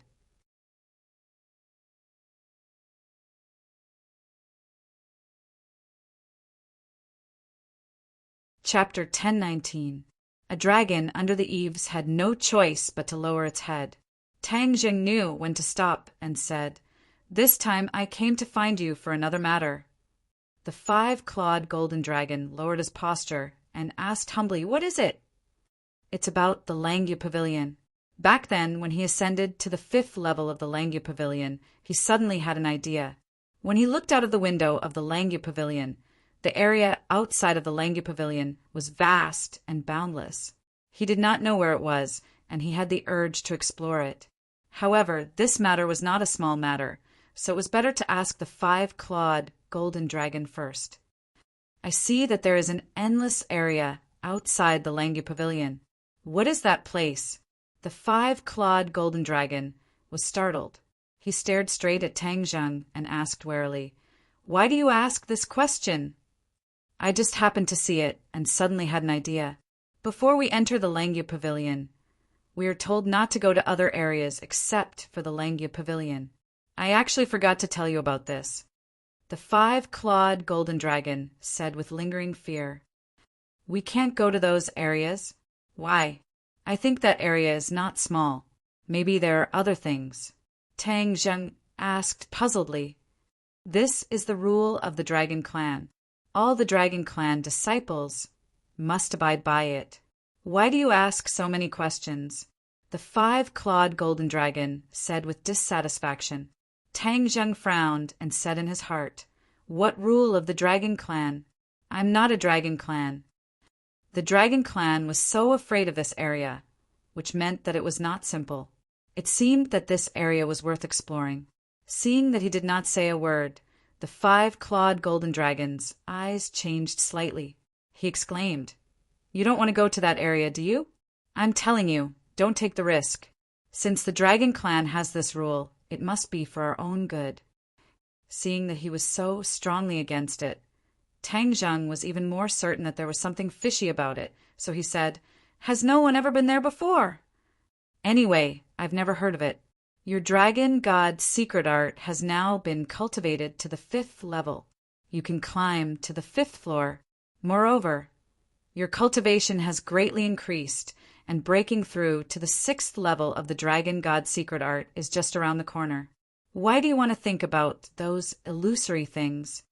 The five-clawed golden dragon said earnestly. Tang Zheng looked at the five-clawed golden dragon suspiciously. Why was he so agitatedly objecting? Could there be some hidden reason? In the final analysis, he didn't completely trust the five-clawed golden dragon in the bottom of his heart. That was why he had such concerns. He chuckled and said non-committally, It's been a month since I last entered the Langya Pavilion. I'll go in again now. After he finished speaking, he sat down cross-legged. Xiao Bai immediately stood guard beside him. He glared fiercely at the five-clawed golden dragon, as if to say, Don't you have any bad ideas? I'm here. Tang Zheng's consciousness had already entered the dragon seal. The towering Langya pavilion was right in front of him. He raised his head and glanced at it. He didn't walk in. Instead, he turned around and walked in another direction. In the end, he still decided to explore this area. Apart from the Langya pavilion, the other places seemed to be shrouded in fog. He couldn't see the specific appearance at all. Tang Zheng walked straight into the fog. He didn't know how long he had walked. He looked around and couldn't distinguish the direction. He leaped high into the air. He was dozens of meters high, but he still couldn't break free from the fog. The fog was still heavy in all directions. This was inside the dragon seal. He was just a wisp of consciousness. He couldn't fly on his sword. He could only continue to move forward. Suddenly, he stepped on air and fell down involuntarily. Ah! He couldn't help but scream. He was about to cast a spell to stop, but he found that he was falling too fast. He couldn't stop at all. Bang! With a muffled sound, he fell heavily to the ground. However, he didn't hurt himself. He quickly got up and looked around. There was no fog around him. Everything was very clear. But when he looked up, his whole body trembled. He looked at the scene in front of him as if he had seen a ghost. The Langya Pavilion!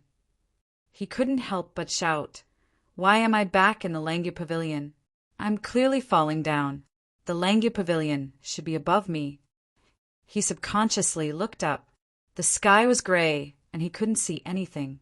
Only the Langya Pavilion in front of him was clear. However, the Langya Pavilion was very strange. It didn't stand toward the sky. Instead, it was an inverted triangle. The floors were downward as if they were suspended on the ground. The 3 big words Langya Pavilion on the plaque left a deep impression on him. Tang Zheng definitely would not recognize it wrongly. This was the Langya Pavilion, but why did he come back? Could it be that he was going around in circles again? No, this was not the world of spirits and souls. How could there be a ghost going around in circles? Moreover, the Langya Pavilion was upside down. He was confused. He turned his head and looked around. Without the fog, he could see the end at a glance. It was completely different from what he saw before. He scratched his head. He was very troubled. Since there was no way out outside, he might as well enter the Langu Pavilion. He strode into the Langu Pavilion, but just as he entered the first floor, he couldn't help but stop. This was because the first floor was completely different from what he saw before. It was empty. There was nothing. However, when his feet landed on the ground, the scene suddenly changed.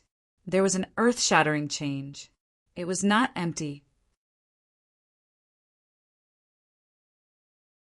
A huge forest of steels immediately appeared in front of him. A forest of steels! Tang Zheng's eyes widened. He stared at the forest of steels that suddenly appeared. Since it was called a forest, it was enough to show that there were many steels. There was not a single word on the steels. They were smooth, but they gave off a very solemn feeling. "This looks like a tombstone," Tang Zheng muttered to himself after observing for a while. Why were there so many tombstones in the Langu Pavilion? Who was the one buried here? Tang Zheng's hand gently touched the tombstone. A cold feeling came from his palm. A ray of light rose from the tombstone, and a familiar aura spread. "Dragon's might!" Tang Zheng exclaimed in disbelief. As soon as he finished speaking, a ray of light rose from the tombstone and formed a golden dragon in midair. It flew around the forest of steels, then fell into the tombstone and disappeared. Tang Zheng stared blankly at the scene. What's going on? Why did a dragon fly out of the tombstone? He placed his hand on another tombstone. Just like before, a ray of light flew up and intertwined to form a dragon. Then it flew into the tombstone again. Tang Zheng's breathing involuntarily quickened. He stared at the forest of steels as if he wanted to see through the mystery. A thought flashed through his mind, and he seemed to be deep in thought. Could these dragons be the ones buried below? Aren't they already dead? Why are they still here? Are they dragon souls with remnant souls? Since so many dragons were buried here, he shouldn't disturb them. Thus, he quietly stepped onto the stairs that led to the second floor. After he stepped onto the stairs, the scene on the first floor changed. The forest of tombstones disappeared, and it became bare again. Looks like I have to be inside to see the forest of tombstones. Dragons have such a long lifespan. I didn't expect that so many of them would die. When he walked all the way down to the entrance of the second floor, it was still empty in front of him. However, when he stepped into it, everything changed again. It was still the forest of tombstones, but there were many fewer tombstones. This time he didn't touch the tombstones and let them rest here. Could it be that this whole building is a tomb and countless dragons are buried here? He suddenly wondered, but no one answered his question. He went down to the third floor, and it was still the same tombstones. It was the same on the fourth floor.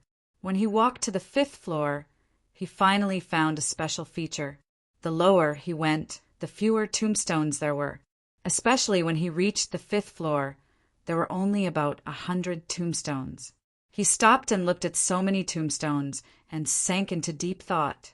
If it was a normal person, they would probably be very scared when they fell into so many tombstones. However, Tang Zheng didn't feel much fear. He just felt that it was very strange. Why would such a situation occur here? Although the two Langu Pavilion had the same name, the things inside were completely different. This was a tomb, but the ones buried inside were all dragons, unlike the prehistoric heavenly tomb that not only had humans, but also demonic beasts. He looked at the stairs leading to the sixth floor and directly walked over. Since he was here, he had to find out what was below. He couldn't give up halfway. Bang!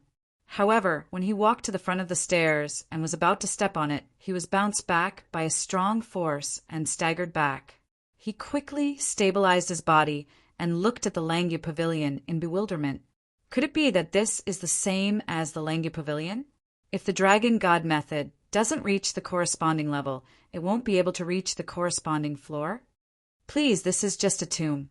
Why would there be such strict rules? He did not continue to try, nor was he in a hurry to go downstairs. There was nowhere to go outside, and there was only so much space in this space. Therefore, the problem that troubled him now was how to go back. With a thought, he tried to withdraw from the dragon seal, but found that there was no reaction at all. Why? When he was in the Langia Pavilion, he could come and go as he pleased. Now, it was as if his freedom was restricted. Could it be that you want to trap me here to death? Since there was no way out, he could only look for another way. His gaze turned and locked onto the stairs leading to the 6th floor. He remembered very clearly that when he tried to force his way to the stairs leading to the higher floors, he was bounced back by that huge force, and then he was forced out of the dragon seal. He wanted to imitate this method, so he circulated his internal energy. Like an angry lion, he rushed up the stairs with a whoosh. Bang!